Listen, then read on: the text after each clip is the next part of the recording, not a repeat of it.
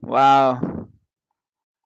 Yeah, take care, Harvey. I just spent the last fucking half an hour doing this. Thanks, guys, for telling me to do it. Right on. Fucking stream was going fine with fucking 10 likes. You feel me? Fucking, I had all the fucking descriptions done. I had the whole fucking everything done. A proper fucking thumbnail, a proper fucking title, everything. I go and fuck it all for you guys. And now fucking Harvey ain't even gonna come, right? Right on, bruh. Solid. Fucking did that for you guys, not for me, man. I even use StreamYards because that's what he uses. Never ask me to end a live to bring someone on again, chat, please.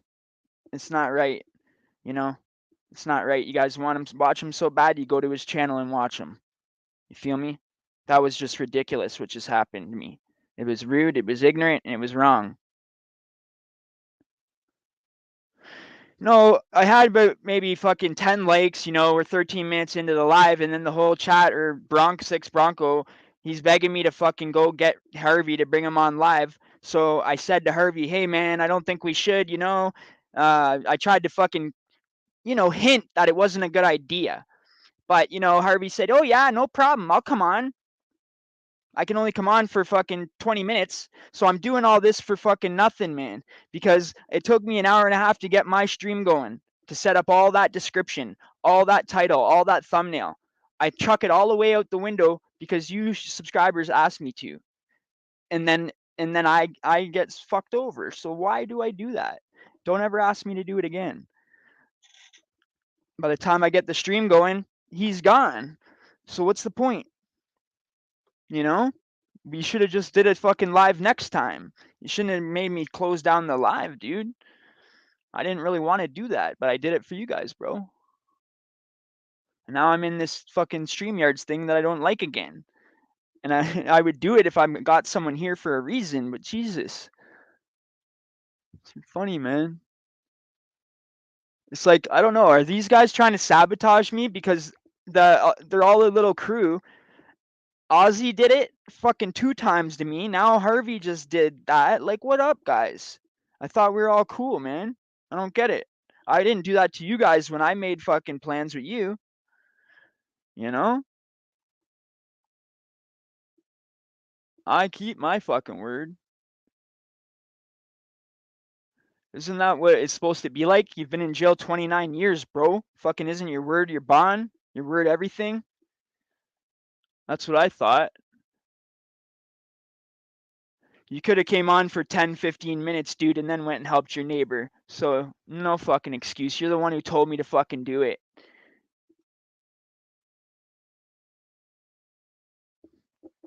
I don't understand some people. Whatever. Hold on, chat. I've just got to pull up the chat, man. Since everything's all fucked up right now, I don't even have a chat. I don't even have the chat live. Can't even see what you guys, man. Got to squint to see. One sec. I'm just getting the channel going here. There we go. I wonder if everybody's going to come back, actually. See, a YouTuber streaming a live, stopping the live 15 minutes in is the worst possible thing I could ever do. You know what I mean? For the algorithm, for everything. Because it's going to look like that the live was no good, that everybody didn't like it. And guys, there was 9 people there, right? I understand that 3 of you wanted it, but the other 6 people gave me 5 down thumbs. You see? Because they didn't want that.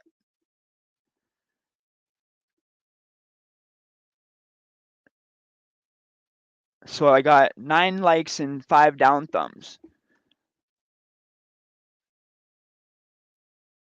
It's just like you can't please everybody, dude. You know what I mean? When there's 30, 50, 100 people in there, I can't do what every single person asks me to do every time, man. Or else you guys are just gonna be fucking getting me running around like in a circle, dude, you know? I don't mind doing special requests for you guys, bro. But Jesus. Make it fucking legit. Yeah, I know. That's what I mean. Did Harvey agree to come on? Yeah, Harvey. I was hinting like I didn't want to do it for real. Go back, watch the live. I was like, I didn't say yes right away. I was just like, I don't really think we should. I said Harvey doesn't really want to come on. He's probably tired. He wants to come on another time, hinting to Harvey to say no, right? But no, Harvey goes and says, yes, I'll come on for 20 minutes, half an hour. So I go do all that fucking shit for these guys just to fucking get them on for half an hour in a 3-hour live. It's not a fucking interview for Harvey, but I did it out of the goodness of my heart because I love my subscribers. You feel me? But what do I get out of that though? I look like a fucking chump. I look like an idiot. The guy doesn't even show up.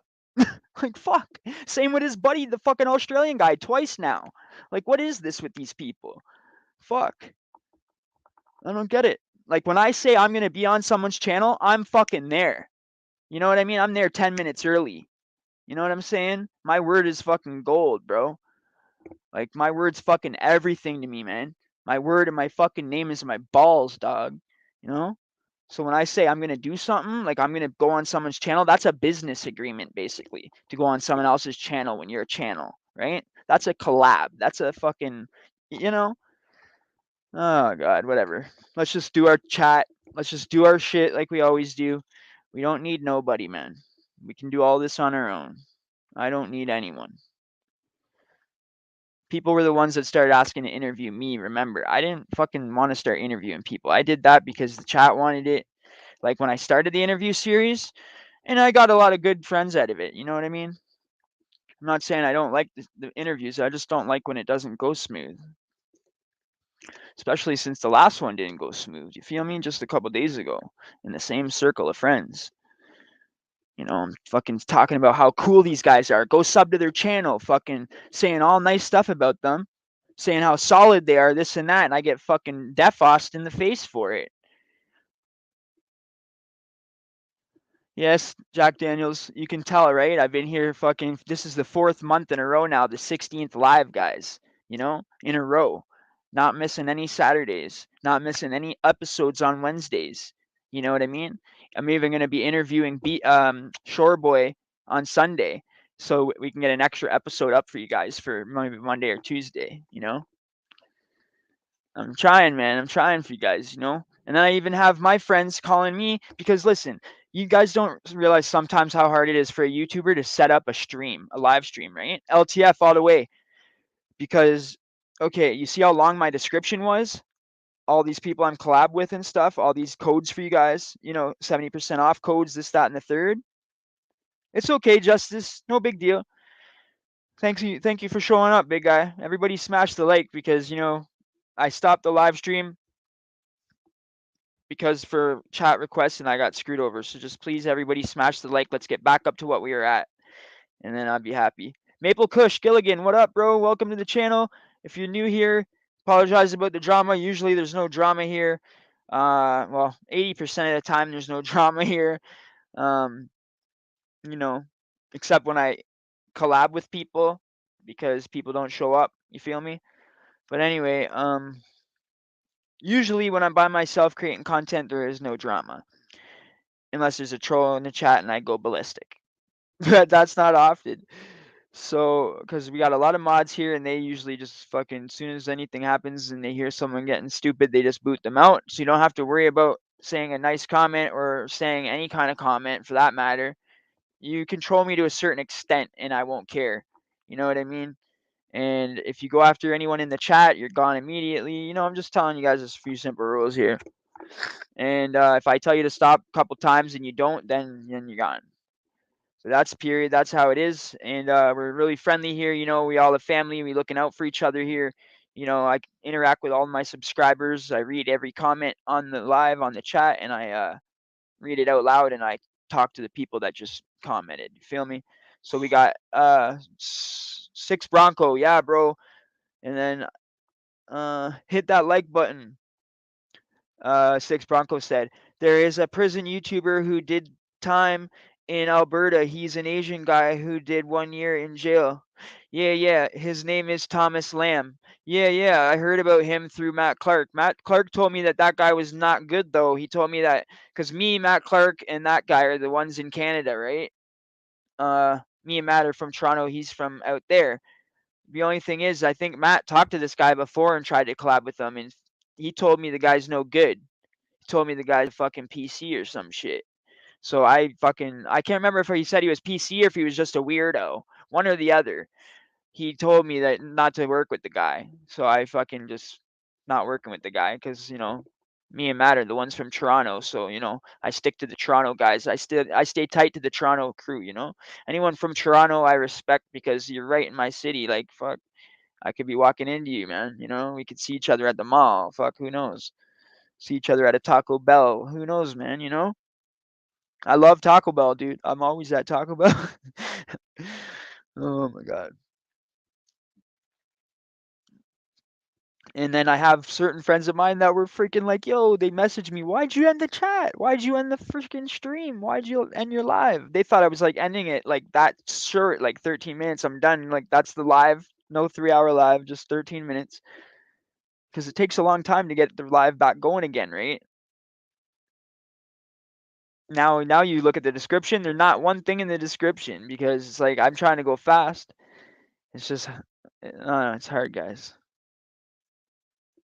And the thing is with the lives, it's like, dang, man, I need to freaking have those descriptions up because that's the only way I can make any kind of money. You know what I mean? With these codes, if you guys use those codes, 70% off codes, 50% off, 20% off, whatever, when you use the referral link, I get 30% commission or something. And then when you guys buy stuff, I get $10 or $20 for the referrals, and I get like 30% of the commission of the stuff you guys buy, and you guys are getting the 70% off.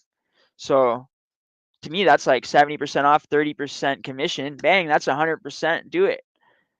You know, if you guys like the stuff, I'm not telling you to go buy shit you don't like to make me money. Just if you guys like the shit, hey, it's an easy way to help out the channel. You know, yeah, Taco Bell. I like making homemade tacos though. Honestly, I make homemade tacos really good. Go look on the IG. I post them. I love my tacos, bro. You know, I can't remember that guy's name. I think Matt Clark did an interview with him. Yes, that's the dude. There is another YouTuber who did time in Alberta jail for a few years. This is another guy, not the weirdo. Oh, okay. I know who you guys are talking about. The FitCon, right? The FitCon.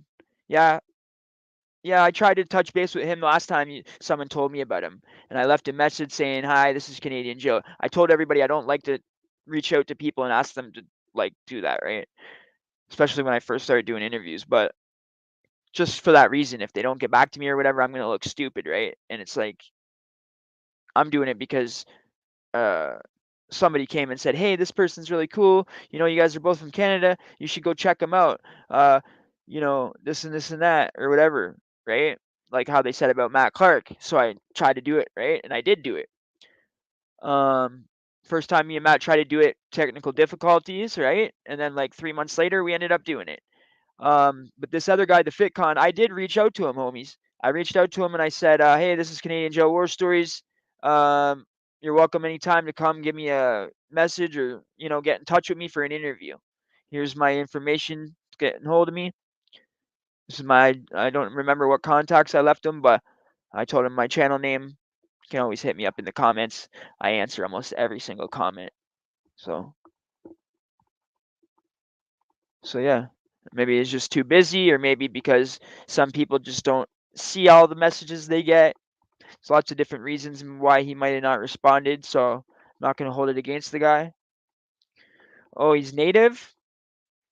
Then I don't know who you're talking about. I thought you were talking about that really fit dude, bald guy called the FitCon, because he's also from Canada. But whatever. Whoever, I got collabs coming up, but I'm not gonna talk about them from now on because then I look stupid if they don't happen. Like with that Australian dude, twice I told you guys he was coming on, and twice he didn't come on. So, uh, I was talking about the white muscular guy. Yeah, see, that's what I'm talking about. He's called the FitCon. That's his name, Jason. Jason the FitCon. Or Jay or something. Jay or Jason. Yeah, I know. He's freaking huge. He's freaking, like, dude, he guy's freaking huge. You know?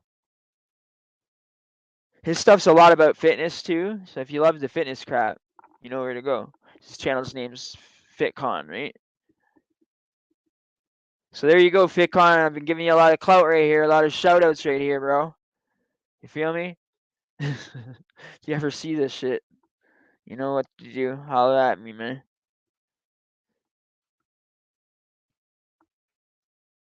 I didn't know he was native. He looked white to me, but whatever. Native guys can look white, you know.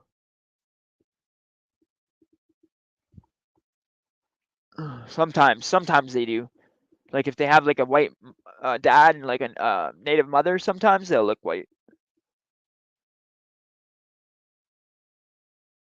Why does it say upcoming?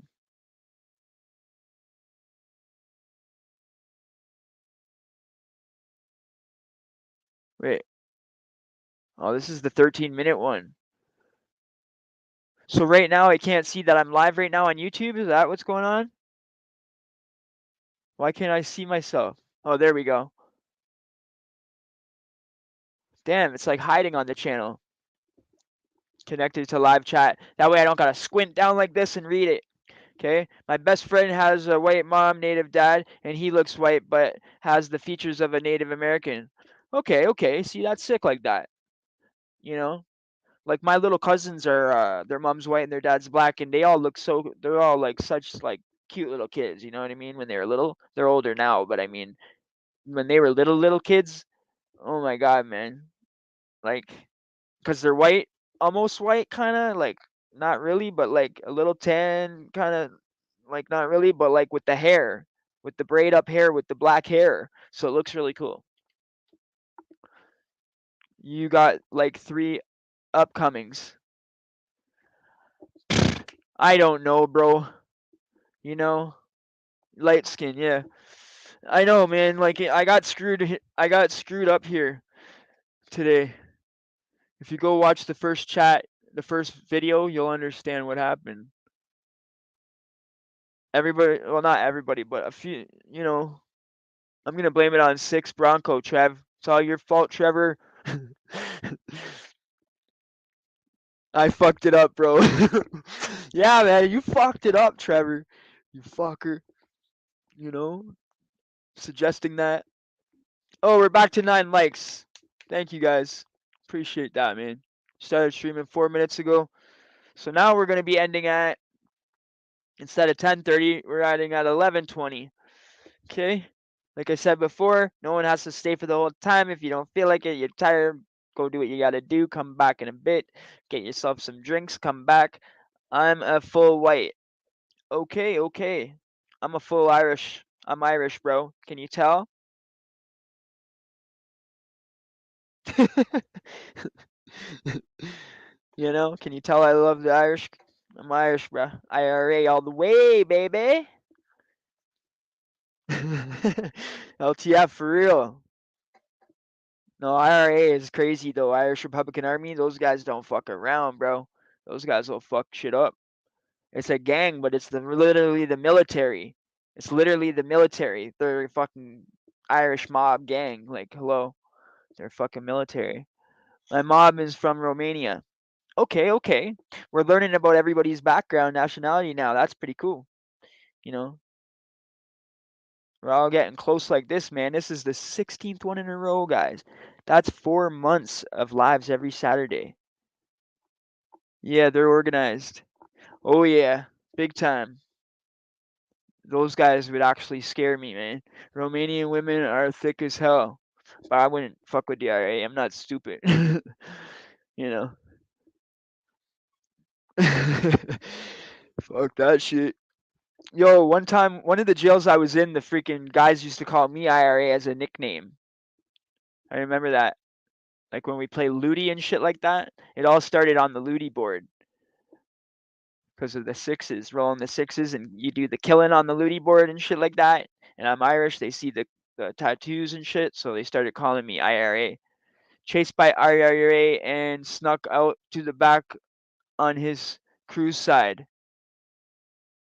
My school friend had a house that was literally split. One side of the house was on the IRA side, and the line was in their house. Oh my God. Another group on the other side. He had someone knock on his door, chased by IRA, and snuck out to the back on his cruise side. Holy shit. That sounds crazy, bro. That sounds scary, though. IRA don't play. And yeah, that line in Ireland, that line there, that's a serious line. Yeah, they've been warring like that forever like that. They don't go on each other's sides like that. It's weird. I'm not sure. Don't quote me on this, but I'm pretty sure it's the Irish against the Catholics. Or sorry, not the Irish. The Irish Catholics against the Irish Protestants. Isn't that weird? It's like such a close religion to go to war over. It's like I don't know.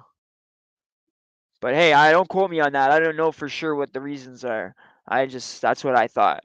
I don't know 100%.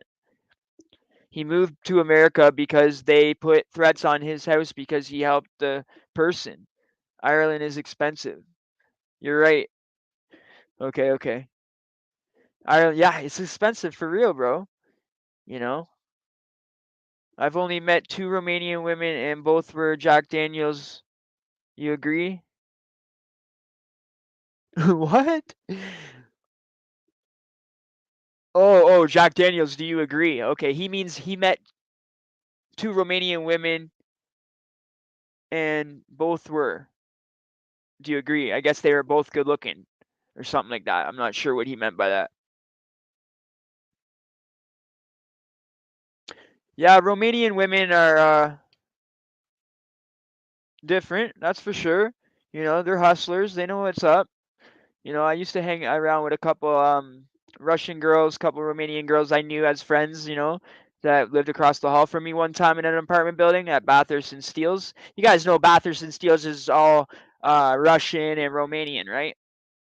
Okay, so I used to live at 6030 Bathurst, right? On the fourth floor. And there's this girl that lived across the hall from me named Katya. And she used to have all those kind of girls coming over nonstop, 24/7. And I'll never forget this girl because she never had no couches, no furniture, or nothing. So we'd always just like every time I come over to sell weed to them or whatever, we'd always just sit at the kitchen table and shit like that. And I always knew why there was no bedrooms, but I never said nothing, or no furniture, but I never said nothing because I'm not rude. And she was a nice girl, and she always pretended she had a crush on me and flirt with me, even though I know we'd never do nothing. I just thought it was kind of cute, you know, and because she was actually really hot, but I knew what she did in the place. So that there's no furniture because she only uses the bedroom, if you feel me. You know, she don't need the furniture. The guys are only coming into the bedroom. You feel me? I'll be back in one sec. Oh shit! This is the only thing I have. The tablet to go freaking talk to people. I smashed it. My nose is running. I gotta get a tissue.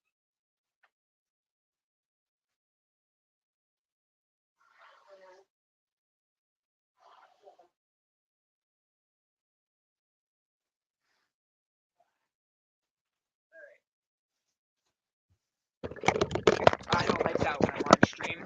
I don't like that when I'm on stream. If my snot starts running, I don't want to just wipe it off with my hand and be like, chill the rest of the stream. Mic check, mic check, mic check. What up, what up? No, no, I left for a sec, dude. Working girl. Yeah, yeah, working girl for real.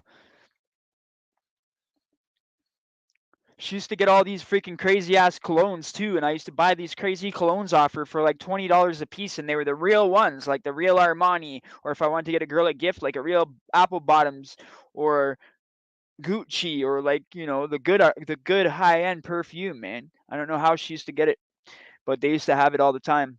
So if I ever needed perfume or whatever, sometimes I used to just buy like 4 or 5 of them offered for $20 each just to flip them for 40 or 50 because they're like $100 a piece in the store. So sometimes she just called me and be like, I got 5 or 10 colognes, and I'd be like, hang on. I'd call like somebody and see if they want them, and then if she did, I'd go buy them off her and double my money. Eddie, you should try to get an Irish citizenship. If you can prove prove by DNA you're Irish, the Irish government will give you citizenship along with an UE citizenship so you can visit other. Wow, that's crazy. I didn't know that. Frig. I didn't even know that. Because my grandfather was Irish. My grandfather, Mickey. Obviously, you see my name's Mickey, right? That's a really Irish name. That's where it comes from. Irish people. That's where that Mickey name comes from. So my grandfather, Mickey, he was an Irishman, and he lived in Ireland. And then he came over to Toronto and met my grandmother, and that's how I got here. If you haven't, yeah, that's cool, dude. I'll look into that for real. That sounds really cool because I want to go to those places like to like do stuff like on these modeling things on IG. Few of the brands, like the thing, if you win, if you sell the most, then you get like a trip to go to the like the brand actual where you wear the stuff in person, like the actual show in person, and it's like free airfare and free hotel if you win. If you're the top seller, top ambassador, that's going to be pretty hard to do. It's not going to be like you do that every day. Yeah, I'm working on getting my EU citizenship. Oh, that's cool, bro. That is really cool. Yo, for the people that just came, I don't normally wear stuff like this, but yo, check this out. It was like I hadn't worn it in so long because it was brand new and I never wanted to wash it because it'll make all kinds of noise. So I just left it in my closet brand new. But it's a shirt that has skulls, right? I know I showed you guys this already, but if the new people come in the future, check this out. I've never seen stuff like this before, but I thought maybe, I don't wear stuff like that, but I thought I'd try it out. It's not from no brand or merch or nothing. It was just something I got a long time ago, gifted to me by a family member, and I never wore it. I think it was like a freaking Christmas present or something like that, like a couple years ago. Yeah. So, the drip check though. You guys got to see these Rockaware jeans go. These are fly as hell. I'm not trying to show you guys in the chat my ass. I swear to God, okay? No gay shit, no homo, for real.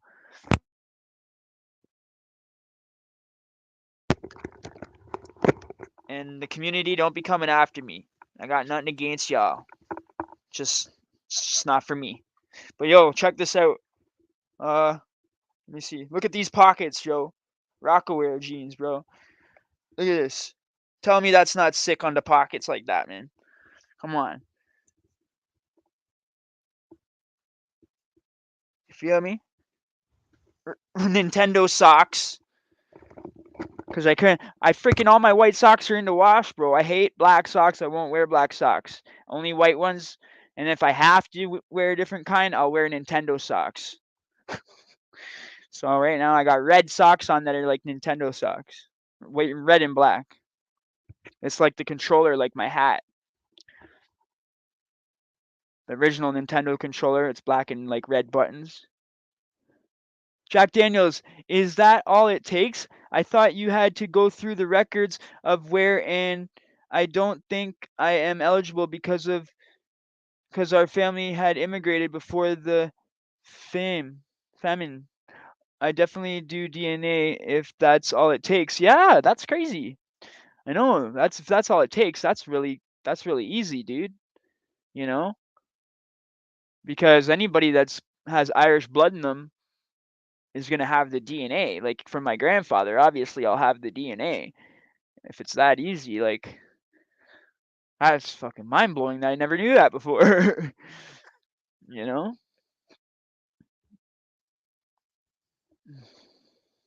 Thanks for everybody coming back though, man. I was gonna be really sad if I did all that and then nobody came back. I was gonna be like, oh my god, no. They all hate me. Stop the live stream. No, man, but I was looking forward to you guys, man. You know, like I said, I was a little pissed at Harvey, but you know what? I don't hold grudges, bro. You know, but just I won't be doing that again. When you live and you learn, Once a person is entered onto the foreign birth register, they are an Irish citizen and entitled to apply for an Irish passport. Wow. He seems to know a lot about it. Yes, you can apply for Irish citizenship by descent. In these cases, you can become an Irish citizen through foreign birth registration. It sounds legit. It sounds like he knows what he's talking about. I haven't looked at the process for about 10 years, so thanks, Jack Daniels. Yeah, bro, thank you. Appreciate that, man. That's cool. Because I'm sure there's a lot of Irish people, man. You're either Jamaican or you're Irish in here, right? You're from Toronto. Sorry, no, you're from the States or Toronto or wherever you're from. I don't mean it like that. It's not just Toronto people here, actually. It used to be, but then I ended up doing stuff with Cuzzo and a couple other guys from the States, and now a couple of people from the States actually rock with us. At first the States didn't really want to come here because the channel said Canada, a few of the viewers, but now I like it because now you can look in your analytics, and before it just used to say all Canada and like a little tiny like 2% UK. But now it's like I think 60% Canadian because it drops when other stuff goes up.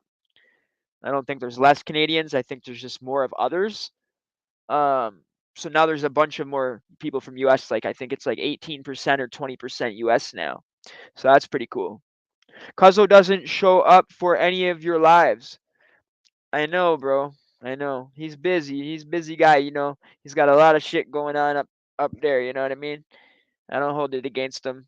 He's got a lot of shit going on his own life, you know what I mean? And T dot Wagwan. Yeah, he's got a lot going on and a lot of different drama beefs happening. You know what I mean? If you haven't noticed, I've been trying to stay away from that shit. Like even Bill Stacks fucking tried to follow me on YouTube or on IG, I mean. And I'm just like, no, I'm not fucking getting involved in this shit. Not following nobody, not doing nothing. Then Cuzzo's gonna be coming to me. I thought you were my boy. Why are you following my enemy? Blah. It's just nah. I'm not into the drama, man. Fuck that shit. Just if you're anybody's enemy, that's a friend of mine. Just don't even fucking follow me, man. So I'm not gonna do it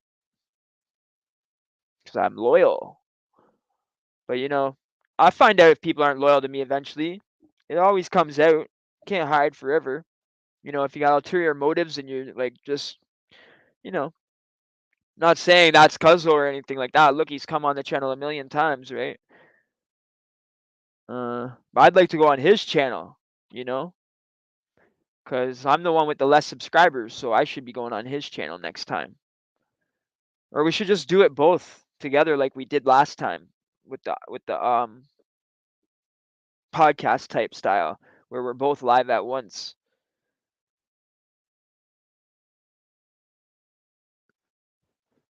I can't wait to collab with a different dude that you guys don't know about yet. You guys might not know about him, okay? Finally gonna reveal it on this live right now, okay? I have a good friend named Petty Tupac. Okay, he's from New York City. He's gonna be my manager when I start rapping a little more crazier this summer. Not like a manager that I pay, just like a producer, help me get beats going, help me get free studio time, shit like that. You feel me? Because I don't have enough money to do that shit on my own. So he has 30,000 subscribers, so he's got a little bit more capital than I do. This guy really believes in me. I got about fucking 10 messages on my answer machine here, like 5-minute messages saying how much he believes in me and loves my music and shit. He wants to collab. You feel me? We're gonna do a collab eventually because he wants to get me more exposure, and I'm gonna be working with his artist. Okay, I'm not gonna name that name yet, but it's a big artist, an underground artist, not an industry artist, and he's already got a big name for himself. Okay, he's a blood. Um, and his music videos all have at least like 80K on them. So I know this guy, when me and him do a music video together, it's gonna give me big exposure. You feel me? And that's what Petty Tupac wants. He wants me to get big exposure so I can get the 1,000 subs so I can actually make some income. You know what I mean? And this guy looking out for me like that, you know, you can't refuse friends like that or collabs like that. You feel me? If you do, you're just fucking crazy and you're scared and you're paranoid about everything and nothing ever will happen for you. You know what I mean? If you take chances, that's how you That's how things happen. You know what I mean? You can't get nowhere in life without taking chances on people. Careful, there are a lot of scammers out there. He's not asking me for money, bro. He's putting money up for me to go to a studio. So if he does that, I don't think he's trying to scam me, brother. You know what I mean? I was iffy on even telling you guys this has been going on for 3 months, me and him talking behind the scenes every day or every week. You know what I mean? I just didn't bring it up because I didn't want anyone to bring up any negativity about it because this is actually a legit thing and I don't want to bring no stupid shit on his name. He's a good guy and he really rocks with me. All right? Go check out his channel. He's a prison YouTuber, also a rap YouTuber. He interviews rappers and prison fucking people. That's why he loves my channel because I'm a rapper and a fucking jail channel. You feel me? And that's what he is. He's a rapper jail channel. Check him out. Petty Tupac, 30,000 or 29,000 some odd subs. I'm going to be going on his show. Probably the next big show I go on will be his. I'm going on his this month. It's all good. I'll be careful. I know you're looking out for me, Jack Daniels. I know you just want the best for me, brother.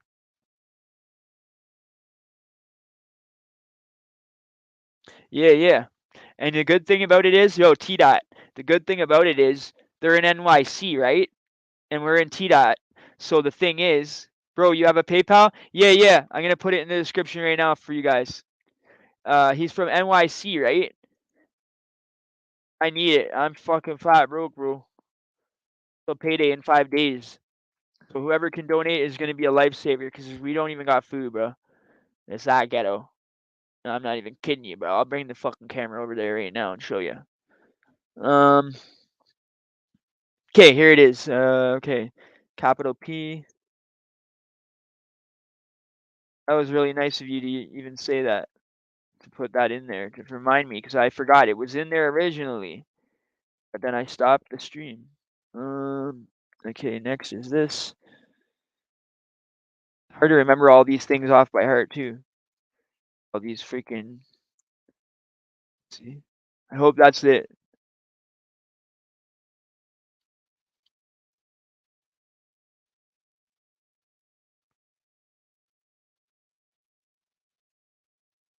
Is that it? Is that a link? I don't know.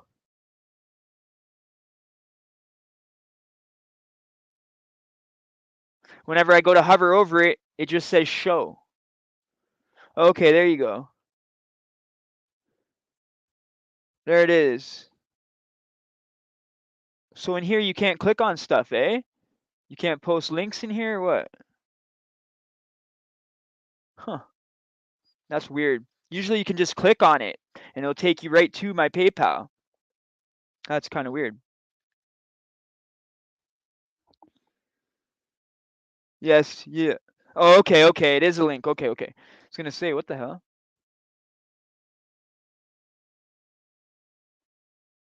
Because usually when you hover over a link, it like puts a little line underneath it or turns it blue or something like that. And when I was hovering over it, it was just saying show. I don't understand this StreamYard thing yet. Bear with me. Like on the other one, I on YouTube, I had all the description there. I had all your guys' codes and stuff. I feel bad, man. You know. After the live, I'll put all the codes in there. Maybe I can do it while we're live. Go to the I can go to the other one, then I just copy and paste the whole damn thing. Go to my channel.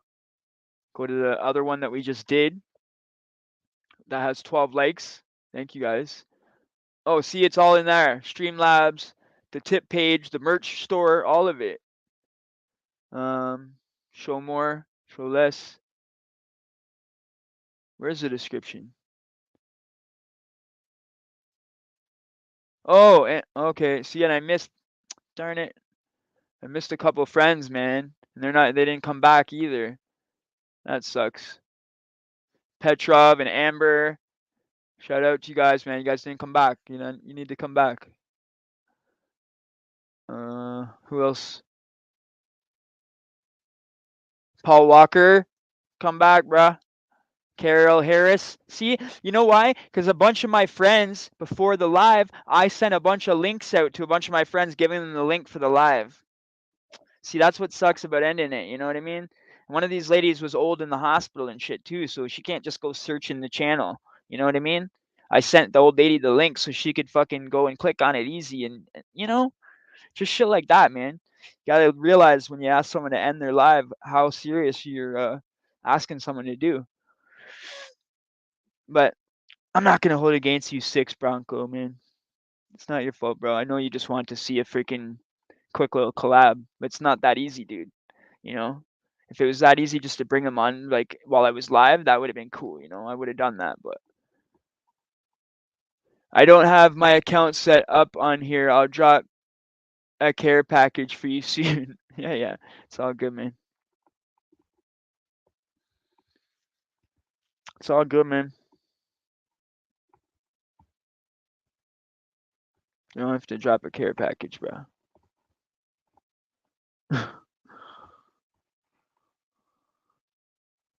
I get paid in 5 days. I'll be cool, bro. Don't worry.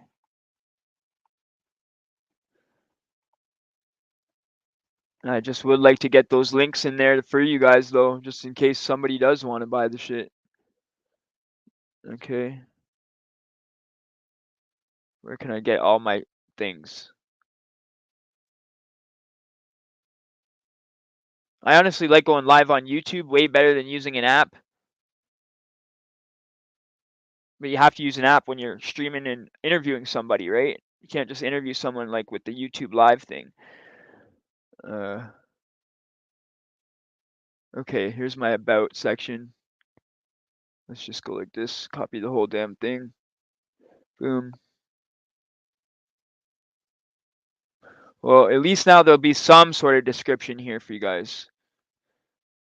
If there's... Oh, you can't see the description when we're live, I guess. Weird. Okay, then I guess I'll post everything here. There you go.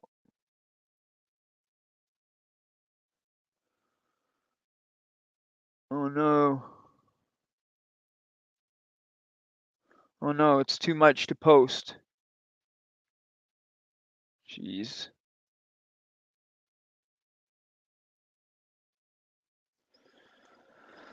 Okay. Only 200 words allowed? Jeez, man. Come on, give me a break.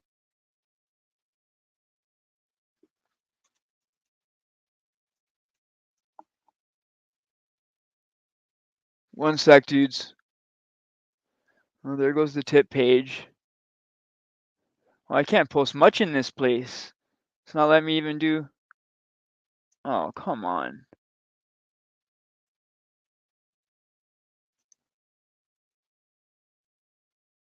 Wow, it's only going to let me do two. Two of these codes for you. Here. Let's see if this will help. Boom.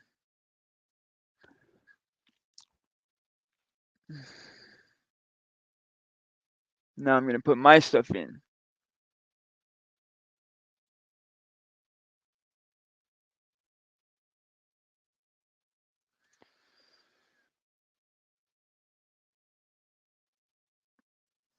Oh my goodness.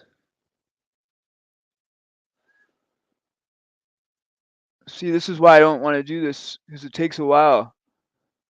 You know.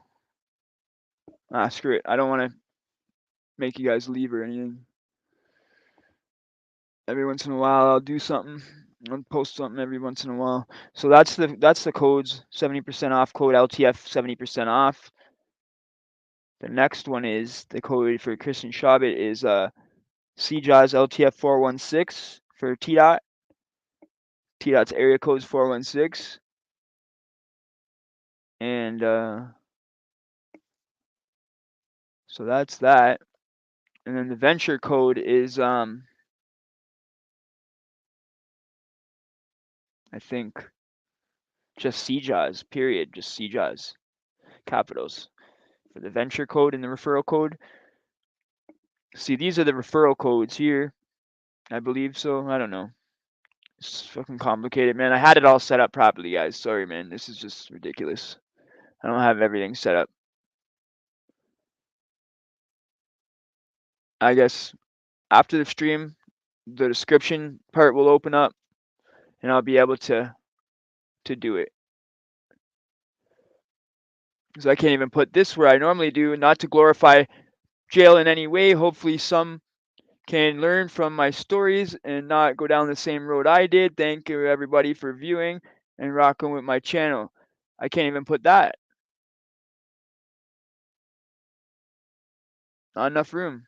See, the description gives you a lot of room to put stuff. This little thing here doesn't give you nothing because it's a chat, I guess. You're only allowed so much in the chat. Settings, let's see. What do we got? Settings. No, nothing there. We can do banners. What are banners? This is an example of a banner. Click on a banner to show it on screen. Use banners to summarize your talking points and display calls to action. Oh, okay.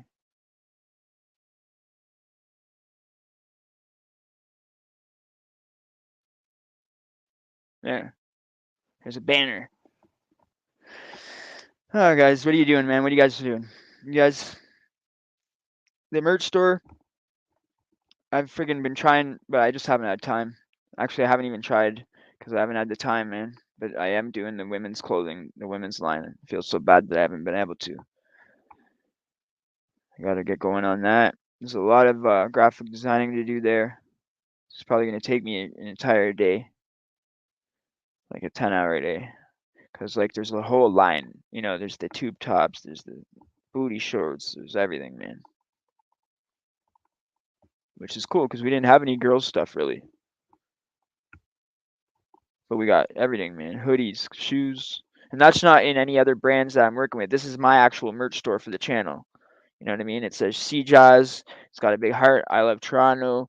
And I'm people in the States, the YouTuber states that are prison genres, the biggest ones anyway, like LA, NY, Chicago, Virginia. You know, I put those on there where they would actually be on the globe. You feel me? I tried to, anyways, where it would be on the map. Tried to make it look cool, you know? They come in white, black, green, red, blue. We got hats. We got prison slippers, even, man. Prison slippers that say the prison jail. Sure. I don't know what they say, but they're cool, man. Can you talk about first fight in Tayak? Okay. The first fight in Tayak that I got into, I remember it because it was over a shower. I don't really remember the dude. Okay, so what was going on is you got to picture this, okay? Everybody has been locked down for days. We're all been locked down for days. They're doing shower program where they take out like maybe 5, 6 cells at a time, and then those 12 guys got 20 minutes to use the phone and shower, okay? Like 12 dudes or maybe more. Sometimes they do half the range and then the other half. Okay. So when guys would come out, they'd always get in squabbles because we'd been locked down for so freaking long because of the SARS outbreak that was going on. Okay. There was a SARS outbreak at the time when I was in Tayak. So we had to be locked down 24/7. There was no, you know, come out, this and that. Every couple of days, every third day or so, second or third day, they come and do this shower program shit. And that's the only time we'd be coming out for 20 minutes, man. You know? So when guys would go for the phone, if they take too long or try to double dial, guys would be getting in squabbles. Now, what happened with me was, dude was in the shower, I was next in the shower line. Okay. Now, dude knew that I was next after him. And another guy came and said, I'm after you. And he still said, yeah. He should have said, no, dude's after me. You go talk to him and you're after him, because that's how it works in there. In any jail you're in, you find out who's next and you go after them. Okay, that's just the way the respect thing works. Now, I got disrespected because this guy, all of a sudden, I go over, I think, to over by the phone or something like that. I wasn't trying to watch dude shower, but I was like pacing back and forth type thing. And I guess dude came out of the shower when I had my head turned, and another dude jumped right in instead of saying, "Hey, yo, who's next?" or whatever. So I didn't end up fighting dude that got in the shower. I ended up fighting dude that didn't tell buddy that I was next, the guy that was in the shower originally. Because it's a total disrespect thing. Like when a guy comes and says, "Yo, I'm next after you," okay, it's not his fault if you say, "Yeah, okay." And meanwhile, there's another dude, and you know damn well there's another dude that already said it. So that's not the other guy's fault, really.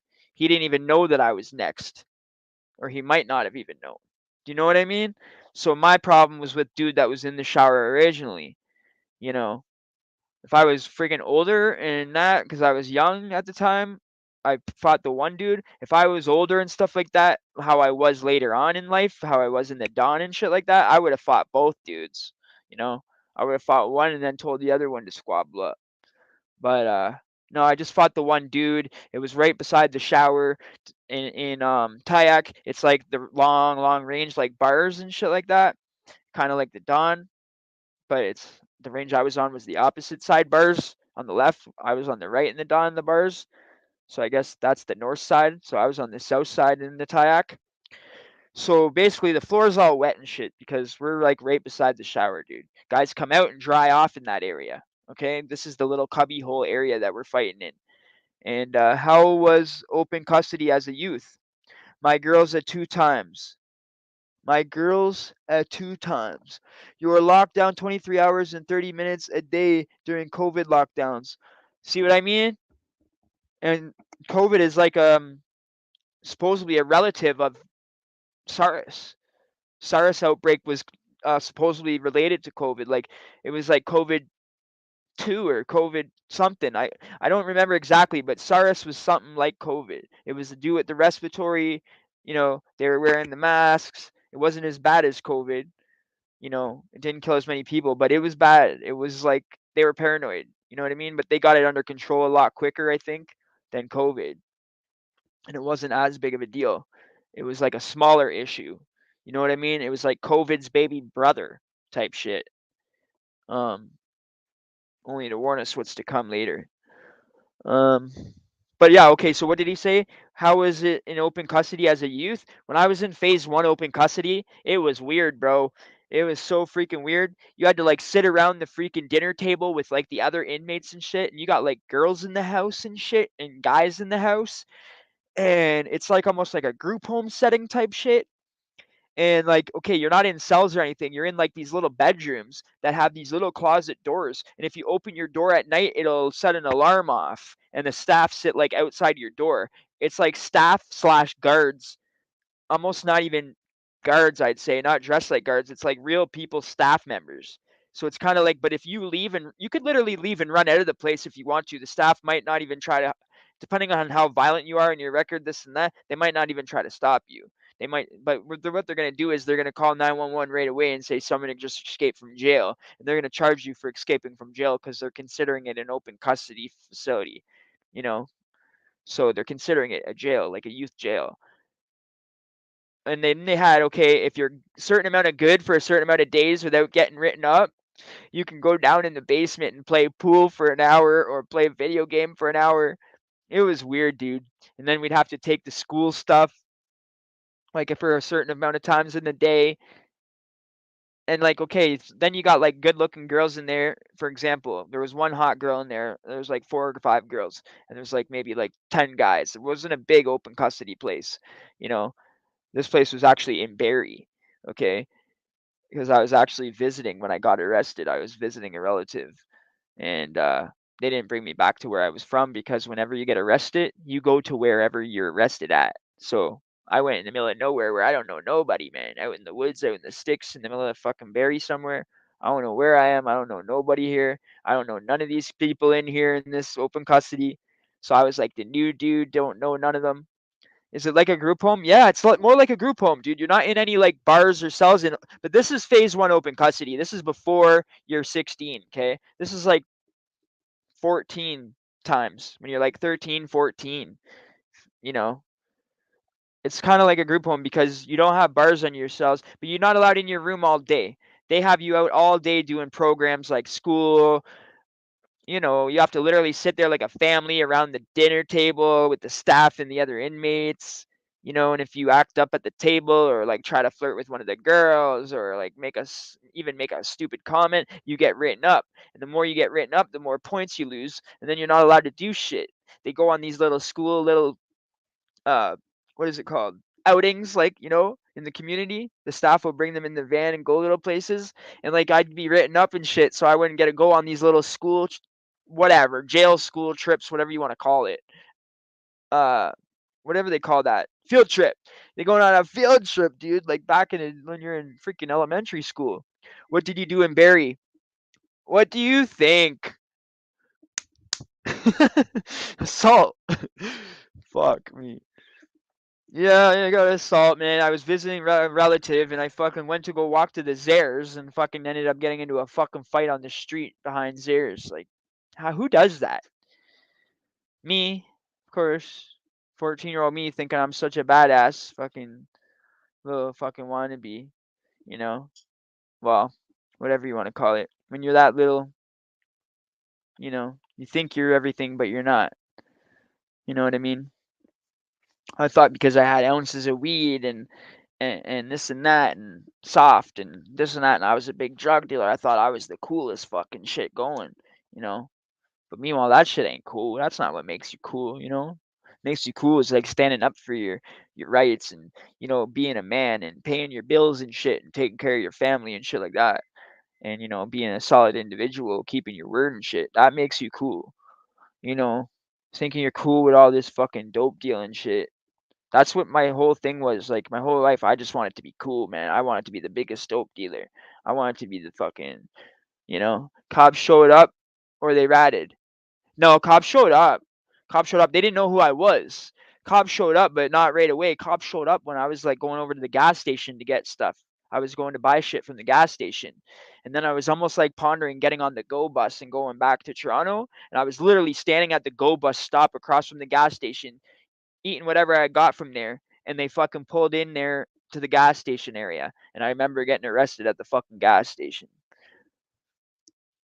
Like it was when I was 14, so I don't remember every detail, bro, but he was just another white dude. And I think he even had a couple friends with him, if I can't remember. Yeah. So I was walking and like a group of like a couple people passed me, and that's what, shit happens, bro. It kind of sucked because they made me stay in that place for 3 months.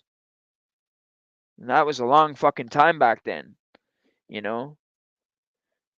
And I think it's because, okay, I had been on a probation order from the time I was like real young, right? And I kept getting breached for this fucking probation. Anytime I get a charge, the probation guy would breach me. And then it would be like in 10 years, I don't think I ever finished the fucking probation shit once successfully.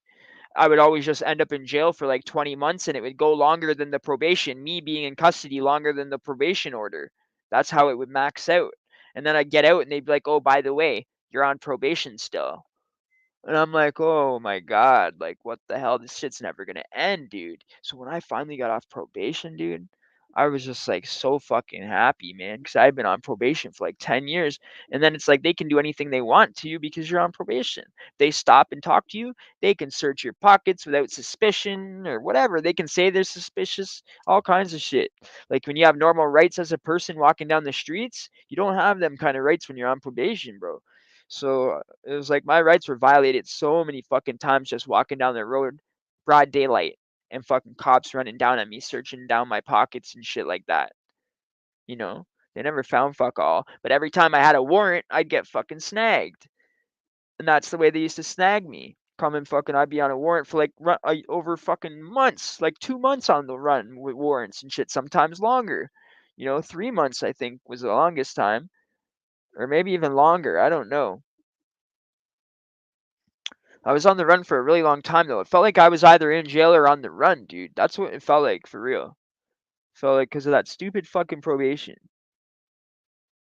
And I bet you he fucking couldn't believe it too when I changed my life around and I actually got off it for the first time. Oh my god, he must have been like thinking it's a miracle because it was the same fucking probation guy for like 10 years and he hated me. But he always just said he wanted to see me straighten out. This guy's fucking eyes were bloodshot red every time I go there. He'd be asking me, "Are you on anything?"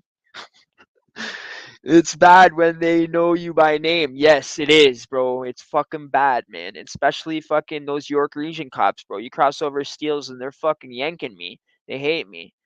Fucking Toronto cops don't really bug me too much unless I'm at like right in my stomping ground, 32 division, 33 area, 31, shit like that, or even downtown, fucking, like 11 or 14. Those are the worst. 11, 14, 32, 31, 33. Those five hate me, but if I'm like somewhere else, like Rexdale or fucking somewhere they don't know me and shit like that, I'm okay, because I'm a white boy, right? So but when they see me at Jane and Finch or here or there, they know that's the fucking white boy. That's the fucking white boy dealer. You know what I mean? That's the white boy dealer that hangs out with all the black boys. That's how they consider it basically. Like fucking just jump on me every time they see me. Oh, that's the guy with all the warrants all the time. They must have got a kick of it too. Every fucking time they pull me over to talk to me, like just ask me my name, and it's like, fuck. I know I got a warrant. I'm gonna lie about my name. I don't want to get picked up. I know it's never worked before. 3 times it's never worked, right? But I kept doing it every time. Every fucking time, sure enough, I would just lie about my name. I'd end up with an extra charge for whatever it is. Fucking lying to police. And then sometimes I'd say a fake name, which is like impersonation. And then I'd end up fighting with them and resisting and shit. So then I'd get like resisting arrest. I'd get assault police. So out of like, say, one breach of probation charge and like one whatever I'm getting charged with assault ends up with fucking 6 charges because of all this other shit that I would do when the police would come. Stupid. But that's how I was. They pull up so nice. Hey, Eddie, how's it going? Yeah, shit like that, right? And start talking to you like they know you and shit. It's like, what are you talking about? I'm not Eddie. The fuck you talking about? But it's like they're like, oh fucking, we're not stupid. We know you. And it's like I swear they already know it's me and they just fucking ask me who it is anyway, just to fucking they know I'm gonna lie. They know it's gonna be more charges. You know.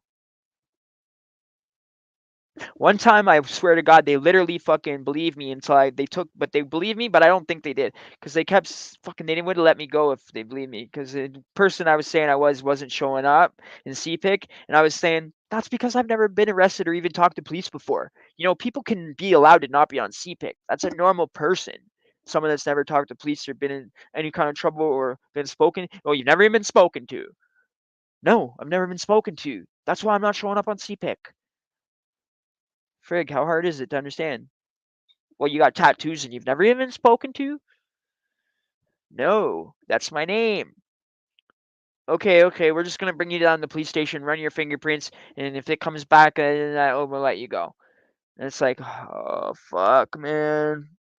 I literally went all the way down to the police station, fucking going along with saying I was this person. They fingerprint me, and then fucking shit comes up. Fucking, oh my god, it's me. They fucking start laughing and shit at me. Like in their minds, I bet they're laughing and shit. Like this kid's so fucking dumb. Why does he always lie? End up with 5 more charges. So I swear, sometimes there should have only been 1 or 2 charges, but I'd end up with like 5 or 7. You know, real talk, bro. But as I became older and older and more used to the system and more feeling like jail was my home, it was almost like, oh well, I'm just going fucking home now. Like I don't know how to explain it. It was almost like I stopped caring. It was just like at first couple times I got arrested and went to jail, I was just like, no one ever wants to go to jail, right? You're always upset about it, but I mean, I just give up enough, man. It's like I'm so fucked up and in jail so much that it would be like a dream to me. It'd be like, did I ever get out or not? Like, what the fuck? Sometimes it would feel like that. Because sometimes I get out and it would only be like a week and I'd be right back. And people that do that are so fucking stupid. But yeah, I was like that. And I admit it. I was like that. I could do fucking almost 2 years, 20 months, and fucking could be out fucking 3 days and end up snapping on somebody and going back because they ratted on me. And fucking, I did 20 months because they ratted on me. So now I'm gonna fuck him up. I know he's gonna rat on me, and I did it anyway. That's the kind of stupid decisions I used to make. And you see, nowadays I fucking make decisions like a lot ahead of time because I don't want to risk it. I don't want to risk doing anything illegal. I don't want to risk breaking the law. I don't want to risk trying to fuck up and go back. It's been 5 years. I don't want to fucking risk it. So it's like, I would rather fucking honestly just stay in by myself than actually go out and try to hang around with people that are gonna fucking end up getting me caught up or end up fucking pissing me off where I end up hurting them and then they rat me out or whatever, they end up being mouthy and wanting to fight me and then I fight them and then I get ratted on. Shit like that, man. So I don't even bother.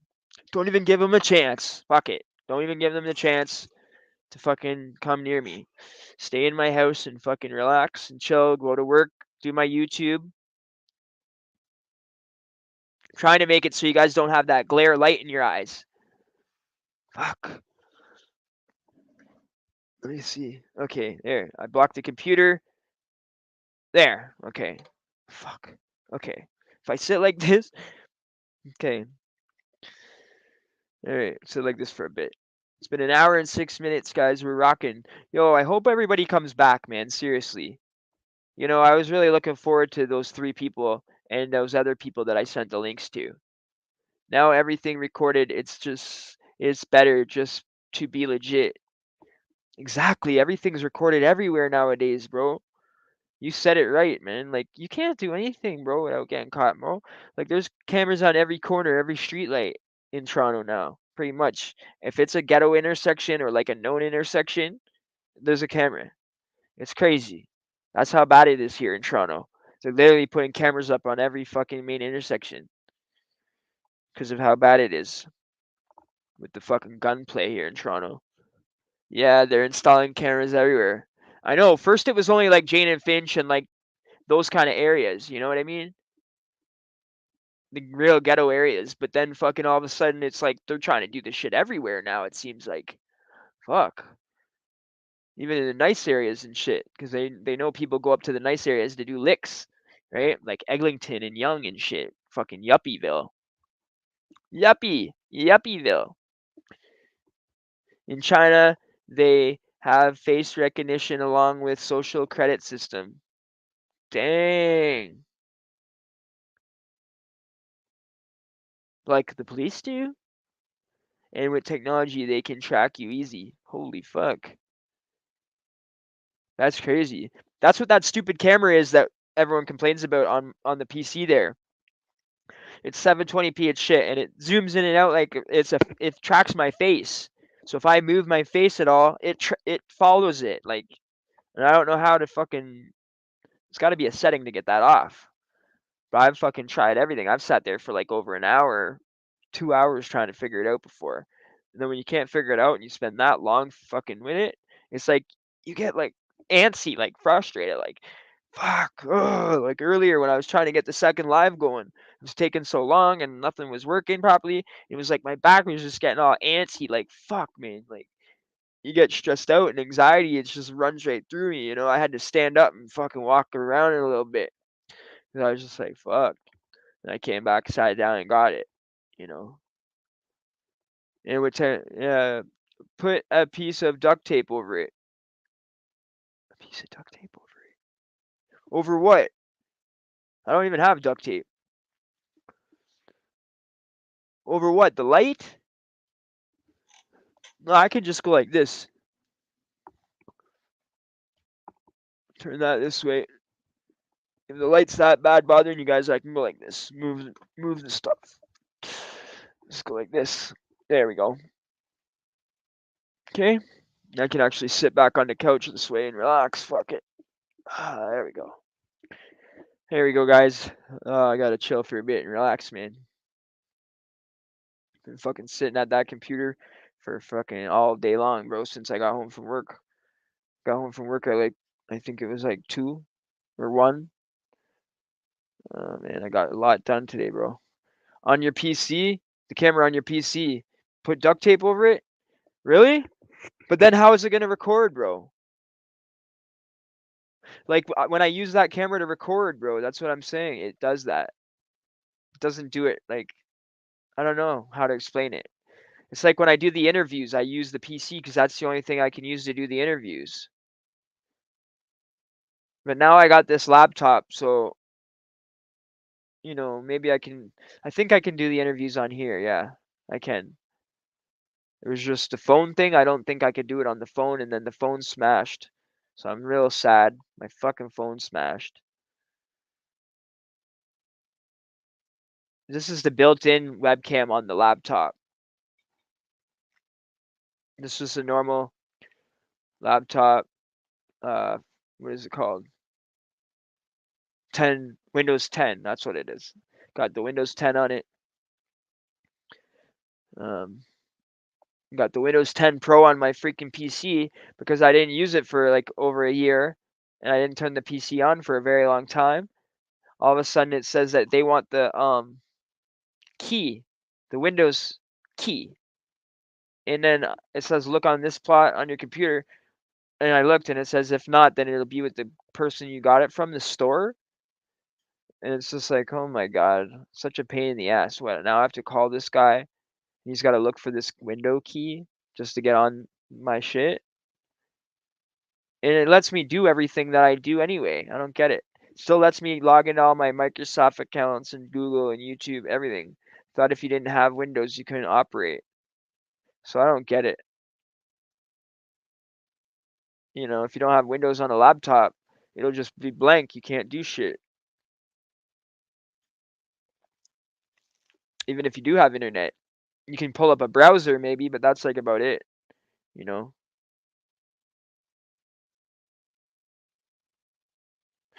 Yo, who's new here? Anybody? I seen new people here earlier, man. And I was really excited to talk to you guys, man. Not that I don't love all my regulars. I love all you guys, but we seen new people here earlier. And I think one's name was Paul.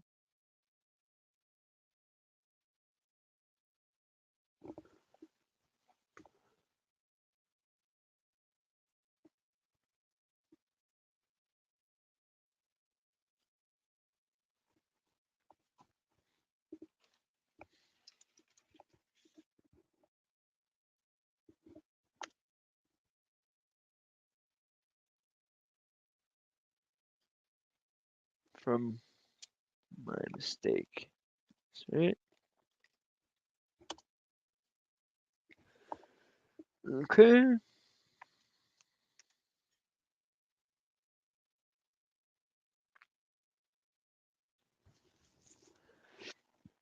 Excuse me. Sorry. Yeah, so I got a bunch of stuff done up that I'm gonna tattoo on my torso. Myself, I think I can do it myself upside down like I did on my leg. Like right here. Because I have something here in my stomach, so I want to do something right in the middle to make it even. I'm gonna do something there.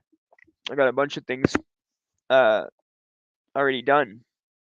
Oh frig, man. The book. I got a book over here and I've been writing stuff down in it because BK is fucking rapping. My subscriber named BK, right? And he wants to do a song with me. So I checked out his music video or his music in 2009 when he was rapping and shit when he was younger. And it's decent, bro. It's actually really good actually. So me and BK are gonna do a song eventually together soon. So that's gonna be cool. Do a song with one of the subscribers. That'd be sick. Then we're interviewing another subscriber. It's been on a lot of the same jails I've been in. So once he said that, I was like, okay, we gotta interview him for real. He's been in the Don. He's been in the Don Dizzy, and that's the main thing why I want him to come on, because I want him to be able to show you guys how fucking bad the Don is, man. I don't fucking exaggerate one bit. Not one bit, bro. In the Don, it's knife play all day long. Let's put it that way. Everybody's got one. Everybody. The whole range is like gang unit. It's like maybe out of the 40 guys on the range, maybe like 10 of them aren't gang members. You know what I mean? And they basically just get extorted. Fucking get their chicken taken off their plate and shit like that. Literally fucking handed vegetables with no chicken. That's fucking crazy. And they will literally sit there and grab the tray and walk over to the table and start eating. You fucking believe that, dog? Oh my god. Dude, as soon as somebody touches my tray, I'm fucking smacking them with the tray. You know? 10 likes, guys. Thank you so much. You guys are the best fucking subscribers. Love you guys, man. So between the other 9 likes and 10 here, that's fucking 19 likes tonight. The other 13-minute one I put on private just so afterwards I can edit it and get it up there properly. I want to put a proper thumbnail and I'm not going to change anything at all. I'm going to leave it exactly the way it is, but I'm just going to put the intro on it and put a thumbnail on it. You know what I mean? Put at the end like a couple different videos for people to click on and subscribe if they want, shit like that. Some description. Oh no, the descriptions are already there, but greedy mofos. Greedy guts. Greedy guts. Yeah, that's true, bro. Greedy mofos for real. Because there'll be like 5, 6 guys that are pussy like that, and they'll sit there and fucking say there's one fucking real greedy guy, right? Probably real big gang member, probably one of the heaviers, or maybe not even the top heaviest one. Probably maybe one of the littler ones that fucking just thinks he's cool because he's in the fucking gang and no one can say shit because you know what I'm saying?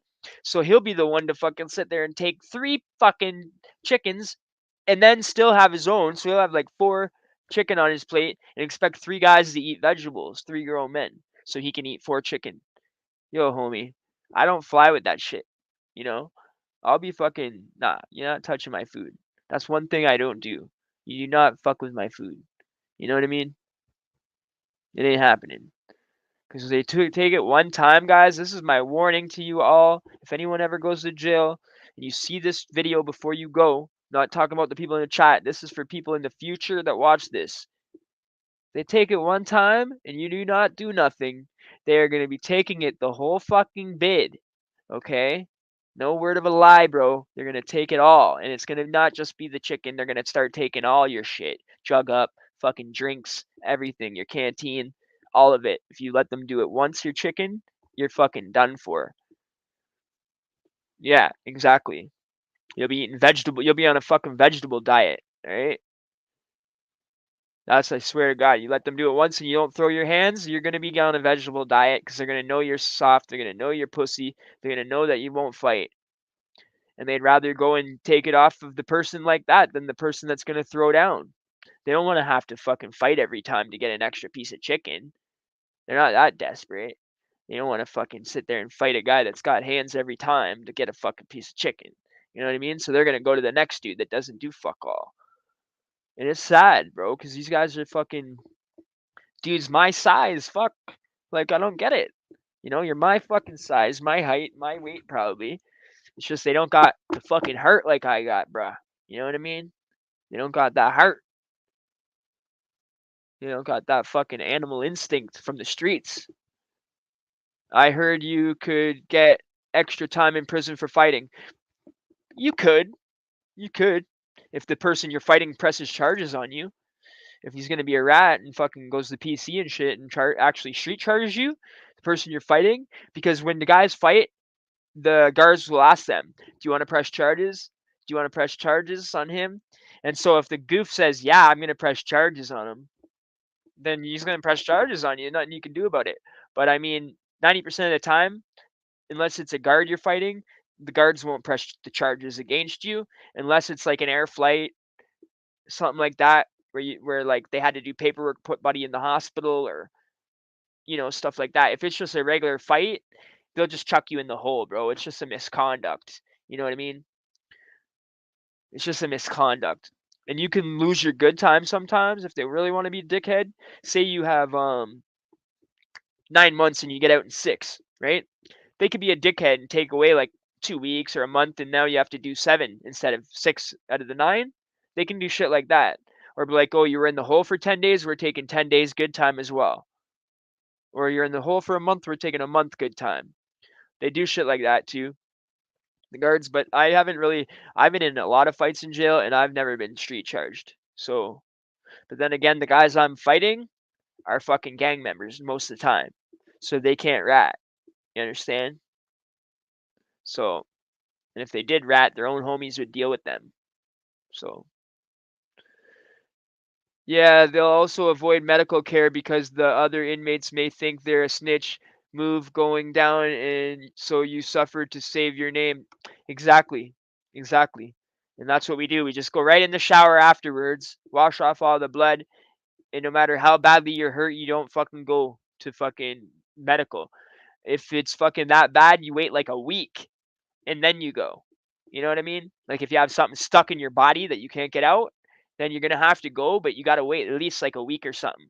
And then you also have to have somebody else fucking go to medical, like make a medical request to go with you or some shit. That's the better thing to do. But 90% of the time, if you go to medical and then you come back to the range and like they don't come back and take nobody from the range and you don't leave the range, then 90% of the time the guy didn't do nothing. The guy didn't rat. Of course he didn't rat. Why would he come back to that range? You know what I mean? Like one time they tried to pull some shit on me. I had only been on that one range in the Don the whole time for over a year.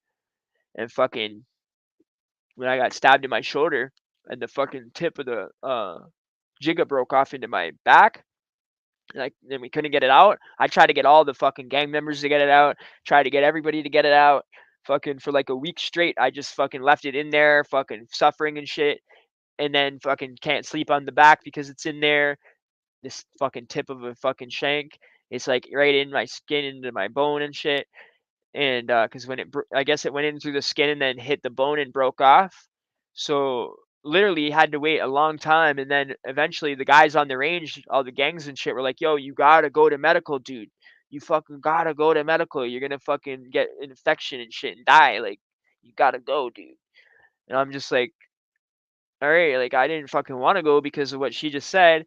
And then I ended up going to medical and they're trying to ask me all of the kinds of shit. Like, and our thing is in the Don, we say we fell off the top bunk. So if the guards hear you say you fall off the top bunk, then they know that that's some gang shit. You fall off the top bunk means you're not saying shit, basically.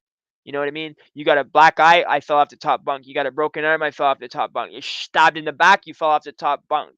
You got a fucking busted nose, you fell off the top bunk. You know what I'm saying? Anyways, that's the fucking thing that you say. You fell off the top bunk.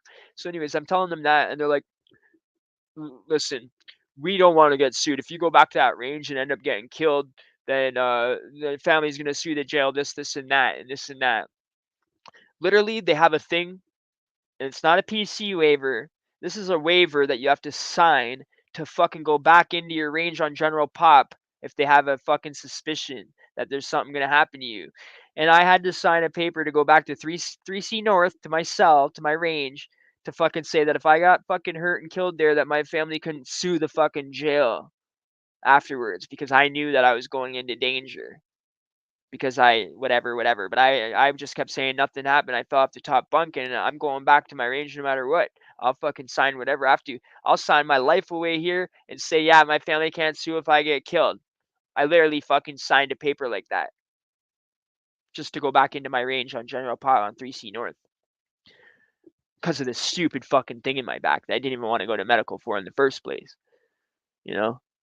Yeah, they'll also avoid medical care. Yeah, exactly. But so many times we had like fucked up shit like faces and shit. You don't go to medical, right? Only reason I went to medical because it could be a bad infection and ended up fucking where it was is back here. So that's like my heart's right here and the fucking thing was here. You know what I mean? And those things are dirty as fuck. Um And like I wasn't fucking like in severe pain, like I gotta go to medical. No, I was fucking like a week later, like oh yeah, you can feel it. Like you can feel it if you lay down on your back or somebody touches it. You know what I mean? Or if you move a certain way. But I'm still sitting there playing cards and shit like that. And yeah, that was a learning experience. I never seen that shit before ever. I didn't even know there was such thing as a waiver that you have to sign your life away, like your family can't sue and shit like that. But honest to God, there is. You can check it out, look it up, whatever you got to do. There's literally a waiver that you sign that you have to go back to the range. It's crazy.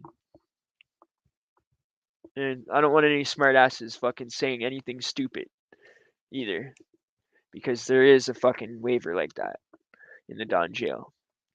And it's because guys fucking know they're in danger a lot in the Don jail and they'll still go back to the range because they're gang members and they have to. There's no other choice. They don't have another choice. Like I didn't have another choice. I don't go anywhere else. I'm gonna be in that cell no matter what. Even if they fucking kill me, I'm gonna be there. You feel me? I don't have no choice. When you're living that lifestyle and you're that kind of guy, you can't. You have no choice. You feel me? I don't have Looney Tune Godfather on my stomach because I'm a bitch and gonna go to PC up and fucking disrespect my whole family and my whole everybody, the whole LTF. You feel me? And it's like I got LTF on me when I was 12 years old, dude. 12 years old, you think I'm gonna fucking throw away a 20 fucking year or 15, 18-year shit? Nah, man. That's 18 years of getting respect on the streets and shit like that for my name and in jail. I ain't gonna tarnish my name. My own family and shit like that would look down upon me. My dad would despise me. My fucking cousins would look down on me. You don't get it. Some people just can't do shit like that, you know? But then you got these other guys that won't even think twice about it. They'll tell you they're bikers, this, that, and the third, just to borrow shit off you and fucking you think they're cool and shit like that. Next thing you know, they kite off in the middle of the fucking night. It's nuts. You don't know who to fucking trust. But you know you can mostly trust. Sorry to say this, but you can mostly trust the gangs to not rat and to keep their word of paying their debts and shit like that. If you're not a bitch and they respect you, they'll pay you their debts. But if they just think you're a bitch and extorting you and shit, they won't pay you. But I was actually pretty good with these guys, and even though we were fighting in enemies and shit like that and squabbling up all the time, we still respected each other and paid each other when we were gambling and shit like that. And these guys I would gamble with all day, every day, bro. And these are the guys I'm squabbling with, you know? But hey, there was nobody else on the range at that time for me to hang with. So it was like I either hang by myself, hang out with these guys getting extorted, or hang out with these guys that I'm fighting and fucking enemies with, or whatever. These 5PG Crip motherfuckers. And 5PG Crip isn't even fucking active no more. It was when I was around. Back when I was in the Don, 5PG Crip was serious back then. They just got raided. It was just that big takedown that they did and raided the whole fucking 5PG Crip from Western Road and False or near Falstaff and shit. And it was the Falstaff Crip and the Western Road Crip that all got raided at once. And they're all in the Don. And so that was crazy because there'd be like so many of them on one range, you know? And then all of a sudden, fucking, it would switch up. A whole shitload of gators would come in, or a bunch of bloods would come in, and then it would be like half and half, or closer to half and half, of two different gangs on the range. And then it would be like a power struggle for the next month to see who's gonna take over the fucking cleaning and the stay out lockup for cleanup type shit, like handing out the food, because these guys want to hand out the food because they want extra shit, right? And I think you hand out the food, you get an extra tray, right? Two guys get an extra tray, only two. I think in the Dawn, four guys stay out usually, and their cellies all will too. So usually it's like 8 guys staying out. Where any other jail I've ever been in is only two. But in the Dawn, the guards are so scared to come on the range that fucking they don't even come on the range. They're like scared to come on the range. If they come on the range for a search, they want everybody to stick their arms out through the fucking bars and be handcuffed to the fucking bars, and then they'll come on because there's so many guys in there with shanks and weapons and shit. And it's gangland and fucking they'll come on there and they'll literally come out with a Ziploc bag like this big, just full of like shanks they find on the floor and shit like that. Guys will not be able to like give them to their hold down man or not be able to go hoop them. I swear to God, some of these dudes literally will hoop their own knives and shit like that. So yeah, guys that are hearing this shit that never been to jail, these guys will literally shove a fucking buck knife up their ass so they can kill you. You understand? That's how fucking dangerous this place is. They'll fucking shit out a knife every day and shove a knife up their ass every day to make sure that they're not gonna die and you'll be the one to die, motherfucker. Okay? So you better have a fucking hold down man or have a shank on you. You know? It's that bad. These guys literally fucking will hoop a knife and walk around all day long with the fucking knife up in them. It's fucking nuts. Nuts. And all they do is put a playing card over the fucking sharp part, put saran wrap over the playing card, put a little piece of a sheet ripped off over that, and then put saran wrap over it again. And that's what's over the sharp part. They put a cap on it and then wrap it with saran again. Like, hello? That's nuts. Some guys are smart and they take the handle off and just get the little piece of the sharp part or whatever, real thin and But some guys just the whole fucking buck knife. Like, what the fuck? It's nuts. But for me, I always just fucking had them in my waistband. I didn't give a fuck. You know what I mean? I had like 2 or 3 at a time sometimes. Because me and Jimmy were making them one time. Like at one point, me and my boy Jim Jones. His name is Jimmy, but they call him Jim Jones. He's a Jamaican guy, right? Real yardy. Fucking, he was a blood, right? Got along with him real good. He was really cool. Him, Bobby, and Holmes, they were the 3 bloods that I used to chill with, like when the bloods actually got on the range. And me and Jim Jones, he's the one that actually showed me that shit where you can sew the fucking hot tray with the sheets, where you fucking turn the sheet like that, and it basically you're shaving it so much it's like the wax is coming off, and the fucking sheet becomes like almost like wax. It's like that thin. It's hard to explain, but you twist the sheet, you rip a little piece of sheet, and you twist it so tight, and it's like you're going like this so strong and so hard, and the other guy's holding the tray. It literally starts sawing the fucking hot tray, and you smell the plastic burning and shit. We got the sheet up in front of the fucking bars. We're in there fucking sawing hot trays, fucking getting the best pieces off of it, making jiggas. That's what they call them, jiggas. And then we'd sell some. We'd keep the better ones. So sometimes I'd have 2, 3 fucking shanks on me at once, or jiggas, whatever. And then fucking the little bat thing that I showed you guys too in my towel roll. And if I was going to the shower, that's what I brought, my little towel roll with the bat. I didn't bring the shanks in there.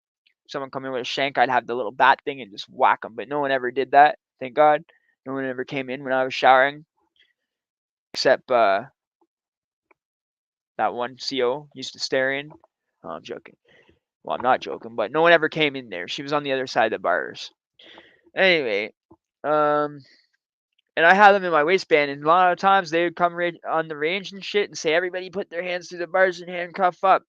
I'd be literally like, and we wouldn't even get locked down. They'd be like, "We just found 15 shanks. You guys are on lockdown for a fucking month." Literally, fucking, they'd call around, bring clothing change around like 2 hours later, and we'd be let out after clothing change. Literally. Like, it's just, Don Jail is just so fucking violent, and it's just a joke. And it was so bad that the guards were literally fucking terrified to come on. And that's when you know it's bad. When the guards are scared to come on and do their job, that's when you know it's fucking bad. No other jail I was in was like that. Super jails weren't like that. Jamaica Hearst wasn't even like that. The West Detention wasn't even like that. The Don was its own fucking breed. I swear to God, there was a graveyard there, and I swear there was fucking, like, people would say the Don was haunted and shit like that, dude. If you look up an old picture of it and shit, you can see the graveyard and shit in the old part. They used to hang all kinds of people there and shit. Like, for real. They used to have punching bags in the back of the range that used to hang there when my dad was in the Don jail, believe it or not, years ago. Fuck. And then they didn't when I was there in my day. And then when my dad told me in the hole back in the day when he was there, he used to have to shit in a hole. They didn't even have fucking toilets in the fucking hole back then. They had to shit in a fucking hole in the floor. You know, that was a story I heard from my dad. My dad broke out of a Saskatchewan prison one time and went on the run for like over a year in California and all these places. Got all kinds of pictures of it and shit. And then he ended up turning himself in back in Toronto and shit. But I think it was just like, I don't think it was like a super max or like a serious pen. I think it was more like a co-ed open custody type of place, and he just took off and split. It's easy to escape, I think, from those type of camps and places. I think you can just basically take off, but it's the whole point. They'll come right after you and find you quickly. And the whole fucking point was he got away and was on the run for over a year, and they never found him. So that was pretty cool. We had the newspaper clipping of it and shit like that. I don't know where it went though. He had it on his wall in a frame. But when my dad passed, like shit all went crazy at the house and fucking. It's just a long story with my sisters and shit, and just a lot of shit got lost.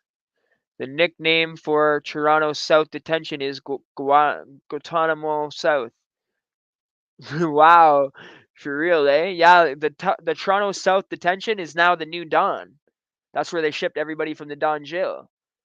So basically, the bad side of the South, the Toronto South, the bad side that they don't allow the violent offenders to go to, or sorry, the people that are violent and shit have to stay on one side if you've had misconducts or any violent charges, and the people that are not like that, I guess that are like just like a theft under, never had violence, nothing like that, or like a fraud, never had any violence or misconducts, they go over to this other side supposedly that have leather couches and fucking big screens.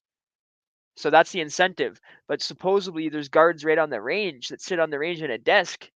I wouldn't fucking like that. I would not like that one bit. You're gonna tell me there's a guard sitting on the fucking range? And this was a fucking jail that they used to be scared to come on? Oh yeah, I forgot. This is the other side where the other inmates are. Right. The Don jail inmates are probably right in the fucking bad side where they got nothing. Right? Man. So it's basically like an incentive for people not to be violent. But if you've already been violent in the past, what the fuck? You know, they should still have an incentive for those kind of people to want to be good, that they can try to get to a nicer area. You know what I mean? But because we're not allowed and we're never allowed to go to these nicer areas, it's like, why stop the violence then? That's how they think. Why would we stop? There's no reason to. Like, for real. That's the way it is. It's just a violent place, man. And when you're in there for so long, if you're already violent before you went in there, it's like just fucking nonstop, man. Like I said, it's like gladiator school, the Don jail is. For real. Only the strong survive in the Don, bro. My dad would light cigs with his feet in a straight jacket. How I know is my uncle's wife was a CO. Holy fuck, dude, that's insane. That is fucking insane. That is insane. Right? Anybody in the chat, come on, that is nuts. His dad would light fucking cigarette with his feet, with his toes, in a straight jacket. Now that is fucking talent, my friend. I don't know how the fuck anyone would do that. I believe you though. He also escaped. Okay, okay. I have 2 escape custodies on my record, but I never escaped from jail. But I do have 2 escape custodies on my record because it's stupidity. Get this. If you get handcuffed and read your rights and you take off after that, it's considered escape custody, even if they catch you fucking 2 blocks down the road, which happened to me. I'm going to bed. Good night. Good night, Jack Daniels. Thanks for having you, bro. I love you, bro. Be good, man. Don't forget to buy the merch. Don't forget. Stroking, bro. No, be good, man. Have a Jack Daniels for me, bro. Be good, bro. Have a good night's sleep, man. You know, we'll see you in the next one. Thanks for showing up. Yeah, bro. He's good people, that guy, Jack, eh? I like him. You know, a few times I was a bit upset at him, but we got past it. You know, he's good people. I like him. He's been here since day one. I'm going to bed. Good night. He was a chain smoker, so yeah. Good night, Jack Daniels. See how nice everybody is here. Say good night to each other. This is a real family, man. I swear. I love this channel. I love this chat. You know, you guys are awesome.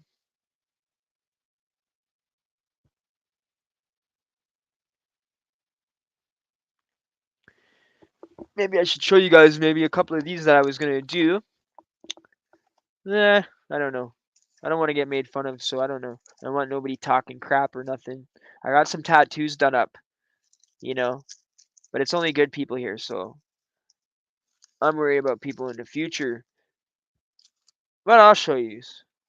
Okay, so I want to get some sort of a chain because when I was locked up, I used to always say like I want to get a chain tattooed on me with like a cross, sort of like this, right? But I want to do it so the cops can't take my chain. So I'm gonna fucking tattoo my chain on me. You feel me? Because when cops I used to say that all the time, but I never did it. So all the stuff I used to say I wanted to get tattooed and never ended up doing it is all the tattoos that I'm gonna do to myself. Hopefully before the music video, I wanted to do that, but I need a professional to do the certain things that I need to do because I sure as fuck aren't tattooing my face by myself in the mirror. No fucking way. So when this really good tattoo artist comes down here, she's got her whole body covered. She's gonna do it for me. But anyway, the stuff that I do on my own, right? I don't know. I got like I can do like stuff like this, you know, for bars and like jail shit, right? I got this, right? These are just little stencils I got for the Nintendo arm, an add-on for the Nintendo arm. I got this little toad guy with teardrops that says T dot on his pants. If you can tell. Uh, and this isn't 100% that I'm getting all these, but this is just like stuff that I'm gonna probably do to myself because I'm crazy.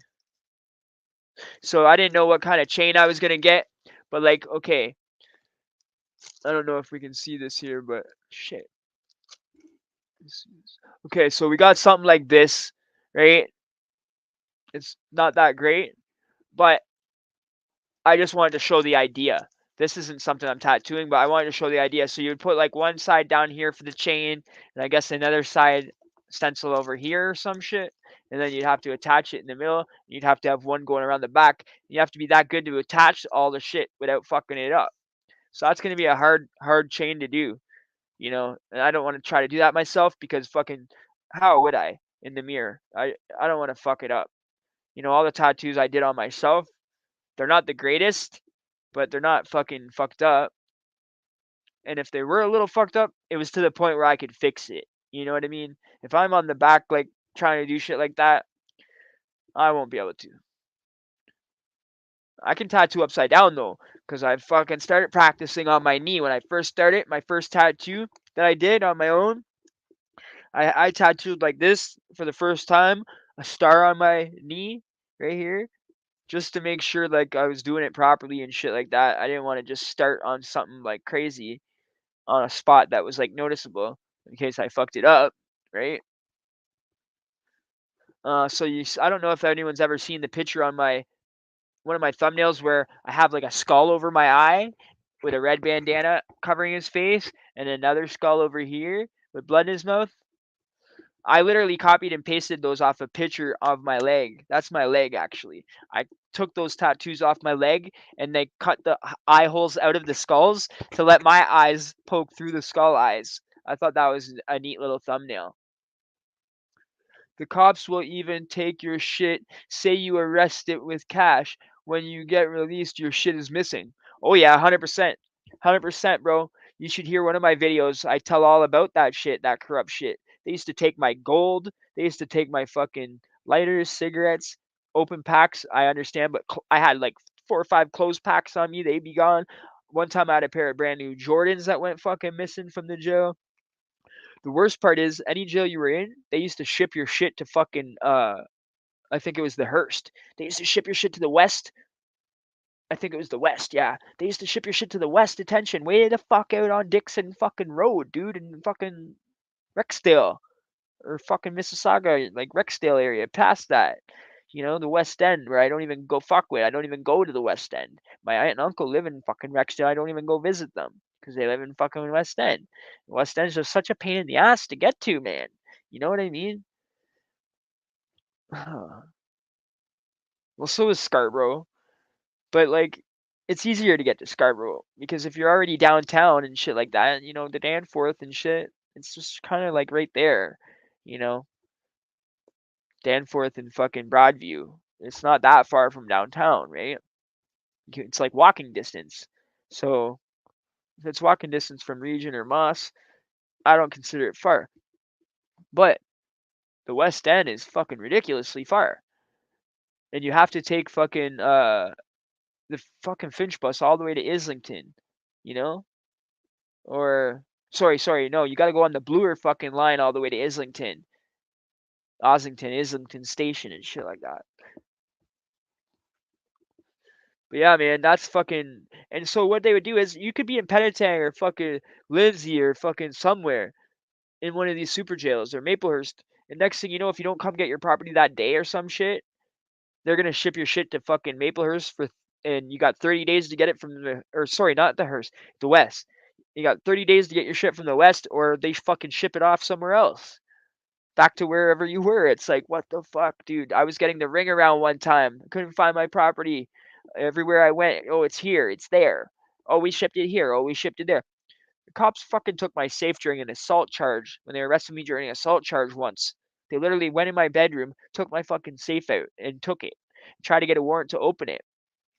This was fucking years ago. They still haven't got a fucking warrant to open it, bro. And they won't give it back. I even told them I'll give you the combination. There's nothing in it. I don't understand how they're allowed to do shit like that. They had no warrant, no nothing. And it was assault charge. So what the fuck do you need my safe for? You know?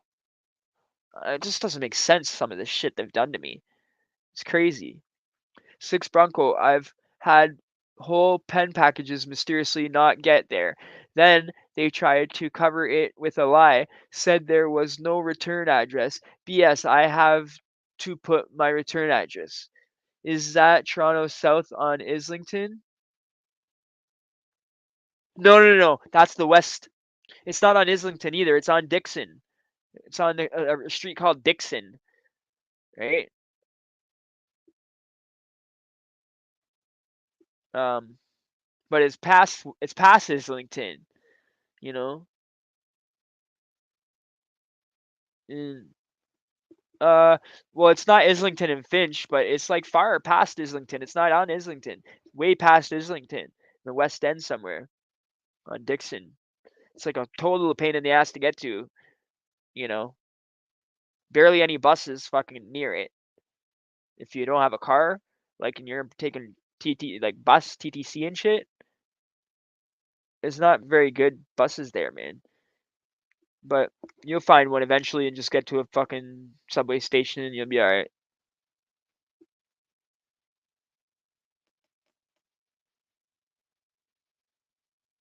But yeah, I hated having to go to the West to get my shit, man. And then when I was in the West, I got fucking gated. I'm not looking forward to going to Quebec to get my son. Oh shit. How the heck did your son end up in Quebec? Yeah, you don't have to update me now, but that's crazy. Cause you told me what happened and everything, so I was just like, holy, is that the only place they had for him was Quebec? It's insane. That's like a setup. Just put you somewhere you don't know and stuff like that. Bad enough there was no place for him. It's ridiculous. Fucking system so corrupt, man. And that's what these channels are good for. These jail genre channels are good to fucking, let people know what goes on in these fucking places, man. We get treated like literally like animals, and that's why I have that theme song for the channel that I wrote in jail, Orange Jumpers and Chains, spending my sleepless nights on a range. I feel like a fucking animal inside of a cage. I just want to free up and rap on stage. You feel me? That's the chorus. And I did feel like an animal in a cage sometimes. They fucking deprive you. It's like they want to break you down to their lowest fucking point, you know? I know they're going to dick me around because I'm English. He turned himself in there because he didn't want to go back to Toronto. Okay, I understand. I understand he didn't want to do that because if that was where he was from and shit like that, he didn't want to take a chance to. I know, I get it, I feel it, but still a lot to deal with. I wish you luck. I wish you a lot of luck, and I'll be praying for you and your son. Okay, that's where it is. You know, I might not be the best person ever on earth, but I do fucking pray. So yeah, I do. I don't care what anyone thinks. I say prayers sometimes. I even had his PO in Toronto sold on him being back home. Okay. It's sad, man. I don't like to see my fans and my subscribers go through bad stuff. I don't trust no cops. I grew up not liking them since they took my dad away when I was a kid. I hear that. I grew up not liking them too, bro, because when my grandma got murdered and shit like that, the killer got found not guilty, right? In court. And then the arresting officers are like telling my mom and shit like, "Oh, well, we can't go look for anyone else because we all know he did it. So, you know, sorry the system failed you and your family, but uh we'll ask him to leave the city and hopefully he'll listen." Like, what the fuck? Did you see the Snow interview on Vlad TV? No, I didn't. No way. Snow got interviewed on Vlad TV like recently? That's jokes. Yo, yo, here's some fucking tea for you. All right? Remember he'll be back.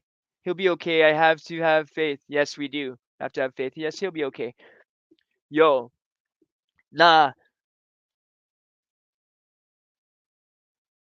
Oh, he didn't? Okay, I'm confused because he said he got interviewed on Vlad TV and then Bronco said nah. Six Bronco said nah. But yo, here's some tea for you. Remember I said I lived at 6030 Bathurst?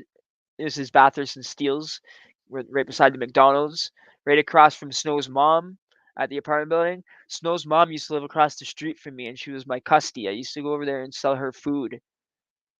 And if you don't know what food is, then I'm sorry, but I can't say the real thing on here anymore. I don't want people to look at that shit. You got to know what food is. All right. Yeah, check it out. He mentions he pops running a booze house in Cabbage Town. Yeah, check it out. He mentions he pops his pops running a booze house in Cabbage Town. Oh, okay, okay. Cabbage Town is like people think Cabbage Town's Regent Park, but it's not. Cabbage Town's Cabbage Town. You know what I mean? They used to call Regent Park Cabbage Town, but Cabbage Town's actually not in Regent Park. It's actually on the outskirts. Like Moss Park is. Like, you know, like a lot of people say that one intersection is Bleecker, but it's not Bleecker. It's the intersection. The Bleecker is down at the buildings and shit like that. So there's lots of places that people think are little areas and shit, but no visits for time due to COVID. Dumb as fuck. You used to chop his mom LMAO that massive. Yeah, bro, my word. I used to fucking chop his stepmom. Stepmom. Yeah, I don't know him at all. Never seen him, met him, nothing. But I know his stepmom. Her name's Mimsy.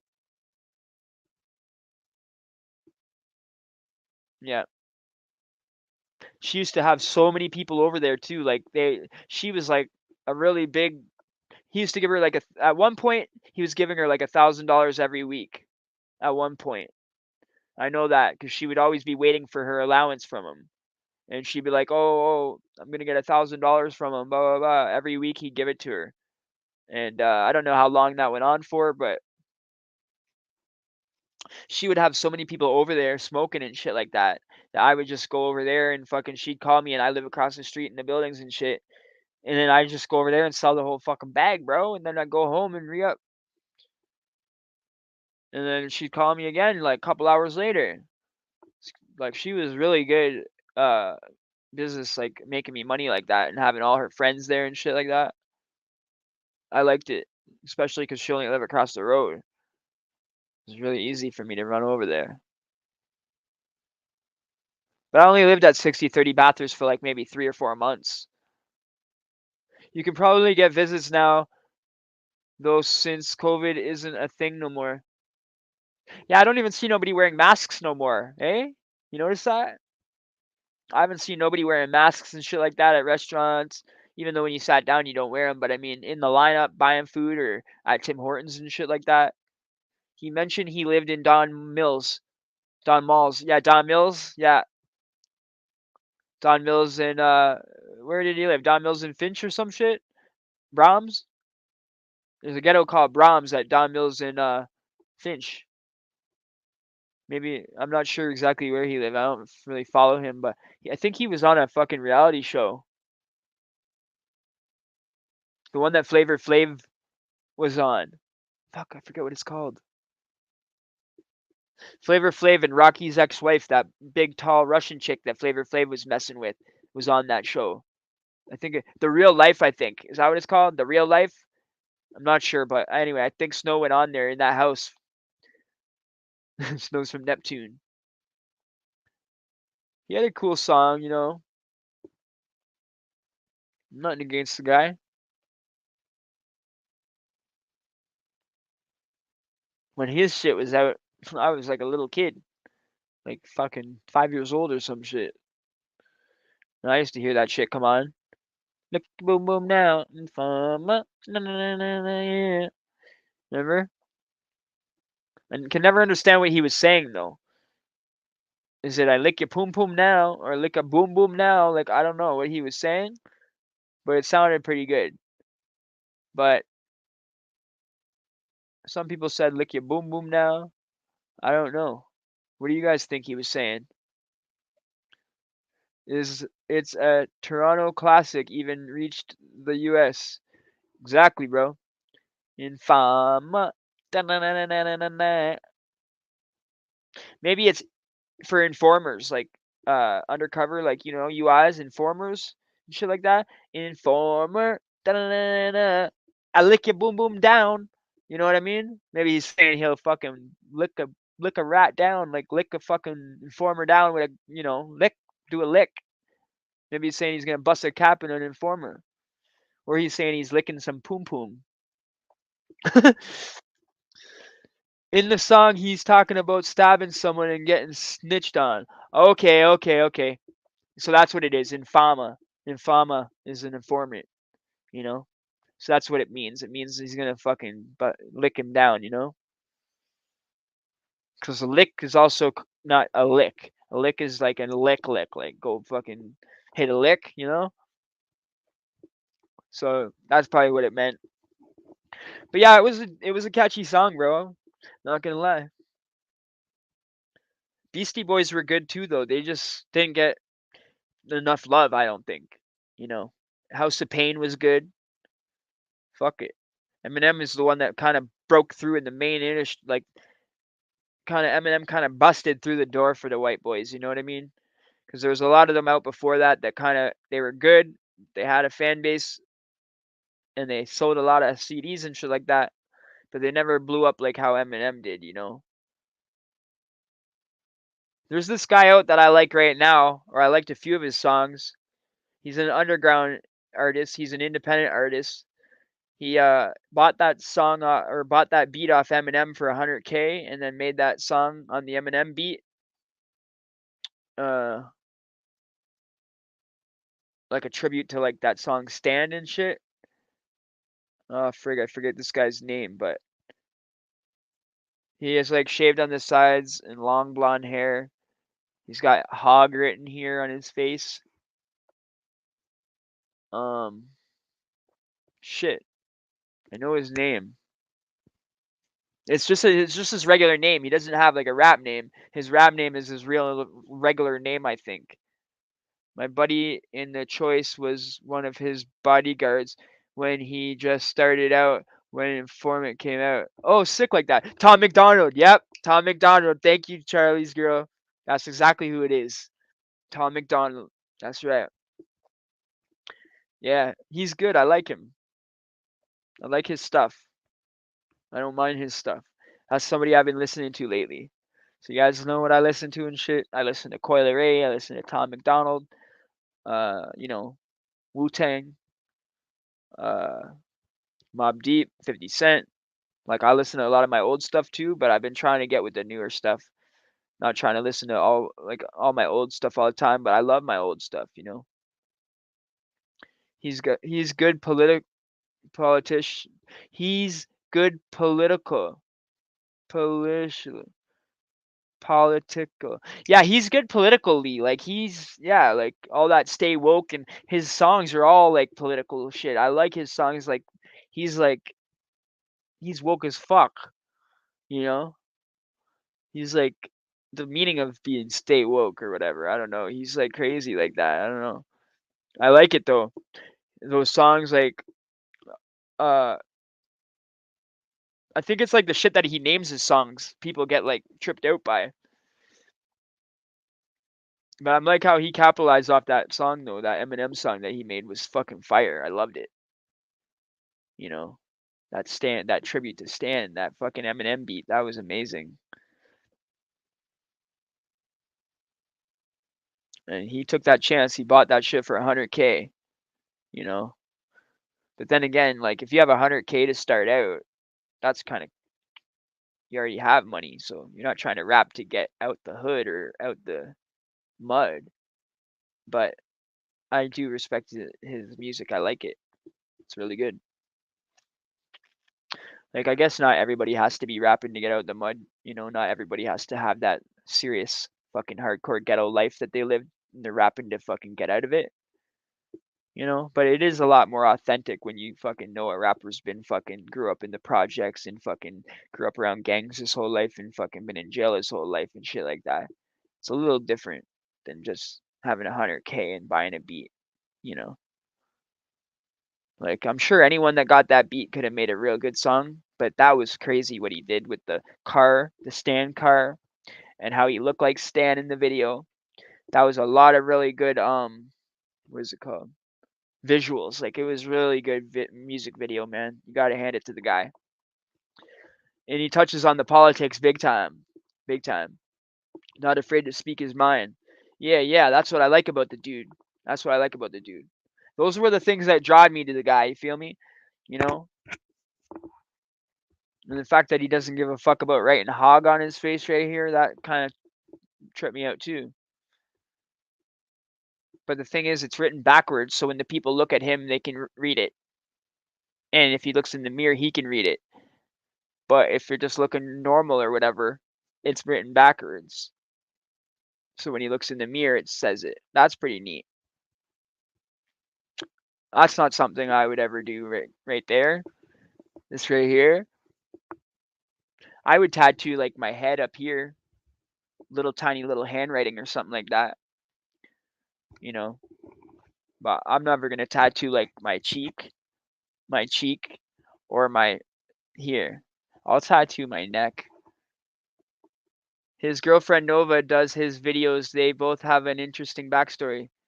Yeah, I know. I realize that his girlfriend does his videos like that. Yeah, yeah, yep.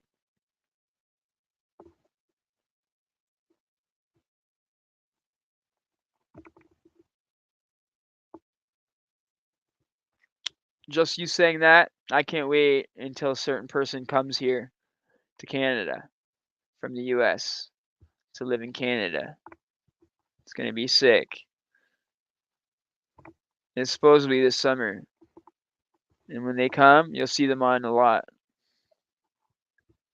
Probably see them on a lot tattooing me. I'll be sitting here doing the videos and you'll just see them sitting here tattooing. This girl's a really, really good artist, tattoo artist. And she's fucking covered like from head to toe. Sexy as fuck.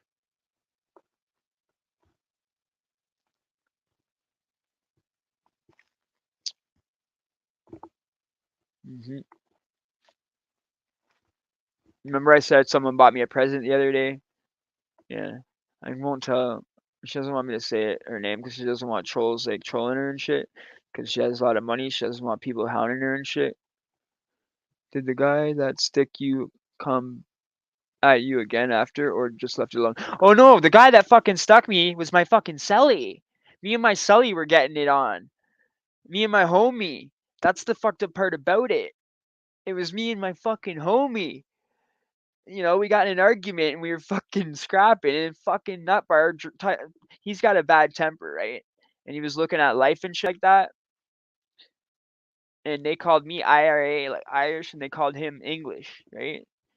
And at one point we were cellies, but then I moved out of his cell and went into the cell 16, which is like a TV cell, a quarterman cell, to be with Snoop, right? Because Snoop wanted a white guy to be his celly, because for some reason Snoop's black but doesn't want a black celly. He's weird like that. He said no offense to the black guys, but Irish is a clean guy, and I really need a clean guy because he's a fucking really neat freak. He's a what's it called? Like a clean freak, you know what I mean? And a lot of black guys, he was saying that he's had cellies before, were really messy and shit like that, with their hair falling all over and shit, not picking it up, shit like that. And he had the fucking things with his hair, you know, so his hair didn't come out. You feel me? It was like tight, tight.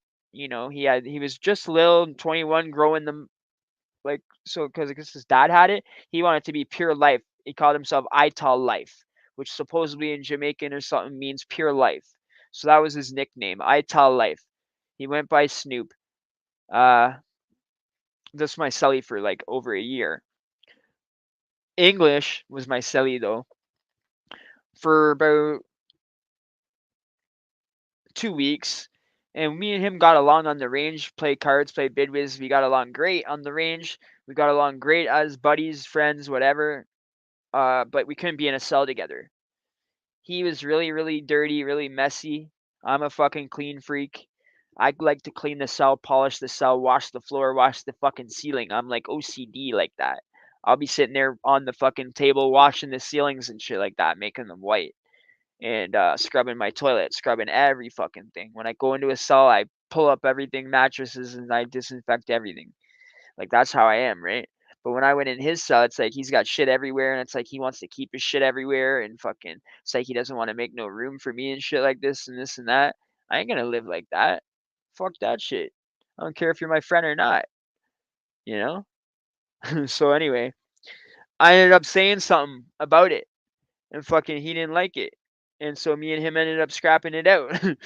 And fucking we were friends right after. We ended up being friends right after, but we just couldn't be in a cell together. That was all it was. Some people just can't be in a cell together, but they'll get along great on the range. You know what I mean? Germaphobe. Not really a germaphobe, just like a clean freak. You know what I mean? OCD shit, you know? When you're in jail, a lot of guys are like that because it's so fucking dirty and shit like that. You know what I mean? You can get diseases and shit real easy, you know? And the thing, hey, Drig Jag, what up, bro? I was just talking about you earlier. I didn't say your name or shit, but I just said my little cousins when they were little and shit. You guys, that's who I was talking about earlier, guys. My little cuz. What's up, homie? How's it going, man? How's that license coming?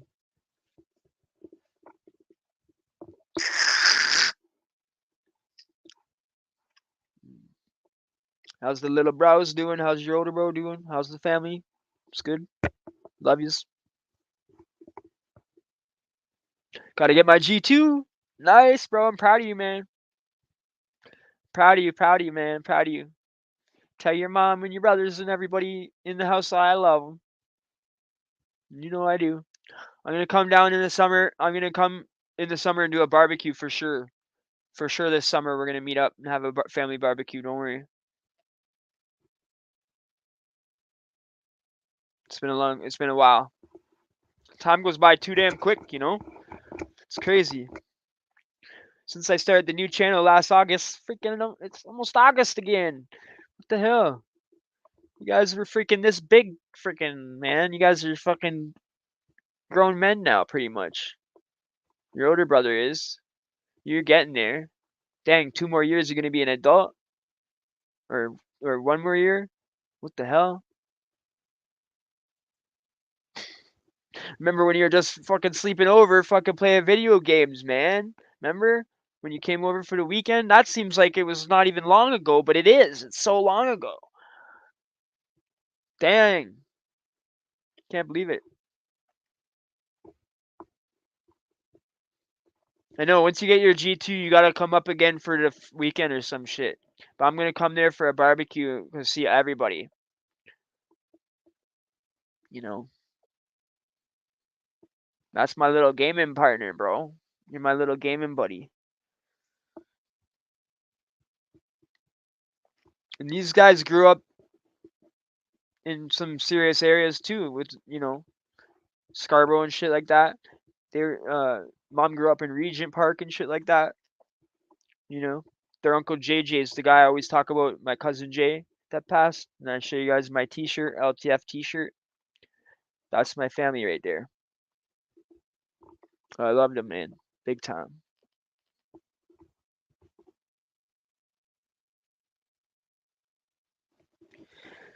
Yep, these lives are so cool. I love them, man. We get close. We're all freaking family here. White Block, Scarborough, West Side. Got a rap. Okay, just don't steal a car. Tell him, Eddie. Nah, they're good boys, bro. They're good. They're not like that, man.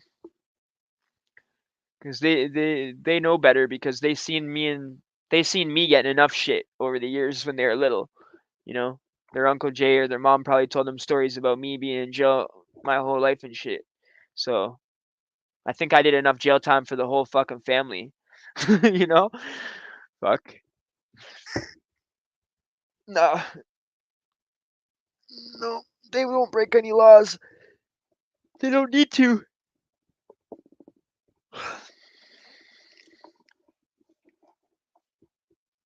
And if they do, I'll be fucking upset. I don't ever want to see them get in trouble. These are good guys, man. They're good people. They're not, they're not that type of people like that, man. They're good people.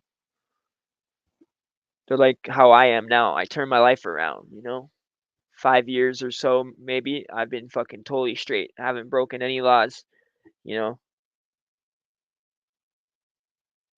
except when I'm fucking. I think I was defending myself, so I don't even think that's breaking a law. But, if it would have got caught, I probably would have got caught up. But a couple times that I got in a couple squabbles and shit like that. But You know, I don't go looking for trouble. I don't go looking for squabbles. I don't go looking for nothing no more. Before, back in the day, if I was broke or some shit, like how I've been for the past 2 days, I would go out and do a lick. I'd be like, fuck that. Where's the nearest dope dealer? I'm going to go rob his ass. I'm not like that no more. Now I work for my money. I'm just straight. You can even call me a nerd now. Really, I'm like a nerd. Fucking just sit there. I just chill by myself. You know, I like being a nerd. I'd rather be a nerd and be free than be a fucking gangster and be locked up. You feel me? So that's why I was always envious of the nerds because I was always like, fucking these nerds are fucking living their best life, fucking out on the street, getting all the females, getting all the money, getting everything, and I'm locked up in here, fucking because I want to be hard. You want to be hard, you're gonna be fucking hard, all right. You're gonna be hard in a fucking cell, around everything hard, no fucking comfort. You're gonna be around pure concrete and metal. You feel me? no fucking comfort. Yeah, it's not a fun place. That's why I'm doing this channel to let the younger people generations know it ain't no place to live. It ain't no fucking fun. You know, the shit you do, it just gets taken. Like if you make a lot of money and shit like that, when you get caught, it's gone. You could have worked at McDonald's and fucking made more money over the time that you're gonna spend in jail. You know, guy works at McDonald's 5 years and saves half his paycheck every week, or a guy that fucking makes 20K and gets busted fucking the next day and loses it all, and then gets out 5 years later with nothing to show for it. You see what I'm saying? It doesn't add up, bro. It's not worth it. It's not worth it. Was the first day in the Dawn scary? versus other first day in other jails. Yeah, yeah, it was because in the Don jail they have this thing called cell 18, and everybody that's new to the Don jail, I guess, has to go through it, and you go in cell 18. But if you've been in the Don jail, I guess you already know about what cell 18 is, and you don't go in cell 18. That's like you don't want to. If you've been there before, you'll know about it, and you won't go in cell 18. You'll find somewhere else to go because the guards don't assign you a cell in the Don. You know, every other jail they tell you you're in such and such a cell. Not in the Don, because if they actually say go in such and such a cell and it's two opposite gang members and kill each other, they don't want to be responsible for that shit. Because it's so gang politics in the Don, they don't even tell you what cell to go in. You just go on the range and you decide what cell you go into with who you're cool with who your homies are. That's how bad it is there. So anyway, when you're new and you don't know no better and you've never been in the Don, they put you in cell 18. Cell 18 is a cell where all the fights go down when cell 18 is open for lockup for cleanup, or uh, in the morning when it's open for like 20 minutes, half an hour. That's where they do scraps. So there's so much like blood and it's just so dirty in there. That's where they'll stick 3 to a cell, where they'll make one guy sleep underneath the bottom bunk, which is like only this much room. You can't even sit up. Um, well, the top bunk you can't really sit up either, all the way. You can like sit up on your arm, kind of like that. But if you want to like sit up cross-legged, you got to like duck your head because you're gonna, if you're a tall person, I guess. Um, but cell 18, and then also the gangs will just run up in there and fucking like 10 guys will run up in the cell, jump up on the table and everything. They don't care what's on the table. Your fruit, your letter from your girl, your picture, whatever. They're gonna jump up on the table and start smoking in the vent. You know what I mean? Because these vents in the cells, they suck it in or some shit. And I don't know why they do that, because all day long they just smoke on the range anyway, wherever they want to. So I never understood that. But I guess because lockup for cleanup in the morning time, a lot of guards are coming around and shit like that to hand out, like, not to hand out, but to put the cart in the sally port, which is like, okay, the guards will open up a gate, put the big cart in, and then close the gate, and then the inmate will open the gate from the inside and take the cart and then close the gate. So there's never any chance for it to touch a guard. You understand? How did you get out cell 18? Okay, that's a good question. The very next day, because it was nighttime when I went in there, I slept there for one night. Very next day, um, when it was like, I think it was around lunchtime or some shit like that, the fucking server comes up to me. He's he was a crip. He comes up and he's like, "Yo, what up? I'm such and such." He's in the pen forever. Okay, this guy. He was actually pretty cool. He let me know the lowdown and shit like that on the range and shit like that. He told me all about what the range is, what cell 18 is, this, that, and the third. I don't want to be in cell 18. I want to get the hell out of cell 18. All this. He goes in. There's a white guy right here that's really cool named England. English. Blah blah blah. He's like, "What's your name?" Da da da. You know, I told him my name, and then basically that day I moved in with England, and I stayed in England's cell for like 2 weeks, which was cell 17, right? And then after a couple weeks of that, I didn't want to stay in there with him no more. And then Snoop's Sully got out, and then Snoop's like, he told me, Snoop's like, "Yo, I want you to come in my cell, bro." And I was like, "Okay, good," because I don't fucking like being in the cell with England, right? So I told England, and he kind of got offended by that shit, and that's how we kind of squabbled.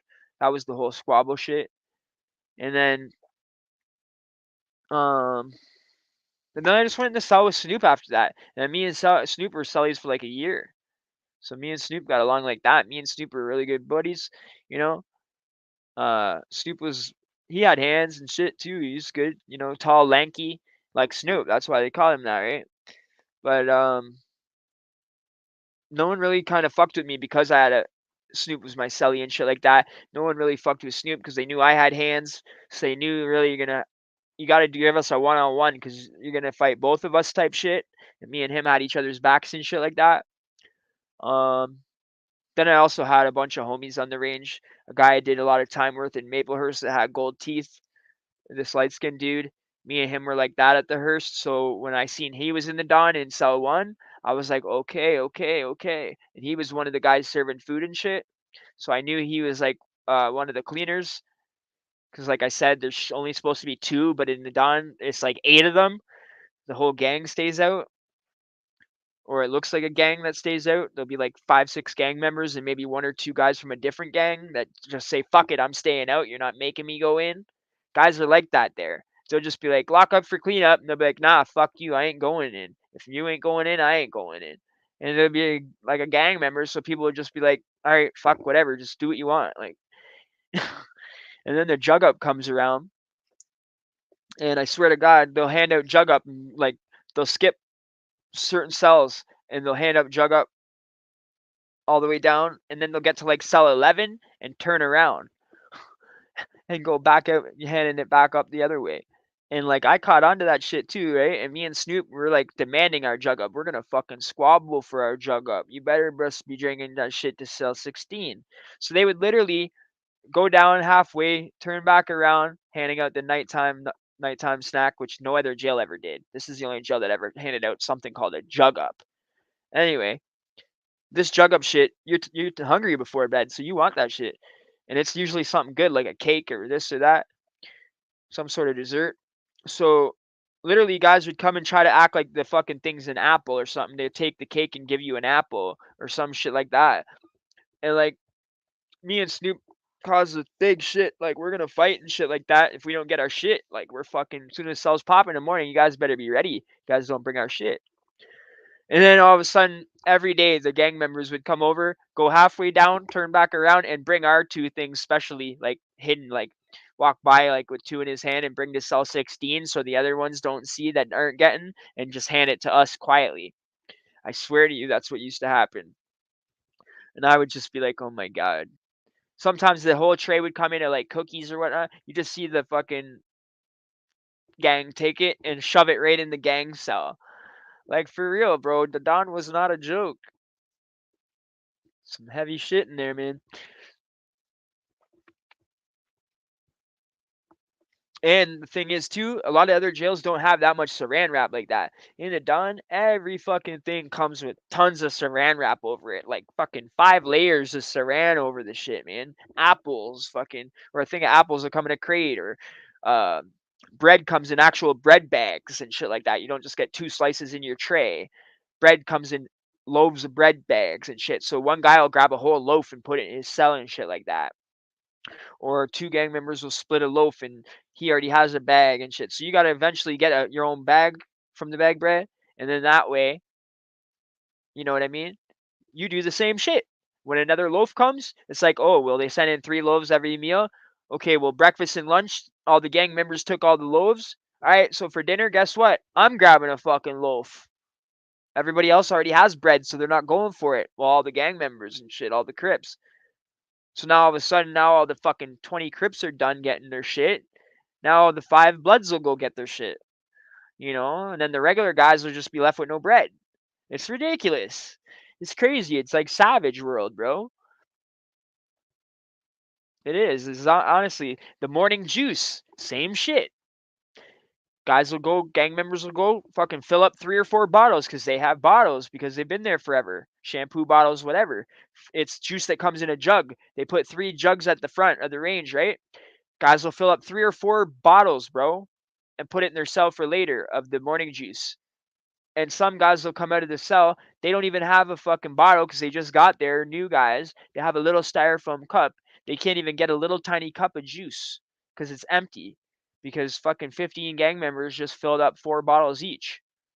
You see what I'm saying? How it is? It's fucking nuts.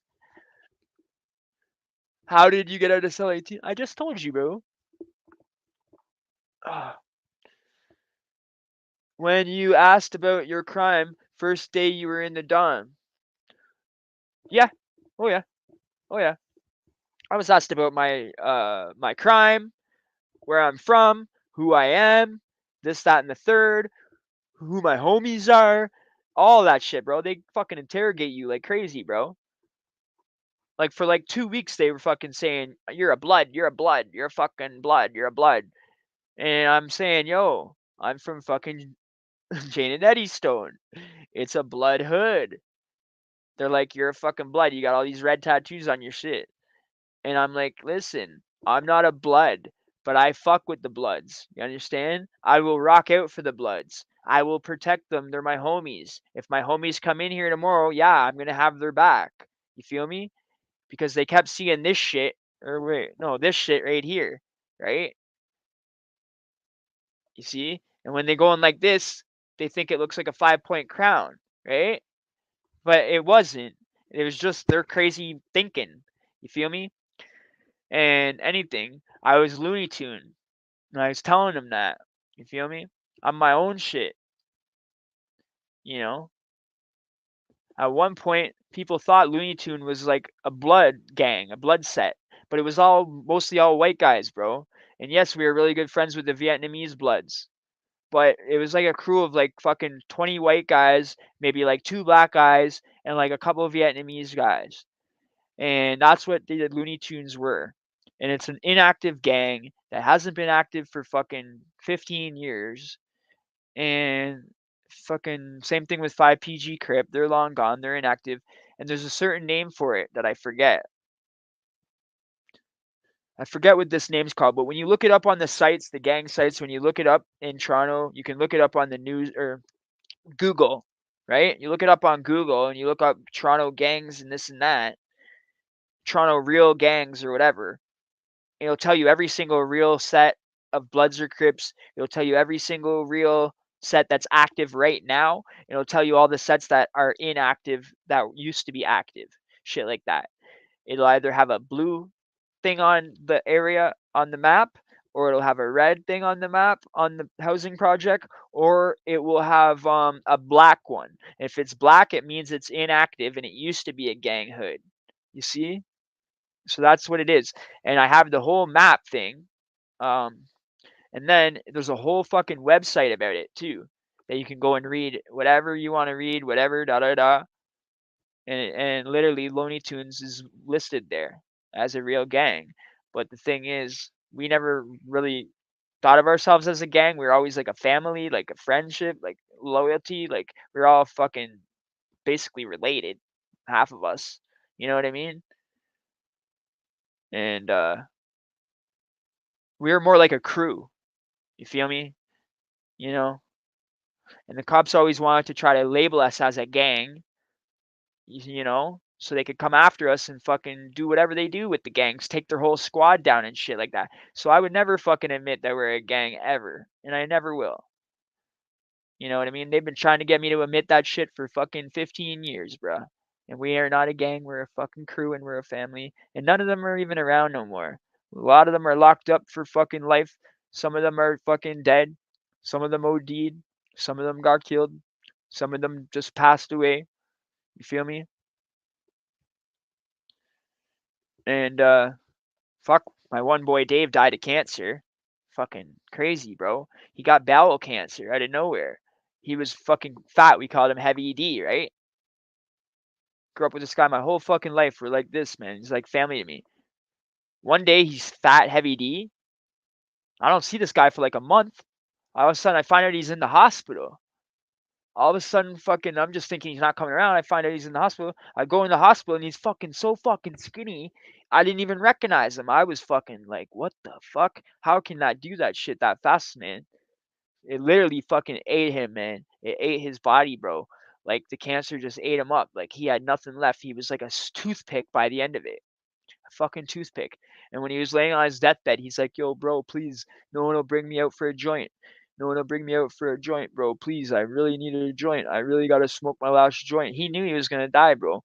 And I fucking literally fucking luckily I had a fucking joint on me and I brought him outside the hospital and fucking pushed him in his little wheelchair shit. And I literally smoked him on his last joint before he fucking died 2 days later.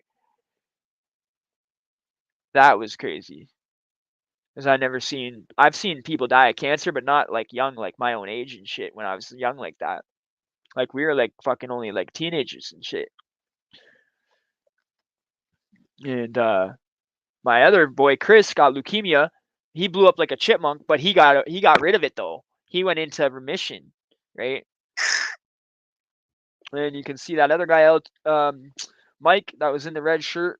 beside me on IG and shit like that. He was the one that started LTF with me when I was 12, he was 14. I think Cody was 13, Dave was fucking 14, Tony was fucking like 16, Jay was fucking 2 years older than me, so 14, um, and a bunch of other people, right? But those are the main people. And well, I guess Jay's little buddy Robbie, but he wasn't really official. He always wanted to be official, but because he was Jay's little follower or whatever, Jay's best little do whatever Jay says kind of thing. Or Bobby Dunlop. Brian Destroyer ever knew a guy that what? Brian Destroyer ever knew a guy that was around Regent Andrea Paquet or Bobby Dunlop? Who are you asking that to? You're asking that to Brian? Or oh no, Brian commented. No, no, I don't do that. If I heard the name, I would probably tell you. I don't really like to say like, do you know this one? Do you know that one? And go back and forth like that, you know. But no, I never heard of him. Fucking, but the Millers, like my cousin Jay Miller, they were really well known in Regent. Like his nickname was literally Regent Park Killer, Jay Miller, the Regent Park Killer, right? That was my cousin's nickname, Jay Miller, the Regent Park Killer. Okay, so you can ask about the Millers. Um, you know, even the uncles are hardcore. You're not to be fucked with. East End boys, you know what I mean? They had East End crew and shit like that.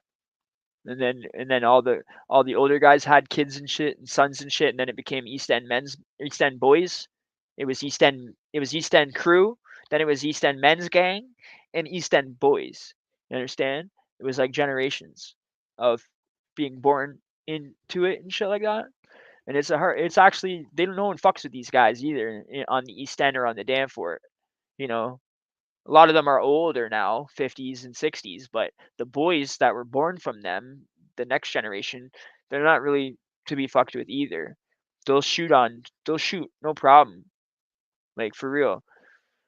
A lot of them at Danforth and Greenwood and shit like that.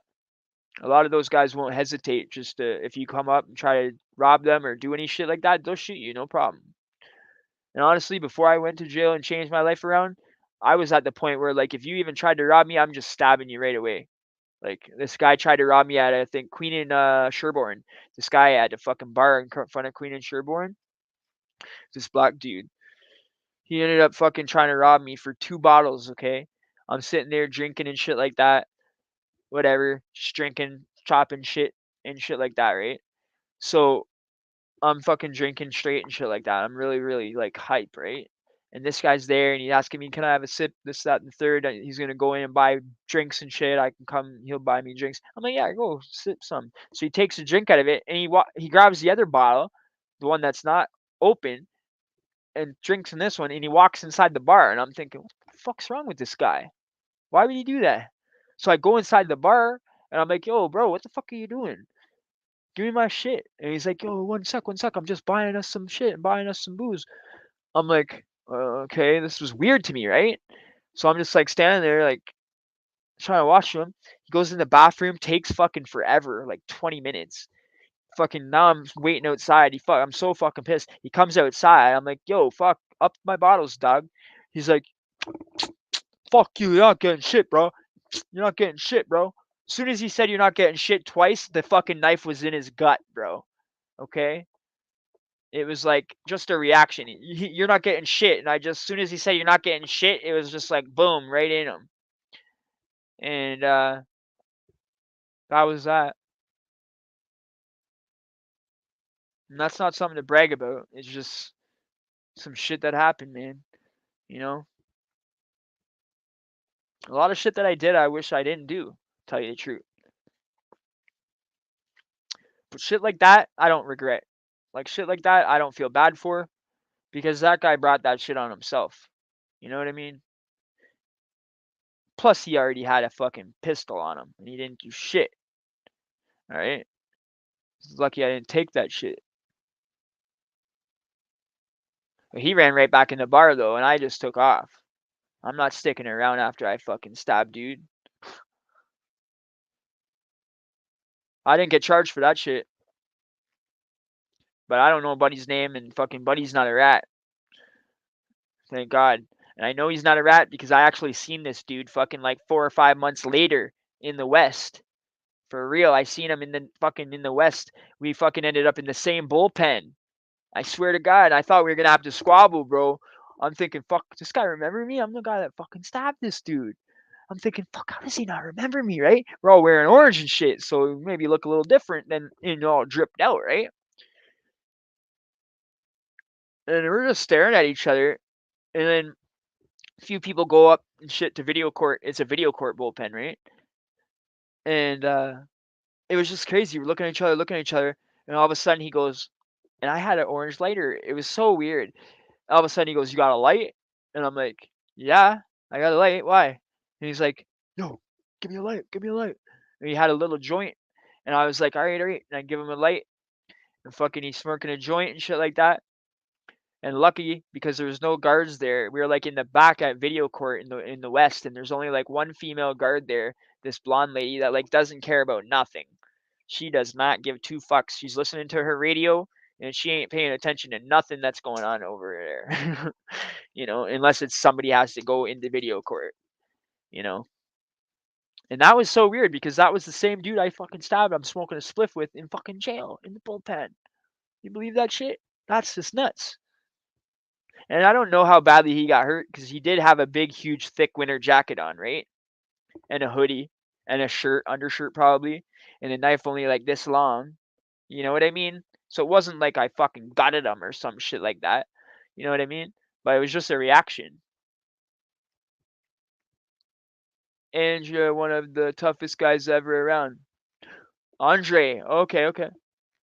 I hear you. There's always someone tougher though, man. And you know what? No matter how tough you are, you can't fucking beat up a bullet, homie. You feel me? A lot of tough guys get fucking shot in the head, homie. You know? Because people know how tough they are. And they're not going to fight them one on one because they're like, fuck that, buddy's so fucking tough. I'm going to get demolished. And some of these guys won't squabble one on one. Especially these 13, 14-year-old kids nowadays, bro. You think they're going to see a grown man, 20 or 25, and fucking know he's the best fighter in region and be like, yeah, I'm gonna go squabble this guy? No. They're gonna drive by and fucking spray the fucking shit up and they're gonna kill dude and they're gonna fucking be on the news and next thing you know, a fucking person that's innocent is gonna get hit by a stray bullet. Like it happens every fucking other day here. Oh, sorry to hear that, bro. I'm not saying your friend. I'm just saying in general.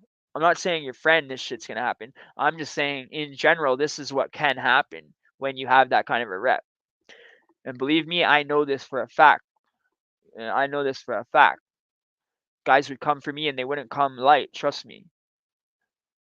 I had some problems with some dudes before from Danforth and Greenwood, and these guys were fucking gunslangers. Trust me, they weren't playing. And they knew that I wasn't really someone that was going to get robbed easily because I was known for robbing people. And but it's karma, I was known for robbing people, so obviously there's always somebody bigger and tougher. You know, they want to rob you because they know that you got lots of shit because you're known to rob drug dealers, right? So they fucking literally had one of my own friends unlock my door when I was fucking sleeping, homie. That's how they got in the house. Crazy, bro. I think I told that story here on the channel before too. My stupid fucking ex-friend Bobby, fucking and Lisa, unlocked the fucking door when I was sleeping, bruh. After I already gave them all kinds of fucking presents. I did a lick earlier. I split shit with them when I shouldn't have. Bought them clothes, bought them booze, bought them fucking Prada glasses, fucking $500 shades. Like, dude, I spoiled this fucking kid that day. And giving him all kinds of heroin for free. Him and his girl. And fucking they're in the basement getting high. And if he would have came and knocked on the door and asked us for more dope, I would have given him more dope for free. And fucking he had asked me for dope a couple hours before that, and he came and knocked, and I gave it to him and his girlfriend for free. Why the fuck wouldn't I give it to him? That's how dumb he is. He could have came and knocked, and I would have given it to him for free. and it would have been all good. But he goes and gets these guys to come in the middle of the night and rob me, and they don't even give him nothing. Stupid fuck. You know? They didn't give him nothing.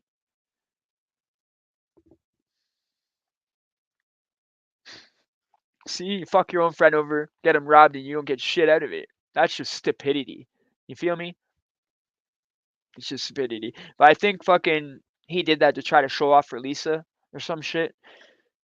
I don't know. That's why your homies, girlfriends, and shit like that. You gotta stay away, bro. Like, yeah, I didn't fucking want to be near this chick, but this chick was like just obsessed with me and shit. And she'd break up with Bobby for weeks at a time, and they just had a toxic relationship and shit like that, right? And like people would always call me for dope and shit. So like all of a sudden they're calling me for dope, and next thing you know, she's fucking like doing shit with me, you know? And I guess Bobby kind of knew about that, and maybe that's the whole fucking reason. But so maybe I deserved it for fucking his bitch, but he wasn't with her at the time. She was broken up with him, and technically at the time when they were in that basement, she was supposedly my third girlfriend at that time when that happened, because I had Renee, Jessica, and Lisa, and Lisa was just spun, I guess, on heroin and just fucking go with anybody that had heroin, whoever had the bigger bag or shit like that. It was just one of them type of girls. Whoever has the biggest bag of fucking dope is the guy she's gonna be with that day, basically. And in that circle, there was a lot of females like that, you know. And I don't blame these girls that do that shit because, it's better than going out and like going on the streets and hooking and shit and hooking with guys they don't know and maybe get killed or some shit or catch a disease. You know what I mean? If you know your homies and shit are dealers and shit like that, of course you're gonna want to go over there. You know what I mean? But then they just kind of want to take advantage of that shit. You got to cut them off. Tell them you got to come with money. I'm sorry, like I can only give you too much free shit, man. For real. Care how many times you suck my dick. Like, sorry, you can't have no more free shit. Like, fuck. I don't know. I was a savage, guys. I was a fucking savage. I wasn't nice. I was very. I watched an interview, movie, or not a movie. I watched a female's prison channel. Okay, this girl has like 750K. For some reason, she was in my chat yesterday, dude. So like, I was talking to her in the chat, and I told her, okay, yeah, yeah, yeah. I didn't know she had that many subs. She was fucking. I said, I'll give you a wrench or some shit. You're new here, Jessica Kent, right? And all of a sudden I was like, holy fuck. So she's actually pretty cool. She doesn't care how many subscribers the people have. She'll subscribe to your channel even if you're small or what. And I thought that was pretty cool. Like, okay, yeah, thank you. So yeah, that was crazy. And so then it made me curious, like, okay, who is this chick, right? Because I seen her on Angie's Live, and that's how I met her. I think the day before. And so I go to this channel and I watch her story called or sorry, a video called 10 things that I 10 things that my addiction won, right? And shit, bro, this is a fucking really good video, really good story. Um I thought I was only going to watch for like 5 minutes to just see what her content was like and see the way she spoke and shit like this. And I literally ended up watching the whole video that was like 30 something minutes. And a lot of the shit she was saying I could relate to. A lot of the addiction with heroin and pills and oxys and shit. And a lot of the shit she was saying I could relate to big time. And you should go check that out if you've ever had addiction with any opiates and shit like that, and you're in recovery and you want some really really good story about recovery. Go check that out. It's a really good story about recovery, about her journey and shit like that, and about how much shit she actually went through when she was on the shit and away from her family, and just so much shit that she wouldn't have probably done if she wasn't on it. And Then she's turned her whole life around and now a big YouTuber, right? So that's pretty crazy, you know. Like it's a lot to quit drugs, quit opiates for one, and then turn your life around and stay out of jail because she was also in and out of prison her whole life, right?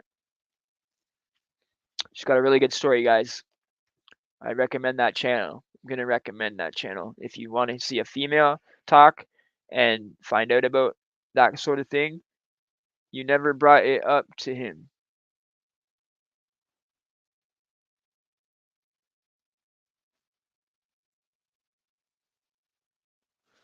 Hang on, I'm gonna scroll back up. Were you asked, or sorry, any stories about anyone lying about his crime? Probably, yeah, probably, yeah. Like weirdos and shit lie about their shit all the time. And I've seen guys try to lie about shit like that to be cool too.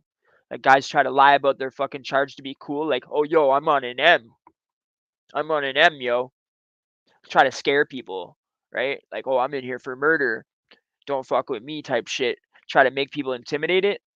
And then all of a sudden they look the part, they're tattooed, they're this, they're that, you know, and they're telling you this and that. And then you end up one day happen to be at court with the guy and fucking in the thing beside him or something like that. And it'd be the guy fucking sitting there bawling his eyes out because they want to give him 3 months for a fucking theft under or some shit.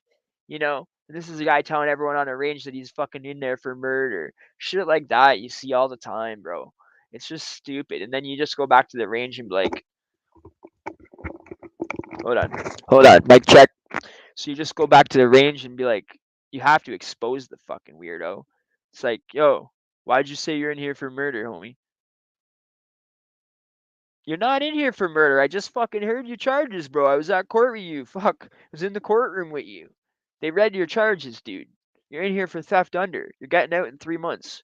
Don't keep telling everybody you're in here for murder and you're looking at life. You know what I mean? On the paddy wagon back or some shit. And I'll be telling them, you tell everybody the shit, the truth or whatever when you get back to the range.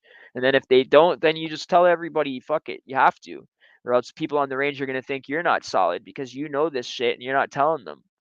It's like kind of like withholding information from the fucking range that you know and you're not telling. It's like there could be a rat on the range and you're not letting people know about it. If he's lying about that, what else did he lie about? You know what I mean? It's just like stupid. Guys come in there, yo, I'm a kilo dealer. Yo, I sell kilos on the street. Yo, I sell this, I sell that, I sell fucking heroin, I sell crack, I sell this, I sell that. It's like, did you get busted with all your drugs and get everything taken away? Nah, yo, I got fucking millions of dollars on the street. I got fucking whips. I got this. I got that. Okay, cool. Canteen day comes. Can I borrow an item, bro? Why didn't you order canteen? I'm gonna order next week, bro. You know, I'm a baller, bro. You know, I got you. I got you. All right, here's an item. Pay me back 2 next week. Next thing you know, next canteen comes. The guy owes 5 different people items. The big gangster dealer, kilo dealer. All of a sudden, fucking can't get a money order from nobody. Nobody fucking, no phone calls, no money, no fucking canteen, no nothing. Can't even buy fucking shower slippers. So you never got raided for all your dope and all your money. Nothing was seized from you. But yet you have no money, but you're a kilo dealer. It doesn't add up. You know what I'm saying? It's like you have nobody to call. Even if we give you a three-way, you have no one to call. Not just because you can't call cell phones. Like me, a lot of times I'd be like, fuck, I can't call nobody, but everyone I know has a cell phone. Shit. I gotta get someone with a landline to give me a three-way. As soon as I get a three-way, I'd be solid. It don't matter with these dudes. Fucking give them a three-way all day long and they still can't find money. And you know, if people don't have money and they're legit about that, they don't have money. Yo, I'm broke. This, that, and the third. Tell the truth about it. Fuck, you'll get a hustle in there and you'll make something. Guys will fucking put you on or whatever. Yo, here you want to fucking chop some shit? Are you good at chopping? Like, you know what I mean? You'll meet guys. You'll have opportunities to make money. But when you're just sitting there lying, lying, lying, guys will catch on to that shit and you'll be labeled no good. You'll be labeled NG. It's called like no good. Like he just lies about everything type shit or his words no good, shit like that. You'll be no good. NG, it's called. And you don't want to be labeled as an NG, bro, because that's just an NG is almost as bad as a fucking PC. But an NG is just someone that's basically in general pop that could go to PC basically any minute. You know what I mean? One fucking DEFOS away from PC basically. He got stabbed, set up. Oh fuck. I don't like to hear shit like that. Any story? Oh, okay. Ever knew a guy that was a? Oh, sorry, I read that. I did time with Andre in the East. Oh no way, Bleezy 45. What up, Bleezy? What are you saying, bruh? And you know what? Like I said before, I do know a whole shitload of people that when I see them, they recognize me and remember me, and I don't have a clue who they are, homie. And it's just because I've lived so many and been so many places and lived a weird long ass life. Like honestly, I probably lived a life of like an 80-year-old man. And I know so many people that it's like too hard to remember everybody. If you understand that. It's like it's just brain overload. You know what I mean? I can't remember every single inmate, like all that and shit like that. Every single person I've met in my life. And so sometimes I will meet people and maybe even been friends with them and hung out with them for years and end up not even remembering. Honestly, it's like that. Like literally, I didn't even know about fucking this one dude that was in Penetang mental mental they have a mental institution across from Penetang, right? And the time that I was in Penetang, it took like 5 cops to take me to the ground in the courthouse because they wanted to take my rings off, and my rings were my dad's, and my dad had just passed, and I didn't want to give them up because every time I fucking went to jail, my shit went missing, and I was really worried my dad's rings would go missing, and so I was doing nothing. I wasn't taking them off no matter what, and so these cops are trying to fight me to the ground and shit like that. Anyway, this guy was watching, I guess. He was from he was actually from Ireland too. He talked with an accent and everything. And that's why I ended up liking the dude that day in the bullpen, but I forgot all about this guy after I went back to the jail. Okay.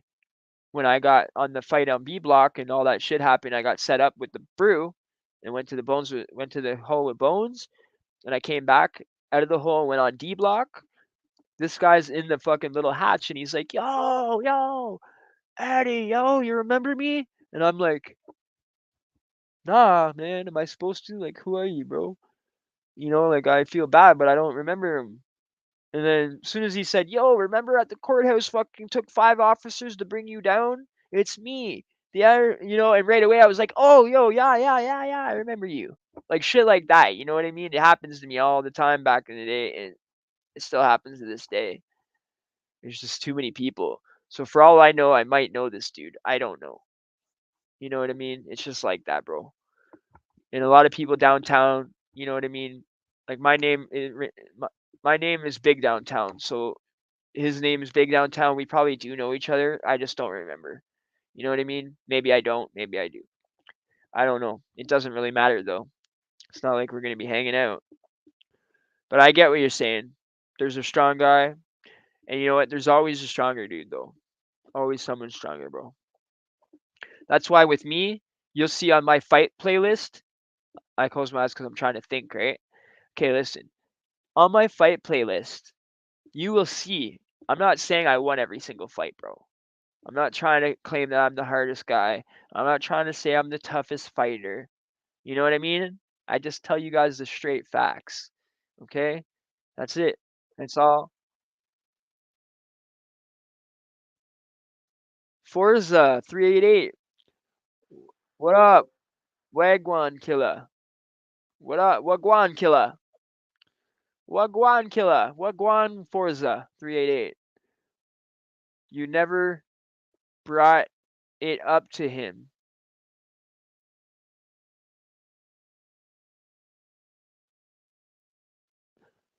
Andrea, one of the toughest guys ever around. Yeah, my dad was fucking pretty tough too, bro. And there was another guy named Bobby Davidson that a lot of guys were said he was pretty tough too. This tall black guy named Bobby Davidson, bald head, but light skin.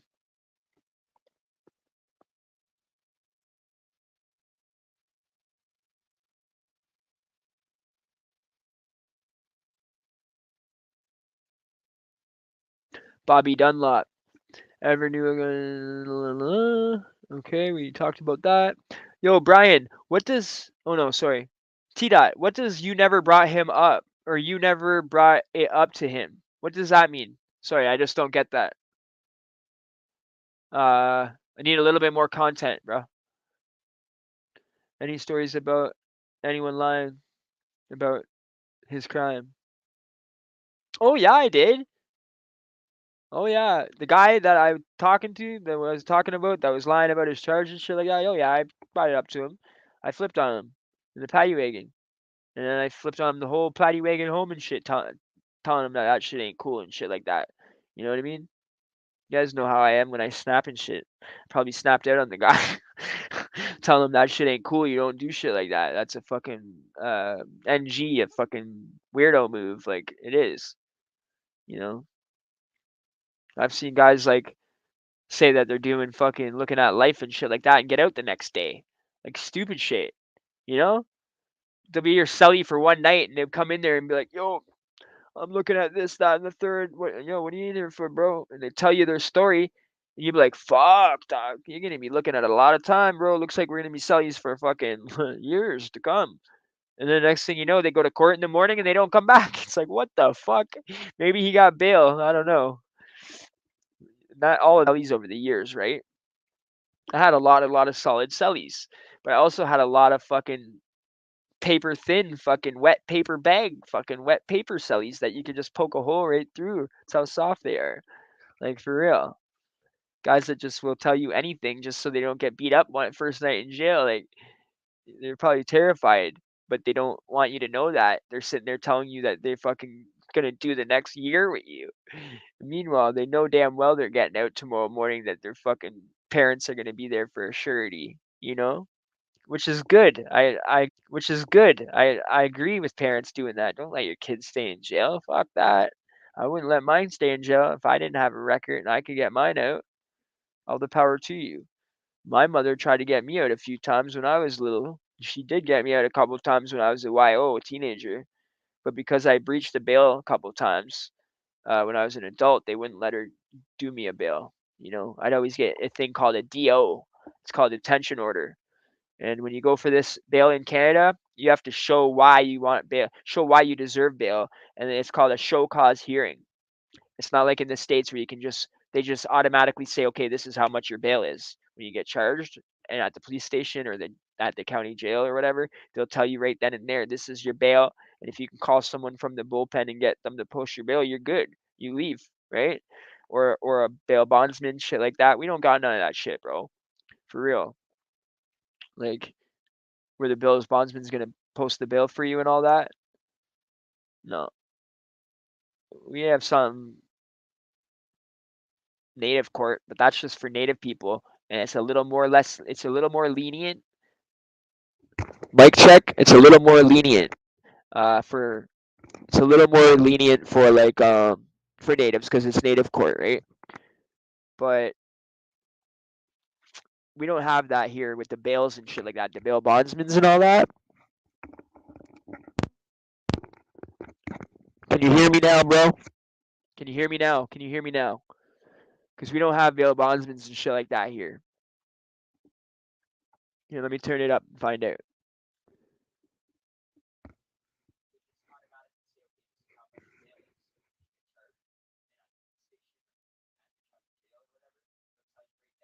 Mic check, mic check. 1 2 1 2.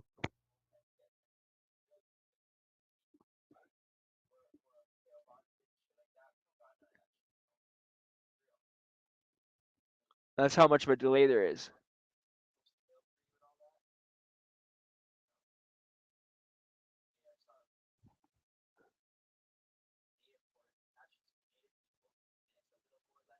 See how much of a delay there is?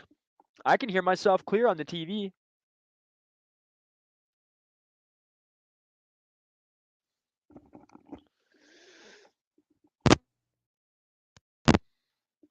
Yo, can everybody else hear me, or is it just Six Bronco that can't hear? Because I just turned on my TV and I could hear every word I said.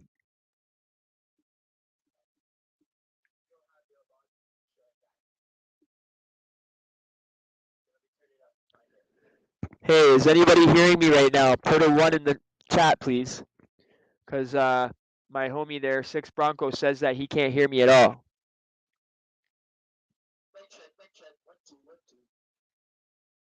You guys just heard my TV, right?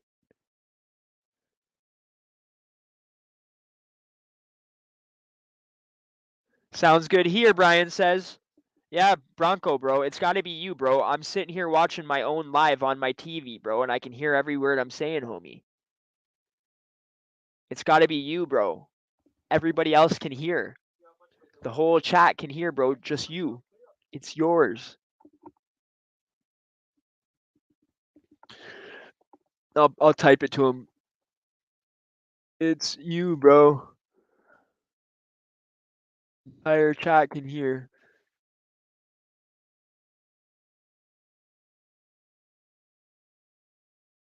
Okay. Can hear now. Oh, okay. All right, all right. I wonder what that was. Yeah, because I was literally, when you were saying that, I literally turned the TV on and I was like, what the fuck? I can hear myself right there. But there's like a 5 second delay from what's on TV from what I'm saying. That's kind of crazy. So when I turned it on, it was like saying the stuff I had just said a minute ago. Uh, whatever. Yo, how much? Oh shit, we just hit 3 hours and 1 minute, guys. We got 5 people in here. Everybody smash that freaking like button if you haven't done it yet, please, and thank you. You know I love you. Alright. A lot of the regulars didn't show up, man. I was kind of, we had a lot of people show up, but well, I'm happy with the turnout. I don't want to complain. If you fight on your food, if you fight for your food, will gang members jump you after? It depends who you're fighting for your food. It depends who you are. There's a lot of politics that go involved in that. A lot of politics. So for that question, it would be a lot of politics going involved with it. You know what I mean? And there'd be a lot of politicking and shit like that, depending on who the person is. If it was just some random person that nobody really knew, that wasn't like affiliated with any other gangs and shit like that, if you're new and you try to fight, they might try to, but other guys on their range will stick up for you. Like, okay, for example, if there's a new guy on range and they take his food and he sticks up for himself and wants to fight dude that took his food and somebody jumps in, I'll fucking jump in. But if the guy won't even fight for his own fucking shit, then I don't even bother with the guy. You know what I mean? I won't even help the dude if you're not going to fight for your own shit. But if I see you're wanting to fight for your shit and you're really rocking out for your shit, I'll come over and I'll stand beside you, bro. And I'll fucking help you. Straight goods.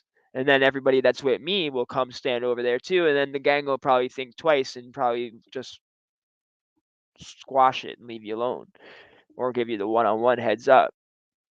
You know what I'm saying? If a guy's going to fight for his shit, the other guys on the range that are about that shit will back you up, man. You know what I mean? People don't want to see that shit. Depending on what range you're on and depending on the people, but I've been on ranges before where guys have done that. I've done that for different guys. It's just like it wasn't even that hard because the gang I've already fought so many times. They had so much respect for me, anyways, like mutual respect from fighting each other. That when I'd go and stand over there beside Buddy, they're just like, "Ah, fuck it." Like if IRA and fucking all his friends are getting involved in shit like that, then just let's just fucking leave it alone. They don't want to sit there and have a whole fucking half the range fight the other half the range shit like that, right? Um, but then again, say I went to court and I wasn't there because I'm the one that made the shit squashed. Say I go to court, then they might try to fucking jump on you because I'm at court now. I'm not there to jump in. So now they might take their chance and come fucking try to poke you up or You know what I'm saying? It's like that, bro. It's you got to be on your P's and Q's. Say you take off on dude right away, will they get you? Will they get at you after you come back from the hole? You won't go back to that range when you go back from the hole, but they'll try to send word to their homies. For real, that's happened to me a couple times. I fought for my food in the west, smashed dude in the face with the tray, went to the hole, come back to another fucking range, and they're trying to call me the racist guy because I fucking stuck up for my own self for my food. Fucking trying to make it into a race issue, homie. When what the fuck? I'm one of the only white guys on the range, and like you're only punking off white guys for their food. I don't see you punking off any black guys for their food that are new. You know what I'm saying? So I kind of was like, what the fuck? And now they have the nerve to call me fucking racist? This is crazy, bro. The West was ridiculous like that. And sorry, these guys weren't even black, really. Sorry. I say black, but they weren't black. They were Sri Lankan. They were something different. They were something called Sri Lankan. They look black. They're kind of like dark blackish, kind of, but they're not like African or Jamaican black. They're Sri Lankan. It's different. Did the old men hit extorted instantly in all jails? Not instantly. Not instantly. No, not instantly in all jails. And like I said, and a lot of times the stronger guys, if they see like an old guy getting like, if he's a decent old guy and he's legit, he's not some weirdo, and people see like a few guys that are extorting an old guy, they'll be like, "What the fuck are you doing, dude?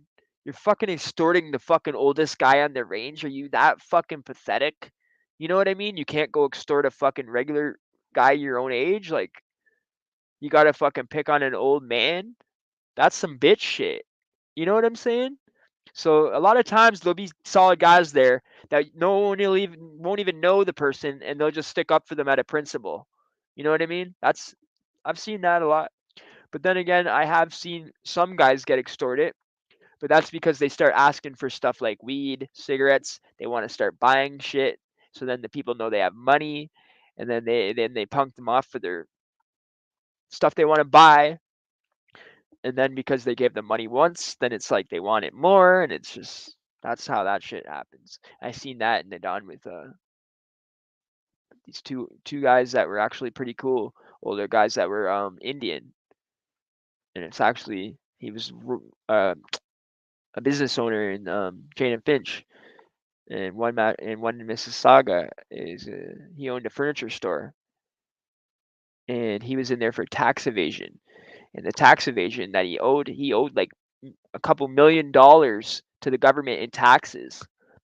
So he must have been making hella cash to owe in taxes that kind of money. So that's what he was in there for the tax shit. And because people knew what he was in there for owing all that money, they figured this guy must have fucking loaded. He must be loaded, right? Because he's not convicted yet. So that means he still has money, right? And because he owned Royal Mattress, they just kept, you know, going after dude. But because he was so rich, he didn't give a fuck. To him, $50 or $100 a week, he's a fucking multi-millionaire. He'd rather just fucking pay the gang off $100 a week or whatever, and just fucking know that he's gonna live nice. He's gonna have nobody going after him. He's gonna have nobody going after him. He's gonna live nice. He's gonna be like not having to worry about anyone else extorting him. I guess the old guy's thinking like that, right? Yeah, I guess the old guy's kind of thinking like that or something. uh I could I could see that's why, right? The appeal of it, why Shankar and Mr. Singh and Mr. Shankar did that, because it keeps them off them. They can buy their weed that they want. They called it Suta, and these guys were actually so nice that they would, after they pay off their whatever they got to pay off to the range or the gangs, they would literally sit there and buy a whole bag of $60 canteen and make a and do a big spread for the whole entire range. But then again, a bunch of guys wouldn't get any of the spread because the gang members would try to hog it. you know. But that's like survival of the fittest shit in there, man. That's why I said the Don jail honestly was worse than a few of the pens, bro. Like level 4 maximum fucking security. Like even the guards aren't even scared to go on range there. You know what I mean? The guards were literally fucking terrified to come on the range in the Don. And they shut it down because that's how bad it was, dude. When you go on a range and every single person has a shank in the whole entire jail, you know there's a problem, dude. Serious problem. If the whole general pop, except for the couple people getting extorted, they all have multiple shanks and weapons. Like, you know, I never seen nothing like that shit before, bro. That was like, honestly, I didn't even know if I would get out of that Don jail. That was like a fucking movie. I was like thinking I'm living here forever. I heard gang members go PC if they're outnumbered by other gangs. Are they still good to go back to GP if they go PC? Nope. Nope. Nope. Nope. They have to fucking fight even if they're by themselves. If they're by themselves and there's fucking 10, 5, 6 Crips, they have to fight them. Like I did. 4 fades back to back with the 5 PG Crip, bro. You can't fucking just go PC and then come back. I've never heard of that. I've heard of guys going into PC to fucking get a rat and then come back because it was a mission and the gang knew about the mission. They didn't just crack and go to PC. You feel me? It was like one of their people took off with a package and went to PC so they could keep the package and just said fuck the gang. I guess dropped out the gang and they're a rat and a dropout now. So literally the gang planned for one of their homies to pretend he's going to PC just to go fuck buddy up, and then he wanted to come back and then he was allowed to come back, like they let him come back and shit. But normally no. That's a no. Once you're PC, it's just over with. There's nothing you can do, you know, because that shit stays on your record forever, bro. You know what I mean? No matter where you go, it's gonna say on the sheet that you were in PC. So then when you go to, say you go to jail again, and next time they're gonna fucking throw your ass in PC because that's what it says on your shit. You know what I mean? So they're not even gonna ask you. They're just gonna act like it's normal. Throw your ass in PC. And I've seen that shit happen in the bullpen. Fucking guys telling us he's in General Pop, he's in the General Pop bullpen. All of a sudden they're calling all us out to go get changed and shit, go up to our range, and dude's still in the fucking bullpen, and we're like, huh? Why aren't you? Why, dude? You forgot a person, CO. Dude's right there. You can't see him. He just ate with us. Fucking been in there with us for 5 hours. Like, what's good? Like, this is what's going on. And then all of a sudden they'll be like, oh no. He's got to stay behind. He's not General Pop. And we'll be like, well, what the fuck was he in there for the last 5 hours then? Well, he technically wasn't signed in anything yet. Because technically they haven't asked if you're going in GP or PC yet. So technically they fucking say, oh, is that, so they let him just chill in there. So you'll see that sometimes too. They'll get away with it for like an hour, or half an hour, or 5 fucking hours in the bullpen, and then you'll find out they're a PC. They won't come to a range. I've seen that so many times with bullpens. Bullpens are the worst for that at court and shit. Like from guys coming in off the streets with their clothes on, and we're there with jumpers on and shit. Or no, a lot of times they'll let you change in your street clothes too. But if you've been to court like 20 times every other month, you're not gonna want to wear that same shit every time. You know, you can get a clothing change though. You can get your people to come give you a clothing change, but it's a lot of paperwork and shit you gotta fill out. First, you gotta say who's doing the clothing change, what they're gonna bring, all this other shit. Then your people gotta arrange it. It's a lot, but it can happen. A lot of guys would do it. I never personally did it because I never really had anybody to go bring me clothes like that. And me, honestly, when I'm in jail, I don't even like to really call anybody. I just want to get my time over with. Talking to the streets sometimes makes you more depressed because then you find out everything that's going on in there. So if you go PC, it'll show on your paperwork. Yeah, oh yeah, for sure it will. For sure it will. It'll say what range you were on, right? And say you were on 3C North in the Don. It's gonna say I was on 3C North in the Don. If I was in PC in the Don, it's gonna say I was in PC in the Don. Do you see what I'm saying? It's gonna say that where you were. They have a record of where you've been at, you know. So yeah, but yeah, I'm pretty sure like even all your misconducts is all there. They have it all, bro. It's like they have their own prison CPIC shit. You know that computer that they have when they take your mugshot. A lot of them, believe it or not. Not even the freaking cop shops. Like the cop shops used to take your fingerprints, and then you come back for fingerprints and a picture, your mugshot, right? And then all of a sudden, it was like, well, the jail's gonna take another mugshot because you got to get a bracelet.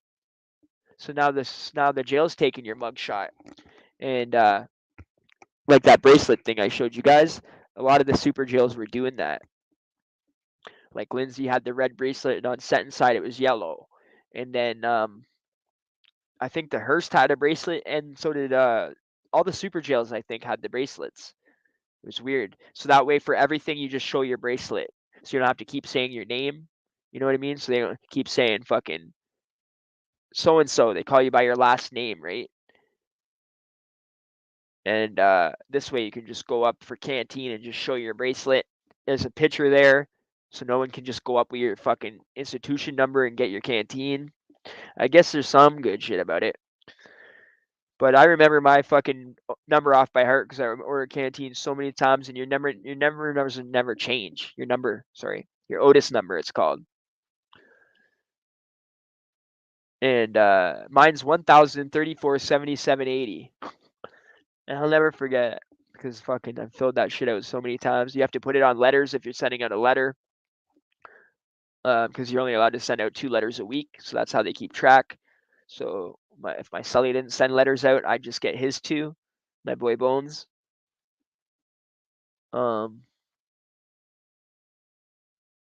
Guys will even hate on you if you're getting hella mail and they're not getting no mail. Like I never ever got mail the whole time I was ever in a lot of the jails. But when I was in the last time, I got a fuckload of mail, right, in Penitang. And I was always on the phone because I had a phone line. So I'd stay on the phone from like literally like an hour, like three 20-minute calls in a row. And that's like after lunch, say. And then after dinner, I would do the same shit again. And I would get all kinds of mail. That's the most mail I've ever fucking gotten in jail, to tell you the truth. And it was feeling good. But I'd feel sorry for my Sully. He wouldn't get no mail. So then I got him a pen pal. The girl I was seeing, I just told her like, you got any friends and shit. So I felt bad for my Sully. And my Sully did it for me before, but actually got me a girlfriend or a girl to visit me and pick me up when I got out, stay with me the whole time through the whole bid. That was cool. This guy, Bones, I just got him a pen pal. Nothing out of it, just pen pal. And yeah, she used to write him. This girl Annette used to write Bones all the time because I got them to because I felt bad because I was getting mail like crazy every fucking week, and then he'd be sitting there all upset seeing me read all my mail, stacks of mail, cards and shit. Like must have got like so many cards. And I was telling her, stop buying fucking $5 cards, man. That's ridiculous. Got like fucking $50 in cards in my cell. But it is nice when they do that. But I was worried more about, pay the rent. Use my bank card, get that rent shit paid every month on the first, so I don't want to lose my place. And every other time I lost my place, and that was the only time I never lost my place, bro. That was cool. You know, not saying jail's cool, but just I was thankful that I lost everything I had like fucking 10, 15 times. And this time, fucking thank God I didn't. And I had $60 canteen every week, which most times I was in, I would have probably like maybe $30 to $40 every week, or like $60 every couple of weeks. You know what I mean? I didn't have it up like that, but I would always hustle. I would always trap. I would always do what I got to do to make extra money in there. You know what I mean? Throw me a wrench. I'm on a different device. Okay. So if you go PCs, throw me a wrench. Let's see.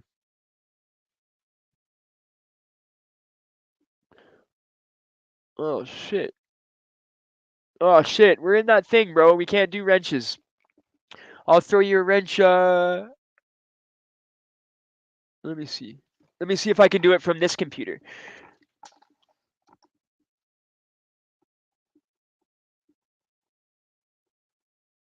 Oh yeah, I can. I just can't do it from the laptop where I'm using the StreamYard app. But the actual chat is on my PC, and I could use the PC to go in there and actually hit your name, and it comes up all the stuff. But when I try to hit it on here, it doesn't do it because it's in this StreamYard thing. So that's cool. I just hit it. So you have a wrench, you just can't see it. I can see it on here though. See, I can see it on here, guys. T dot, you do have a wrench. I can see all the wrenches. You just can't see them on here. Oh, see on the TV, I can see the wrench. All good, bro. You just said all good, bro, and you have a wrench. See? You got 2 likes from me, bro. Yes, sir, I see it. Yeah, okay. See, it's weird. It's weird. I just thought of that, though, about checking over here and doing it. I never thought of that before. Should have thought of that the other day. Why, is it just you two here? Oh no, there's 8 here. There's 8 people here watching. Yo, if you're new here, smash the like button, subscribe. Think about it. We go live every Saturday. You can be part of the family, man. Get to know us. Sorry for showing my butt. Didn't mean to.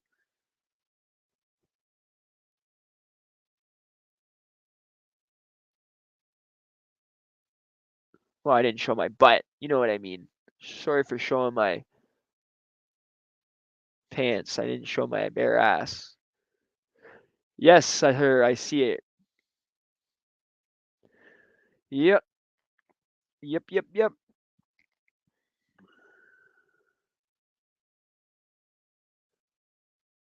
3 hours and 30 minutes you are going in hard.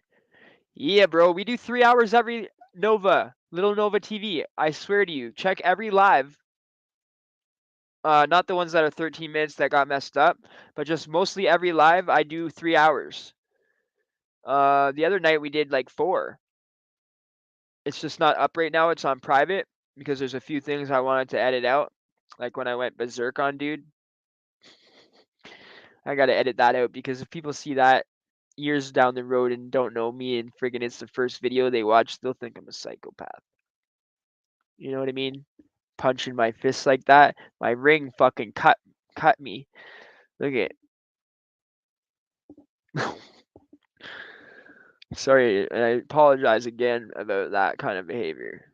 That's just being in the hole too long, you get PTSD, a little cuckoo. You know what I mean? Never said I was all there upstairs. Fuck. I think that's what you guys like about me, though. You never know what I'm gonna do, right? Well, for the most part, you do, though.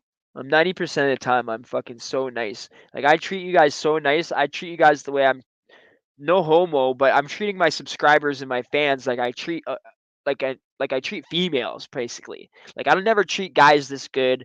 I never treat people this good. I never treat anyone this good. So you guys best know that I'm fucking treating you guys like family.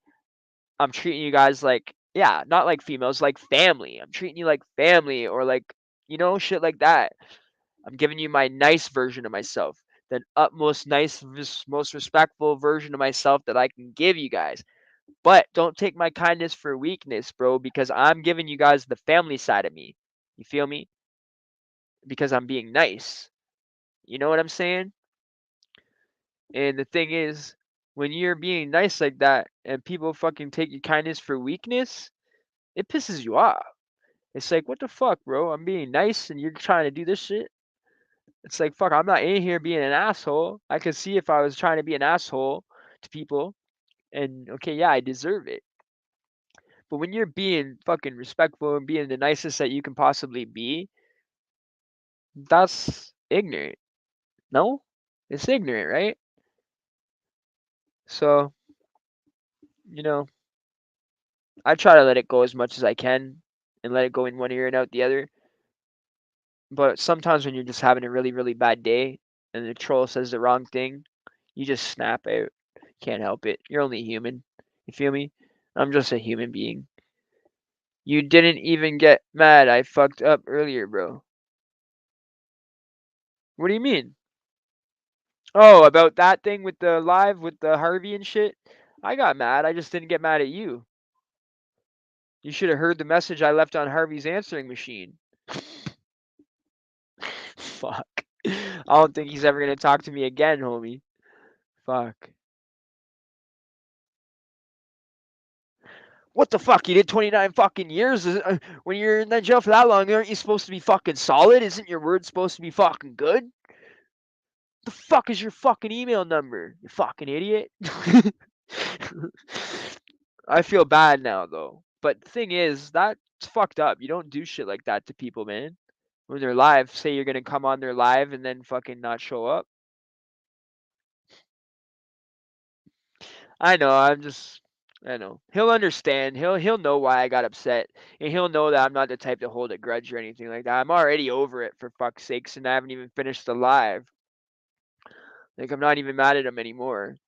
It was just at the time I was fucking stressed out, man, because stopping the live and starting it again is a lot harder than people think when you have fucking when you don't have the proper equipment and shit like that set up and you're just like roughing it and ghettoing like I am. Like you guys know how hard it was to get this shit going with this thing and the speakers and shit. Now if I want to hear anything on the PC, I gotta unplug the speakers, plug them back over here. It's just a lot of shit, right? And then the description, I tried to put all the links in there, and I did. I had like every link in there, all my affiliates. I had all my things like TikTok, everything, the tip page, the merch page, the freaking IG, Facebook. I had every link I had in the description, but now there's nothing in the description. So that's why there's just little things that people don't get. Because like if they don't do YouTube, they don't really get it. Like you guys probably think it's easy just to go stop the stream and like get Harvey to come on and just start up the stream again 5 minutes later. No, it isn't that easy. You know? If it was, I just would have been like, yeah, come on. But that's why I was like kind of like, oh, I don't think Harvey wants to. It's kind of you guys know what I said. It's on recording. Hit the like button, switch devices, and hit the like button again if you haven't already. If you switch devices, you can hit the like button again, but don't you have a different, same profile though, isn't it? Isn't it the profile that has to hit the like, or you have to switch devices and switch your profile basically? But you're 6 Bronco. Hmm. I don't really know how that works, bro. That's kind of crazy though, if you think about it. It might think you're hitting the like button, but you're really taking it away. Think about that one. You might think you're hitting the like button, but it could be taking it away if you hit it a second time. Different email. Oh, okay, it's a different username. Okay, yeah. That makes sense. That makes sense, bro. So I was gonna have to say, it's like, what? I don't think you can do that just by switching your device. Because I go on the laptop to the PC to the tablet, and well, when I had my phone and shit, and I hit someone's like button, and if I go to try to hit it again on the TV, it'll take it away, right? So I gotta be careful like that. I'm watching someone shit and then I sit down on the TV, I always hit the like.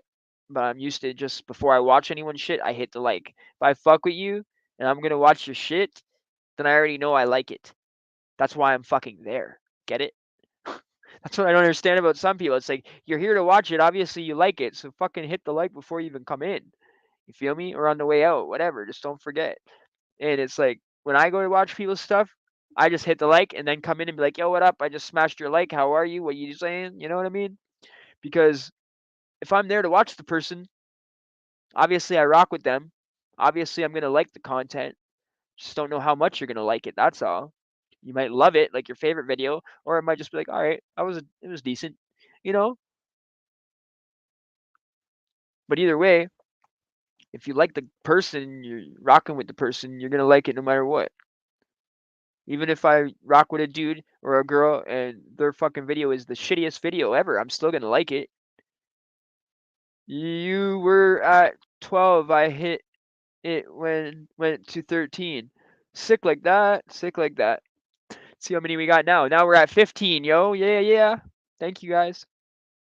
We're at 3 hours and 29 minutes and 9 seconds. We got 8 people here live in the chat. 332 subscribers. Please tell me there's returning viewers here that haven't subscribed. I see half of my viewer base is not subscribed. If you're a returning viewer and you like to watch all my videos, why don't you just subscribe, man? Let me grow a little bit. Come on, I haven't grown very much in the last couple of days, guys. Come on. Usually we're growing. I don't want to stop the pace of growing. Let's get to 400, y'all. I know there's 8 people. I know there's 4 people here that comment, or 5 all the time. I know there's at least 2 or 3 of you that are returning viewers that don't smash the like and you don't subscribe. So come on, go ahead and do it for this one's video. Won't hurt you.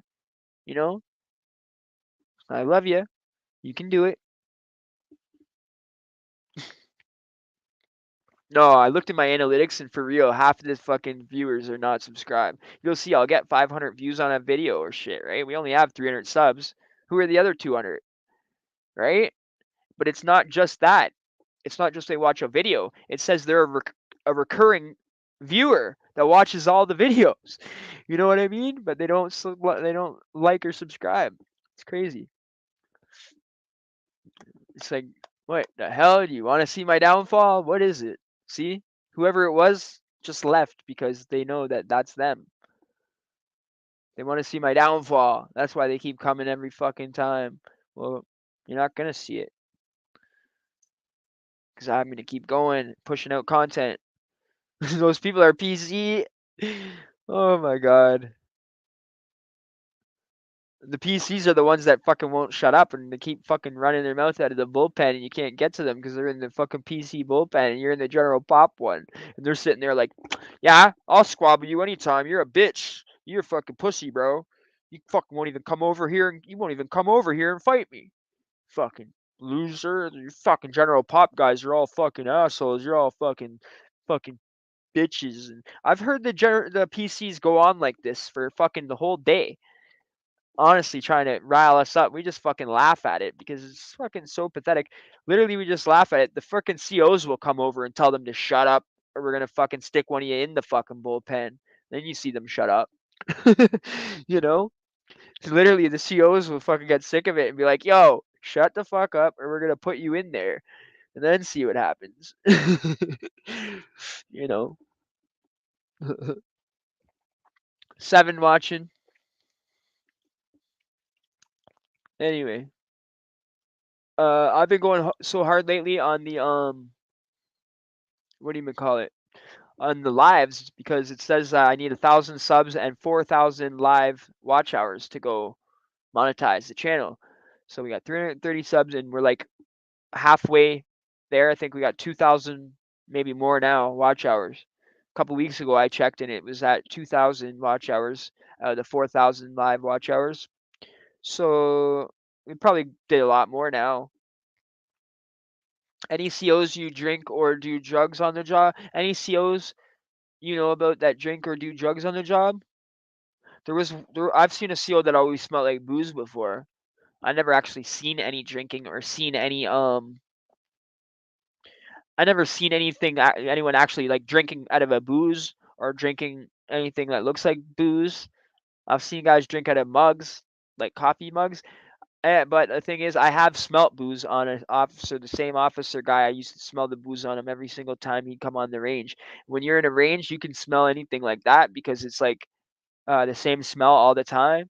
So if anyone lights a joint or lights anything different, you smell it right away. Like if a female walks in with perfume or like any little thing happens, you'll smell it right away because it's like the smell's been the same for so long that any little new scent, you'll like know about it. It's weird. So when the guy comes in and he's fucking walking around fucking with his keys and fucking talking to you and this and that, talking to the range and this and that, because some of them that are fucking drinking like that, they'll come on there and start fucking asking questions to the whole pod. Like stupid shit. Not in the Don though, in the pods. If you can walk in and just be like, oh, so you guys watching that Super Bowl? Super Bowl was last fucking weekend, weirdo. Or just stupid weird shit like that. Just say anything to try to talk to the inmates, Like, oh, guys, watch out, fucking the white shirt's coming around in a couple hours. You guys might want to hide everything that you guys have. Like trying to act like he's our friend to try to tell us to stash our shit. But meanwhile, he's fucking hammered. That's why he's saying it. And there's no white shirt coming around. Fucking, he's just saying that shit to try to fucking be cool. You know, I've seen guards do that.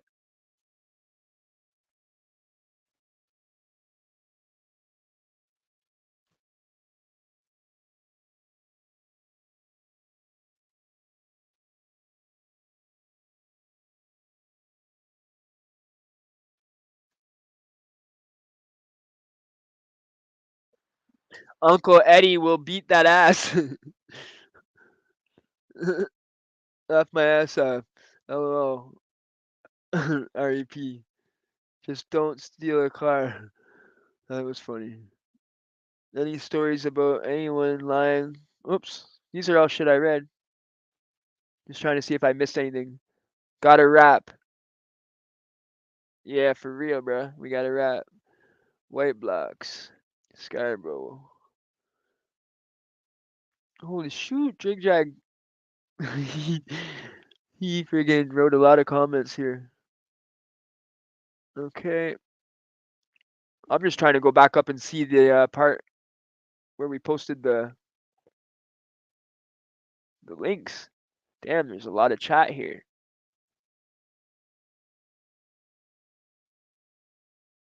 Did we even post it?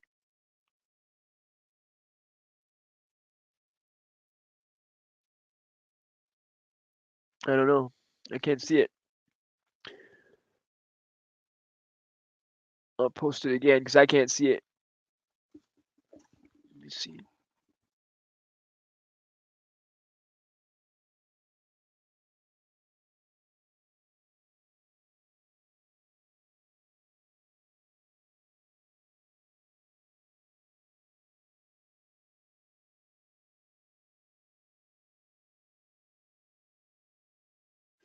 Where you guys go, man?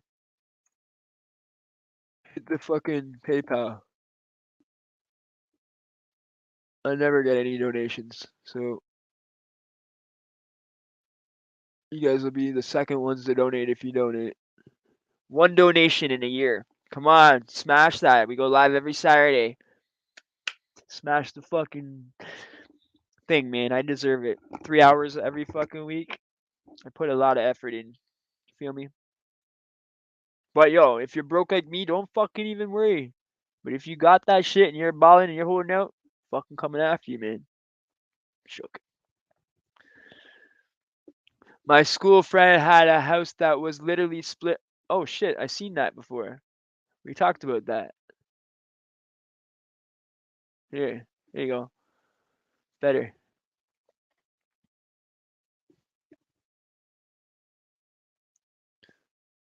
Yeah, I like the live on YouTube though. I don't like to use this app thing. You ever know a dude to bag a female CO? Oh yeah. Yeah. I know a guy that actually knocked up this is my friend, well, not a friend that I hang out on the streets, but I was friends with him when we were in the pod. Um this guy Money and he fucking knocked up a CO and actually fucking had to CO had to leave and shit like that. Almost got charged and shit. She had his baby. They have a babies and shit like that together right now. They haven't fucking married and shit, but yeah, Money fucking fuck Miss Cooper. Everybody knew from the Hearst. Mandy and Miss Cooper. They were like a tag team, but Miss Cooper had a real big ghetto ass on her, white lady. Um, and she was about that life, I guess. She kept fucking bringing that shit in for homie, allegedly. And they tried to fire her for that, but they couldn't prove it. So they said to her, "You better leave, or we're gonna investigate. And if you don't quit, we're gonna investigate even harder." And so she quit, and that was that. They didn't press no charges. Yo, Jessica, what's up? You're back. Thank you. Thank you for stopping in.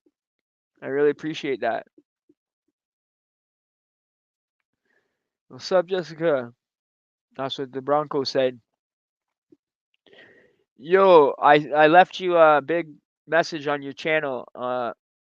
Thank you for rocking with me, even though I'm a small channel. Like, I've never seen people like that. Like, not a lot of people with almost 800,000 subscribers are gonna come in here and shoot the shit with us. You feel me? So you're really a different breed, Jessica. People like that I respect a lot because, like, Jay Williams Let's Live Life is like that too. He's got almost 800,000 subscribers and he follows me, and I only have 100 on IG. So that's like, there is people out there like that, but they are hard to find.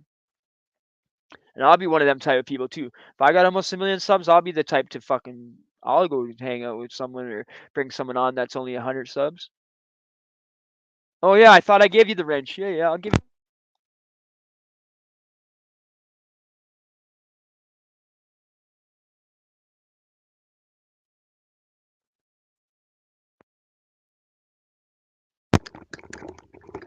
All right, there you go. You got it. You got it. Say something again, and you'll see you got it. I follow you all the time. I know you do. That's what I mean. I appreciate it. I did. I did, bro. Jeez. Solid people. Yeah, no problem, Jessica. Yo, I tried to follow you on IG, but your shit's private. You followed me, and I tried to follow you back, but it's private, so you have to accept it. Okay? Guys, this is the one I was saying earlier, man. You gotta check this. You gotta check it out, man. Gotta check it out. Jessica Kent. Uh, it's a, she's got an amazing channel, dude. Fucking in and out of prison in her life. It's a serious fucking story, dude. Like, relate to this story so much. It's called 10 Things That Beat My 10 Things 10 times that my addiction won. It's called. That's the video I watched yesterday, and fuck, man. I swear I was only gonna smack the like button and say a comment and watch for 5 minutes. I ended up watching the whole 35-minute video. It's called Jessica Kent.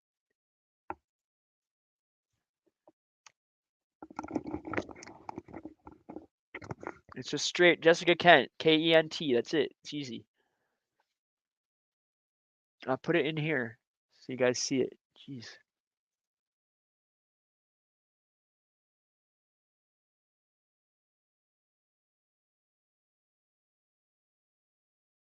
Okay, there you go. Yeah, it's easy. Yeah, that's exactly what it is. Just like that. Or sorry, 2 S's though. You got it right, 6 Bronco. I'm supposed to put 2 S's. Fucking edit that shit.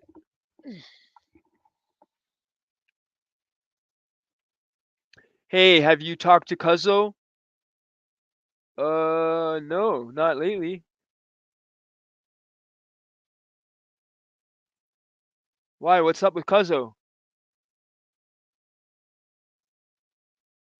Why? What up with Cuzzo? What up with Cuzzo? What did Cuzzo? What's up with Cuzzo?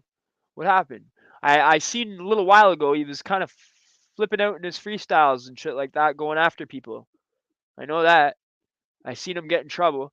Well, not in trouble. I seen him flip out on a few ops. He's after the ops. He's right into fucking killing all these ops. Okay, yeah. No, broken misfits for life. Broken misfits for life, man.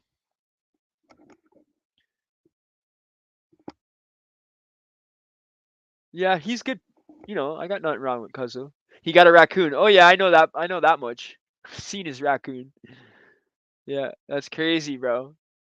He's got the raccoon like it's a fucking cat, just hanging out with the dog and shit. He's got the raccoon right on his shoulder. That's crazy. Yeah, he's cool. I got like 3 interviews with him on the channel if you're interested. I got an interview section in the playlists. The playlists have all kinds of different playlists, so you don't have to go through 100 videos looking for shit. We got like a fight playlist. We have an interview playlist. Cuzzo's probably on all the time, like at least 3 videos I think with Cuzzo. I want to go on Cuzzo's channel though next time. Like we did the podcast style last time. We were gonna do it every week, but then I guess Cuzzo got really busy beefing with all these ops and rescuing his raccoon thing. So we will do it though. But I mean, next time I want to go on his channel. But it just should life just happens, you know. Like I got really busy. He got really busy. You know what I mean? We're homies and shit, but just we both got busy. It's freaking hard being working full time like he does and I do, and doing the YouTube shit, right? Because we haven't made a dime on YouTube, so only time we get money is when we get the subscribers donations. But I've only ever got one. Cuzzle gets quite a bit all the time. He's doing all right with the donations. Yeah, he's funny. I know he's funny as hell. I want to go on his channel next time because we always come on my channel, and I don't think many people find out about me.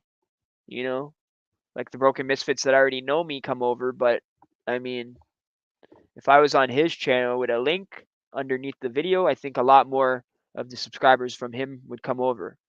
You know, because a lot of my subscribers are gone over to him, right? And we agreed on it. We were like, yo, I don't care if all my subs go to your channel. And he's like, he doesn't care if all his subs come to my channel.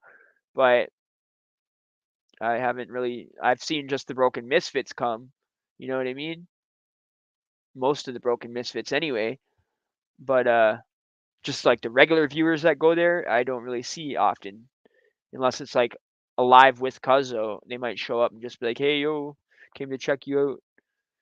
But if I go on his channel, I think that'll be a little different because then they'll see me and get to hear my story, right? When they just get me interviewing Cuzzo, they already really know about Cuzzo's story, so it's like it's just my viewers that don't know him that are getting to know it.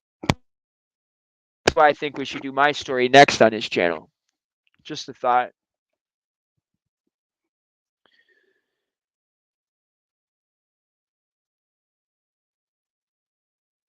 But yeah, that was crazy too. That jump thing that he did with the bike and broke his arm. You guys seen that? But he did a really wicked jump and landed it, and then he also friggin' ended up breaking his arm. Fuck, I think. Or am I crazy? Did he break his arm or he got something on his arm, a cast? Could have swore I seen a cast. Start interviewing different people on your channel. You're gonna go read your comments that I left you. I fucking asked you if you wanted to be interviewed on the channel. I'ma hit you up when I get my money. I have a lot of money owing to me, bro. Thank you. Appreciate it. Yeah, on your video called the one I just mentioned, 10 times my addiction one, that video right there, I commented on like a freaking novel. And at the end I said I'm sorry for writing you a novel, but I wanted to explain it quite a bit. And then I went to follow you on IG, but it's private. So you were already following me, but when I went to follow you back, you have to accept, I guess. It's all good. That's not me. What do you mean that's not you?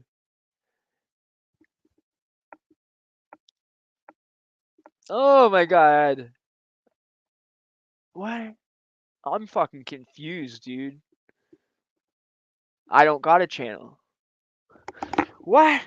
My mind's blown. My mind is blown. Did we not just say that you were Jessica Kent? And you said, yeah, didn't you?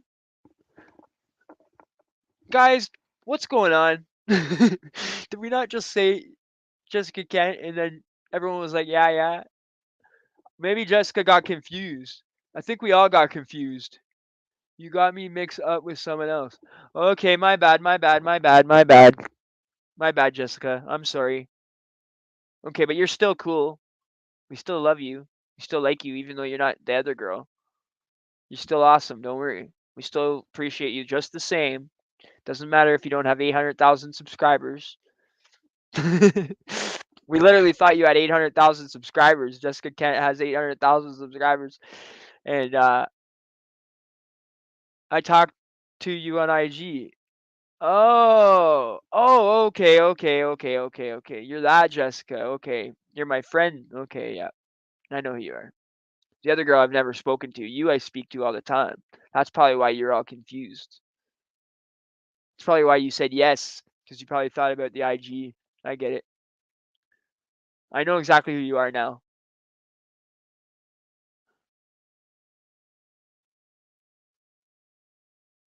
I know exactly who you are now, you little flirt. Don't worry, I remember who you are now, you little flirt.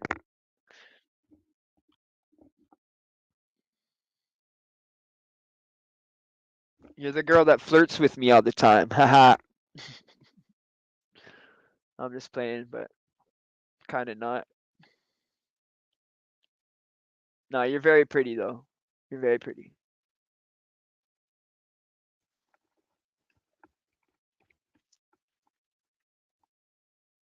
This girl's actually a lot higher than Jessica Kent.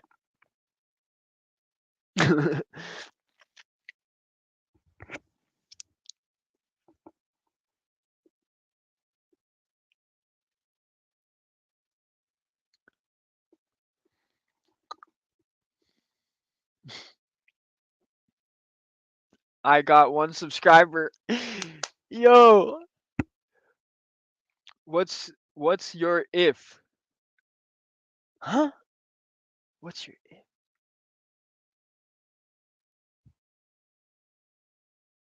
What are you up to tonight? What, after the live? After the live, I'm just gonna. What's your IG? Oh, all my shit is Canadian Joe War Stories on Facebook, Instagram, Twitter, Twitch, friggin' Snapchat, uh, every platform, bro. Every platform, even BitChute. We even got a new freaking thing on BitChute. It's a new thing like YouTube, but it's very small. So I'm trying to get in there now.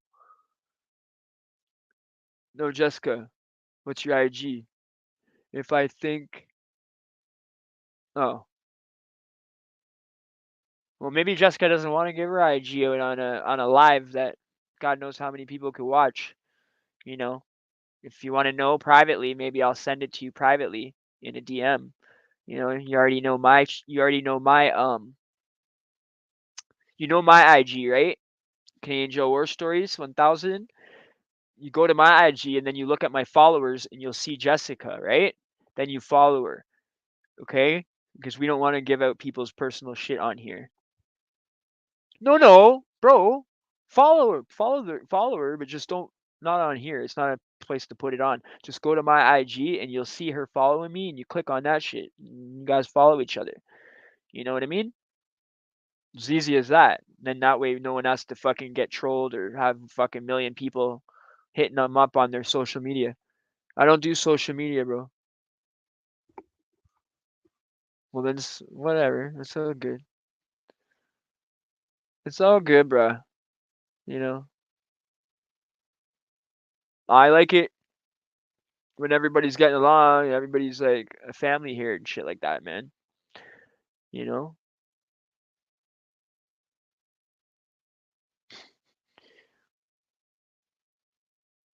it's okay. World gone mad, bipolar. Bipolar. Yo, why'd you say bipolar? How the fuck did you know I had bipolar? No, I'm joking. I don't got bipolar. I got PTSD, severe anxiety, severe depression, shit like that. Not no bipolar though. But you never know because bipolar people go from like 0 to 100 real quick when they snap, and then they go back to normal, and then they get depressed, and then they get happy, and then they get sad, and then they get up, and then they get down, and that's kind of, you never know.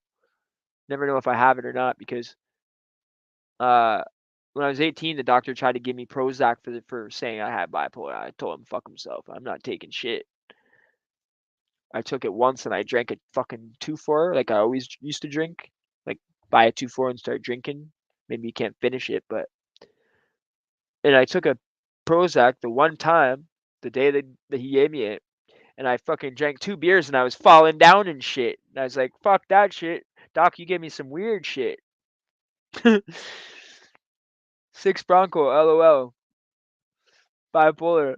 No, I know what you meant by saying, yeah, I know what you meant. Yo, I know what you meant, World Got Mad. You didn't mean nothing by it. You're just kidding around saying bipolar because he asked for the social media, and then when we told him how to get it, he said, no, I don't do social media. I know. I know what you're saying. Little bit of everything. Little bit of everything. Just joking. Yeah, I got a little bit of everything, you know? I'm just a little fucking crazy, man.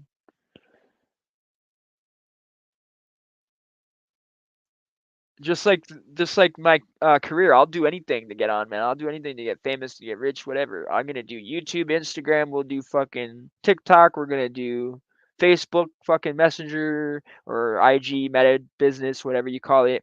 We're gonna model merch. We're gonna fucking we're gonna have our own merch line, like I already do. More construction, renovations, like I already do.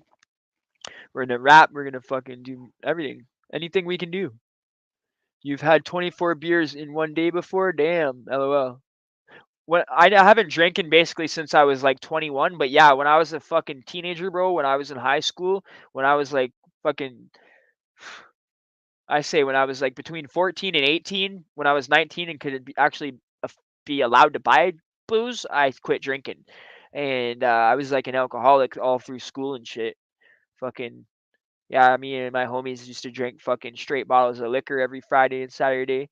Fucking 2-4s, all that shit. 2-4s was just the fucking water. We were drinking the fucking straight bottles of Crown Royal and fucking Jack. Um, crazy. Hennessy and Hypnotic. You got it like a bottle of Hennessy in this hand, bottle of Hypnotic in that hand. Fuck partying like this with your homies and shit, dancing and shit, drinking, chasing it with the Alizé. Or yeah, I used to drink Alizé too. Orange one, blue one, red one. Just because I heard Tupac say it in a song once when I was a kid, so then I had to drink it. I drank a 40 ounce of Canadian Club in one day straight. I don't drink no more. I'm the same way, dude. I got all kinds of liquor in the house, but I just it's like a little liquor cabinet that I have a collection of from people buying me bottles here and there for like Christmases or birthdays. Like family members might come over to say hi and be like, "Oh, here's a bottle," you know. When I say family members, I mean like LTF, like family members, like not real solid blood family members, but just like family, like you guys. I say is my family and shit, like actual family people I'm close with. You feel me? So people come over, give me a present, whatever. I still have them like years later, like couple, 2, 3 years later, I still have the bottles because I don't drink. They're sealed and everything. They're in the liquor cabinet. That way, if I have a friend come over that does drink, I can pour them a little drink. You know what I mean? Just because I don't drink, I don't give a fuck what other people do. If you drink, that's your own thing. You know what I'm saying? Do your shit. Come over to my house, I pour you a drink if you drink. You feel me? Just because I don't drink, I'll still fucking hook my homeboys up. That's what I got the shit for. You know what I mean? I got a little. That's why I got this little bar for, because if any family comes over, whatever, you know, they need a little nightcap. You should look into micro dosing magic mushrooms for PTSD, for your PTSD. Oh, for real? Fuck. Oh my god, I took mushrooms when I was a kid, bro. I didn't have a good experience. Twice I twice I didn't have good experience. Only one time I did. Um, one time at a party at this girl Carly's birthday party, we were all dancing up on the deep freezer. Me and 2 other people were dancing on the deep freezer, right? Those big deep freezer things. It's Carly's birthday. Okay. I go to jump off of the fucking deep freezer and it sparks and fucking the whole lights go out in the whole place. And it felt like it was from me jumping off the cooler or the fridge, deep freezer. It felt like that because I jumped off, and right when I jumped off, the lights went out and a big spark went off. But that's not what it was from. It wasn't from me, but it felt like it because you're on shrooms, right? Then fucking I'm like taking off around the house because we're only supposed to be in the basement, right? So I like go upstairs. I'm on the main floor and shit, laying on the couch and shit like this. Yeah, works great. You take a bit a day like a 1.1. Oh, okay. Mushrooms are best done outdoors. Oh, okay, okay. So I'm fucking sitting there, I'm laying on this couch, and fucking Carly, all of a sudden I see Carly's like on top of me, jumps on top of me, and she's like come right here in my face. She's like ready to try to kiss me. And I see the fucking devil. I see like a fucking pointy ear shit, pointy nose, fucking long tongue shit. And I'm like, what the fuck? Get off of me, get off of me. I start running from her and shit like that. She's fucking chasing me around the house. Fucking running guy. And I'm fucking hiding and shit. And she keeps finding me and shit. And I keep thinking she's the devil and shit like that. That was not fun. I probably could have got a piece that night.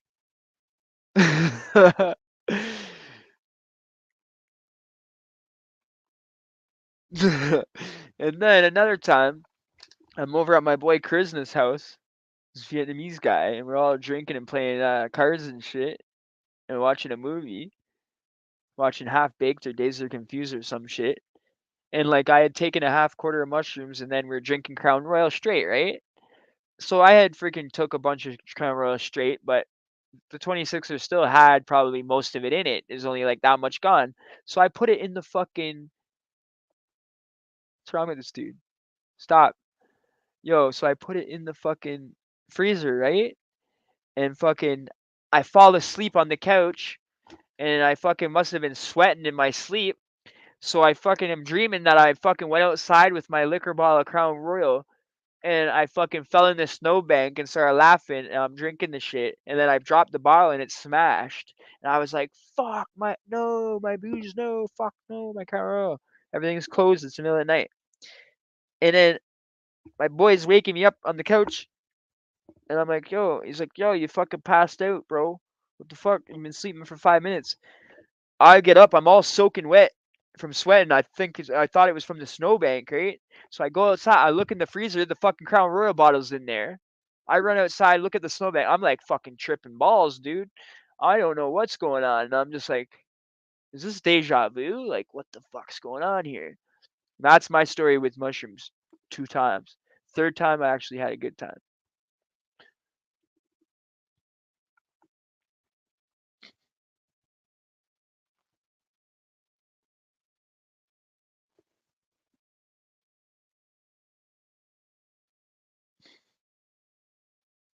Laugh my ass off. Sorry to say she was evil. That's funny. I drank a 40 ounce of Canadian Club in 1 day straight. I don't drink no more. Nah, I hear you. I hear you.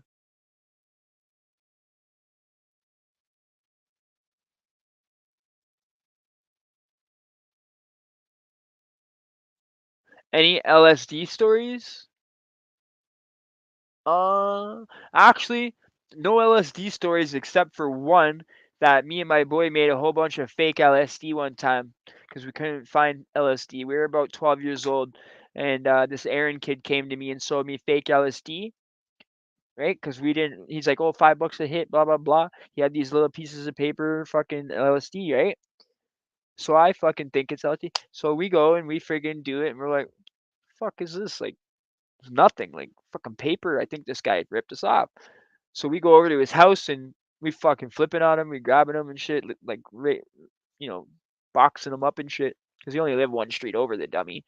And then so he's like, "No, no, no, no, no. Honestly, I bought them off a guy. Da da da. They're not fake. You just need to take more." So we're like, "Okay, so what do you got?" And he tells us, "Look, I got all these sheets." So we're like, "Okay, we'll take those, thank you."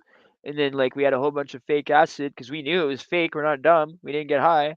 And then we're fucking assholes because we were pissed off that he sold us fake shit, but then we take his shit and go and selling the fake shit ourselves. That's what 12-year-old kids do, bro. You know what I mean? So we had fucking a whole shitload of this fucking fake acid that dude made, and he made them look so fucking real too. They were like little tiny square pieces of paper with all different kinds of like crazy pics on them, like bladder splot bladders and shit, like bladder splot fucking pictures. You know, look like real, look like real. But then again, I had never seen real acid, so I don't fucking have a clue what real acid looks like. So maybe it didn't look like it for all I know.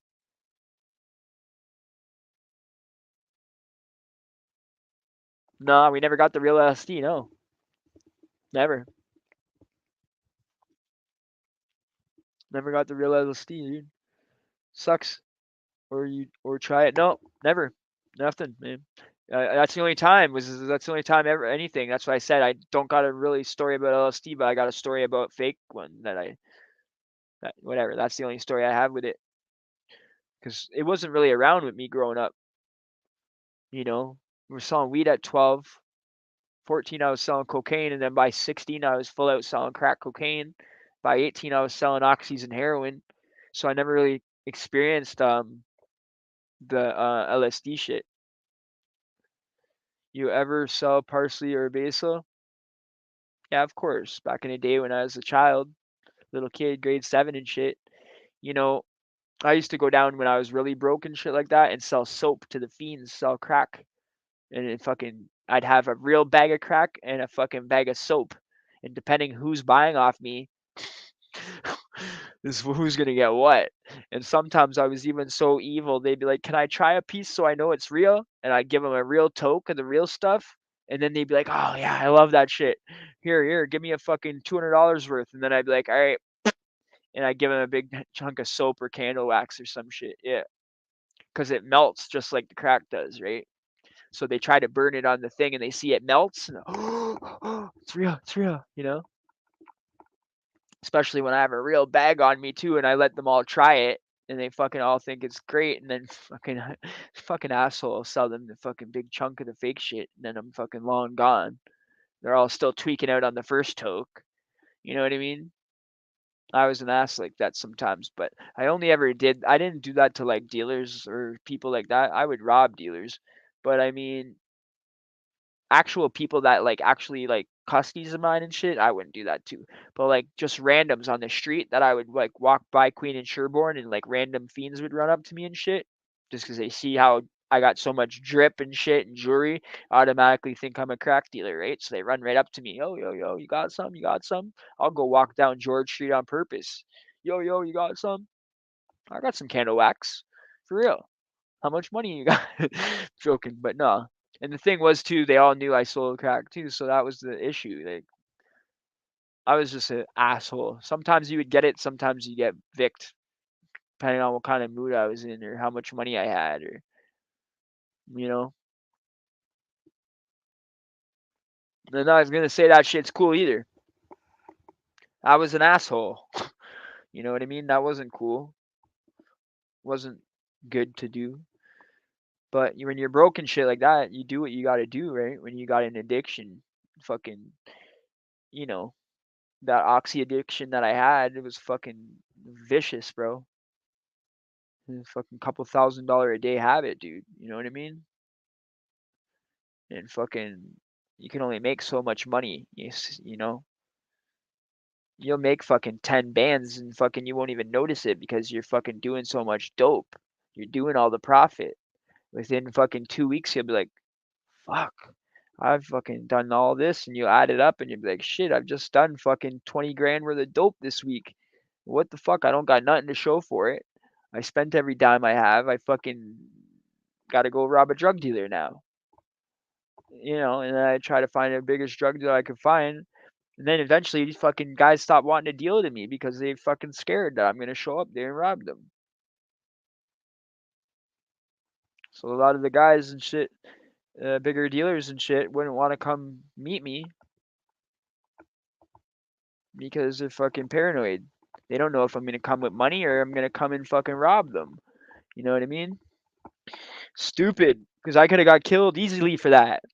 You know, any one of those guys could have had a pistol and shot me, or even sometimes I would know they have pistols in the home, and I would still go there and kick their door down with a fucking sawed-off shotgun with no bullets. You believe that? And they have a fucking pistol with bullets in the house, and I know that. And I got so much balls, I kicked the door down with a fucking sawed-off shotgun with no bullets. Okay, that's how fucked up I was. Me and my boy AJ. I did fucked up shit like that a lot. My cousin Jay would be like, "Yo, don't be going on another cowboy mission." I'd be like, I got to, bro. I got to. I got to. As soon as I was broke or didn't have no dope, no money, I'd be on a mission, bro. I'd be on a cowboy mission. That's what my cousin called it. Cause like kick the door down and fucking waving a gun in someone's face. He called it a cowboy shit. Like you're acting like a cowboy, type shit. You're acting reckless. Like my cousin was always the like smart.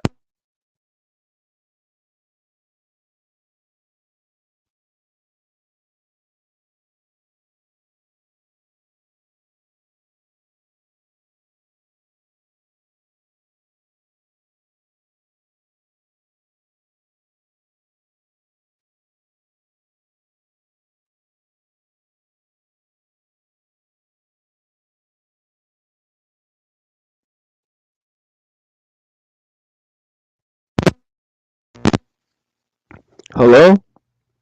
Be careful what you mention, bro. Yeah, yeah. I know. Yeah, all these dealers that I robbed was allegedly, anyways.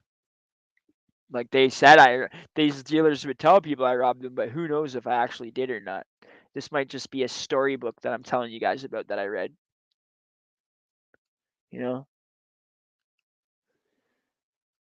Yeah, but no, I'm not saying no names or nothing like that. So remember, uh, um, there's a statutory of time that they have to get you on stuff, right?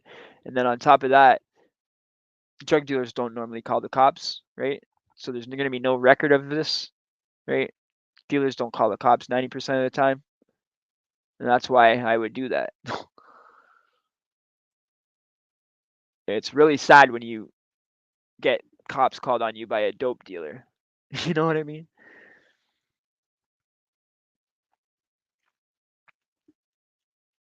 Yeah.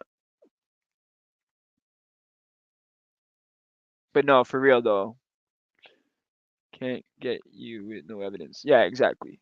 They don't know no names, no locations, how many years ago it was, over 15 years ago. You feel me? Like, nah, I'm not worried about that.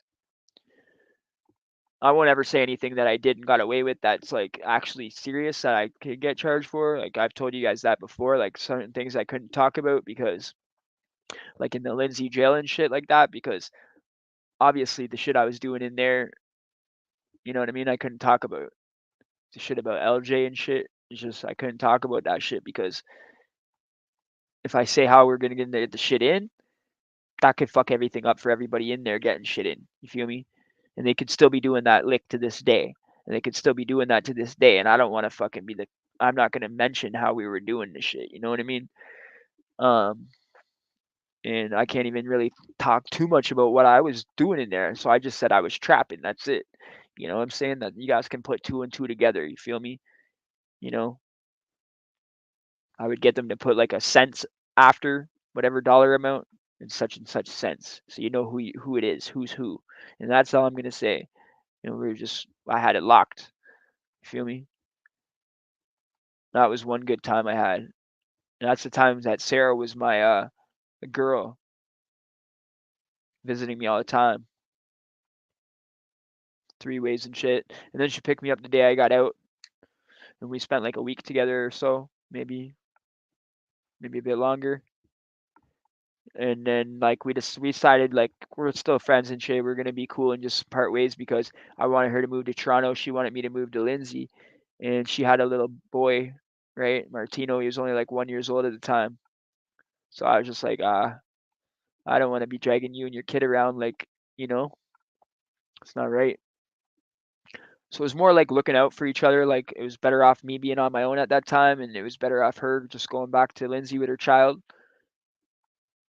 than coming in the city with me and running around trapping and shit like that. Some cops see shit and turn a blind eye. They don't want to do the paperwork. Yeah, if it's small enough stuff, I see that. Like a lot of times when I be down there trapping and shit down at Queen and Sherbourne and shit, or George Street, I see cops walk up and see fiends smoking rock on the corner of the street. Swear to God, I'd see them sitting there smoking rock. There's a cop right fucking there on a bike, and there's a guy right there smoking crack. Five people there smoking crack, actually. and 2 bike cops right there. And there's nothing happening. They're just not even looking, not even paying attention, just sitting there talking to each other, shooting shit on a bike.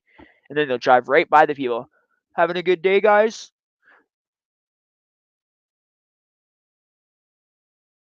And then they come up the street and there'll be like 6 dealers standing there in a row. And like the fiends will like pick what dealer they want to go to, because there'll be like so many fucking dealers standing there because they know that's the day they all get welfare and disability and fucking, or it might be P&A day at the shelter. Different reasons why you would go on different days, you know? You know they all have money that day. Plus, I was always at Fillmore's anyways, so George Street is on the end of Fillmore's is like right on the corner of fucking George Street, right? And I would always be in Fillmore's a lot, and so I would always go for a little walk down George Street or whatever. I run out of money or some shit like that. My cousin would never run out of money. Me, I had a problem always running out of fucking money, man. I just spend money recklessly. Didn't matter how much money I had, I would fucking spend it all. And for some reason, I'd always be doing some more shit to get more money. And if I needed more beers or more lap dances or whatever I wanted, which I wouldn't pay for lap dances with money, we had a secret thing we did. We would bring like a whole bunch of ecstasy to the club, and they were $20 back then, and they charged $20 for a dance, and the strippers loved the ecstasy, so we just give them a deal. Be like, here's 100 ecstasies. You're gonna give me and all my boys fucking as many lap dances as we want for the whole night, and they'd agree to it, because that's a lot of money. I think that's like, I don't know, 2K or some shit. But meanwhile, we were only paying $1 a piece for the ecstasy. So we really only paid $20 for the whole night. You feel me? We're actually literally paying $1 a piece and they're $20 a fucking piece. And we're getting them from some serious dudes. And the people that were giving them to us were basically the ones making them, so they didn't really give a fuck. You know, there's all profit to them. Imagine that at 19 years old at the fucking strip club and you're fucking paying them with fucking ecstasies to get strip dances. The shit I used to do, bro. I tell you. Got crazy stories for days, bro. Some, for real.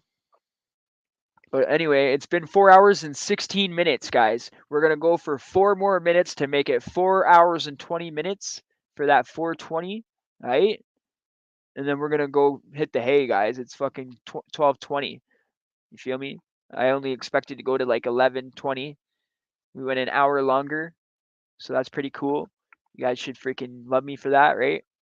There's 8 people here. Who are the secret people, man? Come on, let me know. I want to know who you people are. Tell me. Where are you from? Where are you from? What country? What's your name? How long you been clean for? I've been clean for over 5 years. You know, I think it's good though, because 5 years out of jail, 5 years off everything, even cigarettes. I even quit cigarettes, yo. You know what I mean? Even alcohol. So being clean off everything. And when I was on hard drugs, I hated weed because weed would never get me high enough. So I hated weed because weed would never get me high. I would say I would just want to sell the weed to get more pills. So now that I'm off everything, I literally started smoking weed again, but through the pen, the vape pen weed, it's like 90%. And I take one puff off of that and I'm fucking blitzed. Like I'm literally like, okay, I can handle this. It's legal now and shit like that. This is what I'll do. I'm not gonna make a habit where I like need it all the time or shit like that. You know what I mean? But I get a pen and it'll last me like a week or so. $40 for a week. It's like nothing, right? It's not really a bad, serious habit. I just like to have it, so then if I do want to have a puff, it helps me with my like insomnia and shit like that.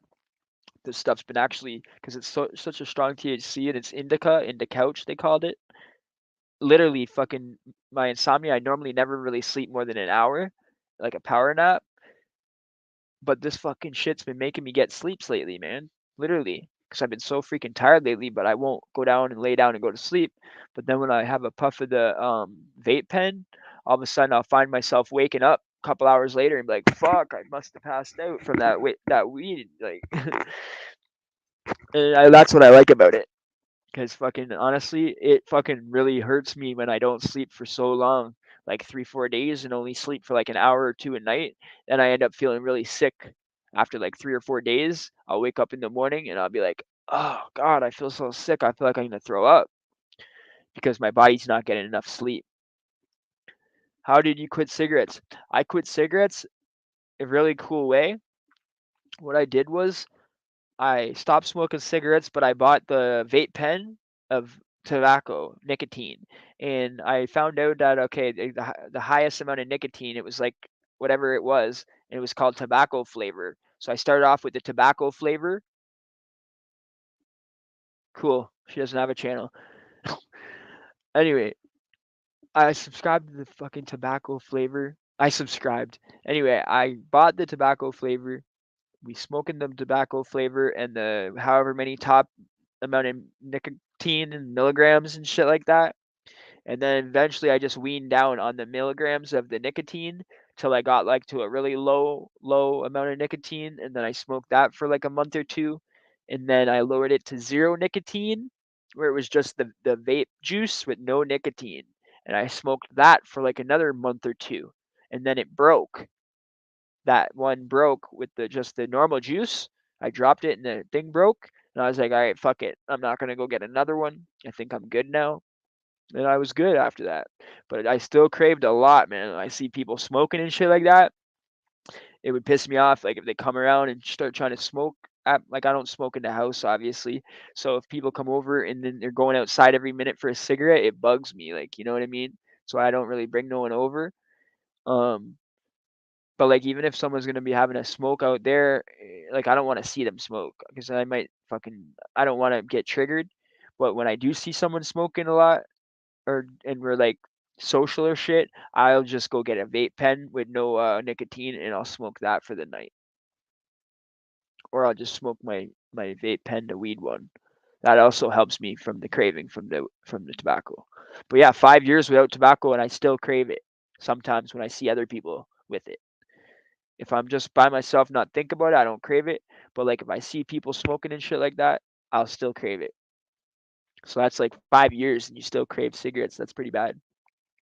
But then I remember how gross it is and how nasty it is. And then when I take a drag, how nasty your mouth is and shit. And I'm just like, fuck it, I don't need that shit. I'll just get a pack of gum and chew gum balls and shit like that when I crave it. You know?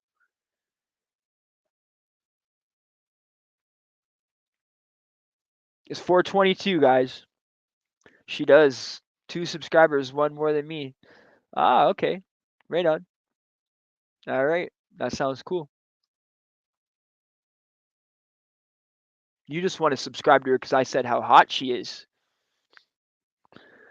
Tobacco is hard as F to quit, bro. Yeah, I know. It is, bro. It is. For real, it is. It's like fucking almost like heroin, they say. For real. Alcohol and tobacco are almost as bad. Not as bad as heroin, but almost like people with the DDTs with the alcohol is like kind of like getting dope sick with the heroin, but not the same. But and then with the tobacco, it's just so fucking strong. Like it's just the nicotine's just so addicting. It's got such a strong hold on you when you smoke, especially if you're smoking like a pack a day and shit, or a half a pack a day. Especially if you're like someone like me that was smoking since I was 12 years old. You know what I mean? Smoked since I was fucking 12, dog. You know? So I'm so used to that shit. It's like a normal fucking like, like even in jail I smoked cigarettes and weed. Uh but I'm glad I quit everything and then the cigarettes and shit just came along with it.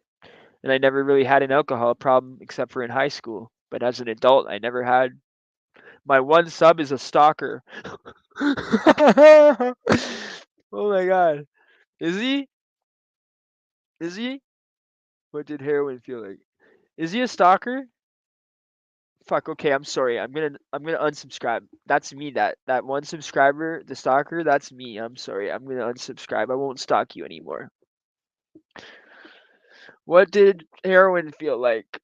Nothing you want to feel in your life because you get addicted really quickly. I get addicted to things quick. Yeah, I know. You don't want to do that then, bro. You'll be addicted the first time you try it. You'll feel like you're fucking having an orgasm and you're fucking have four girls at once sucking you off. How about that? That's what it feels like. He, she, I don't know. Okay. My one sub is a stalker. I can't even try anything that's hard drug. I'll be done. No, don't, bro. Don't even try that, man. That's fucking no good, bro. It's bad shit, bro. It bring you down the wrong fucking path. You'll be fucking homeless within fucking 6 months. Swear. You'll be fucking homeless, dirty, haven't showered in a month. Fucking, you don't want that shit, bro. You know? Just looking around for your next hit. Next thing you know, you'll go from smoking it and snorting it to fucking banging it. You know what I mean? Then you'll be looking around for needles and shit. Nah, no, don't do that shit, bro. It's fucking so hard for people to get off of it, man. It's like 1 in fucking 1,000 people get off of it and actually stay clean. Okay? Same thing with the getting out of jail and staying out of jail. That's also really, really hard. And when you have the addiction factor and the fucking in and out of jail factor, it's almost a fucking possible. It's like a miracle almost when people fucking quit and they stay out of jail and they stay sober.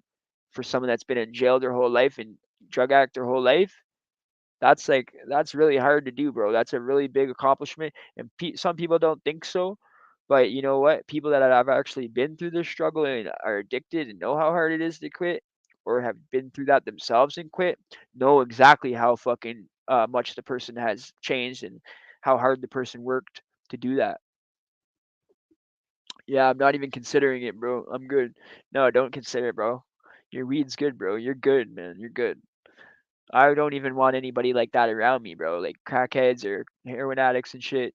If you're like recovering and shit and you want to get off of it, that's one thing. But if you're like fucking on that shit, like yo, come hang out, let's go get high. Like nah, bud, later. You know, I'm not into that shit, bruh. Even when I was doing it, I was selling it, so I wasn't really. I don't know. It made me feel like I wasn't a fiend like they were or a junkie because I was selling the shit, but really I was, but I was just in denial, you know?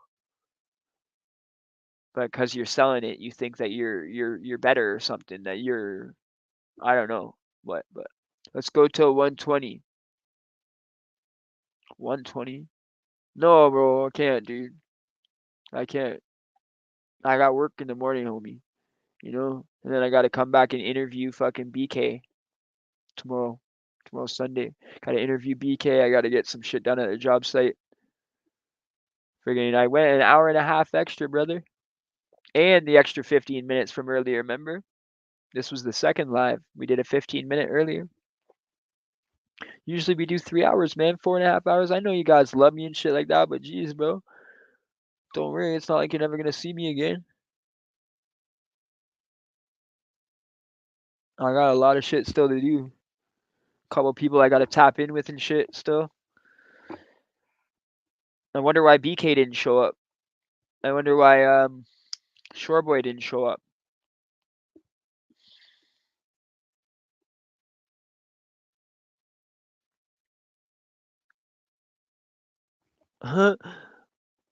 Longest lives on YouTube. Yo, what's up, big dog? Jerry Cullen. What's up, big homie? I don't know about that, the longest lives on YouTube, because Cuzzo goes for 5 hours every Sunday. And then actually, I've even seen him go longer than that and go way past his 5 hour marker. And I think I've even seen him do an 8 hour live once or maybe longer. So definitely not the longest live streams on YouTube because there's a guy that works for No Jumper and Tent Talk. Um, the kind of nerdy looking guy, you know, with the girlfriend. I don't know his name, with the glasses. Anyway, they're part of Tent Talk, and they fucking go live sometimes. I don't watch their shit, but I heard them talk about this on the No Jumper channel that I watch sometimes. He said that literally in the audience they will donate $1, and if they donate $1, he has to stay up for another minute or some shit, or sorry, like I don't know exactly what it was, but they would donate $10 and then he has to stay up for another hour. So every time someone would donate $10, or every time the hour would be over, someone else would donate, and then he ended up having to stay up for like 24 hours or some shit because they kept donating because they wanted to see him stay up so long. And the guy's got a bunch of subscribers, but I mean, that's just a crazy thing to do, right? That's the longest I think on YouTube, when someone stays up 24 hours like that on a live.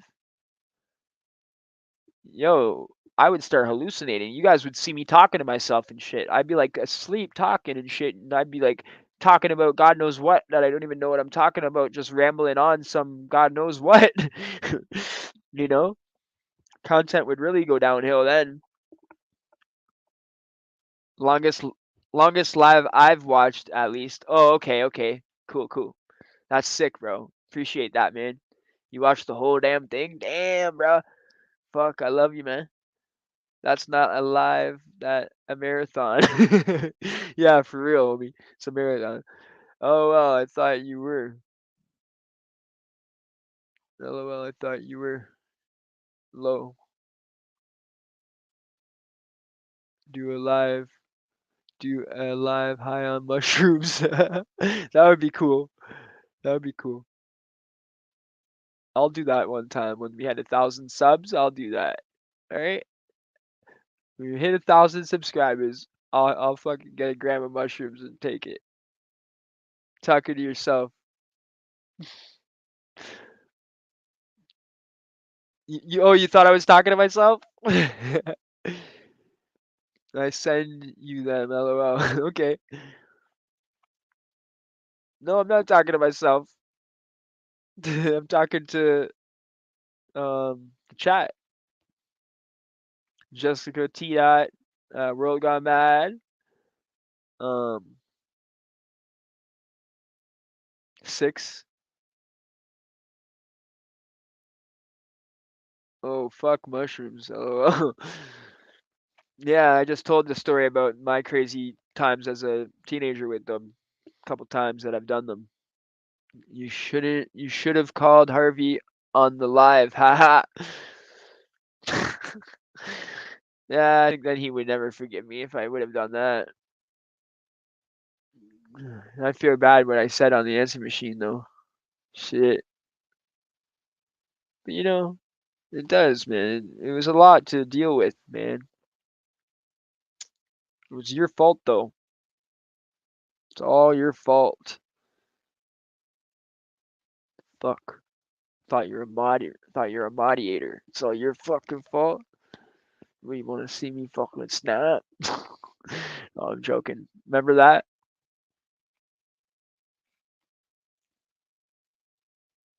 That would have been funny, bro. Yeah, it was.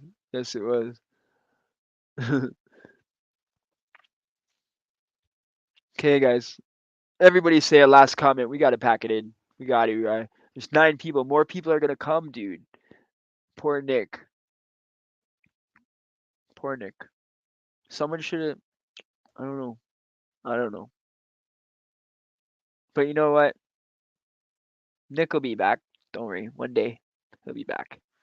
Couple of weeks, he'll be back. Hit that like button. Yeah, what are we at? We're at 16 likes, guys. Let's get to that freaking 20, man. Come on, please. Let's hit that 20. I know we can do it. There's 9 people here. I'm sure a few of you forgot. That's okay. On the way out, make sure we smack it. Let's do it. I know we can do it. LTF all the way. 100% we can hit 20. We always hit 20 now lately. That's our goal for the lives. And usually we hit 20. So if we can hit our normal goal, what we always hit, this would be amazing because the last couple of times we went live, we hit 20. We have 16. We're very close. Let me see it go up, guys. Come on, smash it. 17. There we go. He smashed it. You the man, bruh. You the man. Peace, T Dot. I'll see you in the next one, alright, bro? Thanks for always coming to everything, T Dot. I really appreciate you, bro, for repping it down for us guys from T Dot, man. I appreciate you. Later, Skater. Peace. Later, Gator. Peace, big guy. And I appreciate all you guys from other countries coming over, rocking with me, man. All right, and all you guys from T Dot, I really appreciate you guys too. You guys are the illest. Tomorrow live with BK? No, I don't do my interviews live, bro. Tomorrow I'm interviewing BK, and I'm not gonna wait till Wednesday to put it up for an episode though. I'm gonna put it up as soon as I'm done it and edit it and do a thumbnail. It'll probably be up Monday or Tuesday. Okay. I'm gonna try for Monday, but if I can't, it'll be Tuesday. It's gonna be an extra content this week, but I'm not gonna be putting it in Wednesday's episode because I already have Wednesday's episode that I want to do in my head. So that's just gonna be an extra thing that came out of nowhere because we didn't expect to be interviewing one of the subscribers, but that's gonna be really cool because he's been in all the jails I've been in. He's also from T Dot, and yeah, yo, Jessica, you know what to do. Smash that like and holler at me in my DM. All right. So anyway, um, yeah, let's just do it, guys. Smash it, smash it, smash it. Jessica, are you going to sleep or you want to come talk to me for a minute?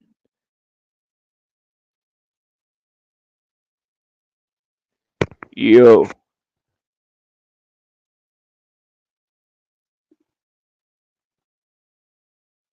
Night. Jessica said night to everybody. Oh my god. Yeah, I gotta tap in with a few people. I will be up. Okay. All right. You come tap in with me then. All right. I'll see you in a bit then. All right, everybody. Be good, everybody. I gotta go tap in with Jessica, Amber, and Kendra. All right. Easy. Gotta go do my daily routine, boys and girls. Love yous. You guys are the best. I love every single one of my subscribers. You guys are the illest. And if you guys want to follow any of my friends, you just follow me on IG and you can see all my followers, bro. All right. Peace. Follow me on all my socials and put all your freaking bank account in my PayPal right there. Thank you. Bye.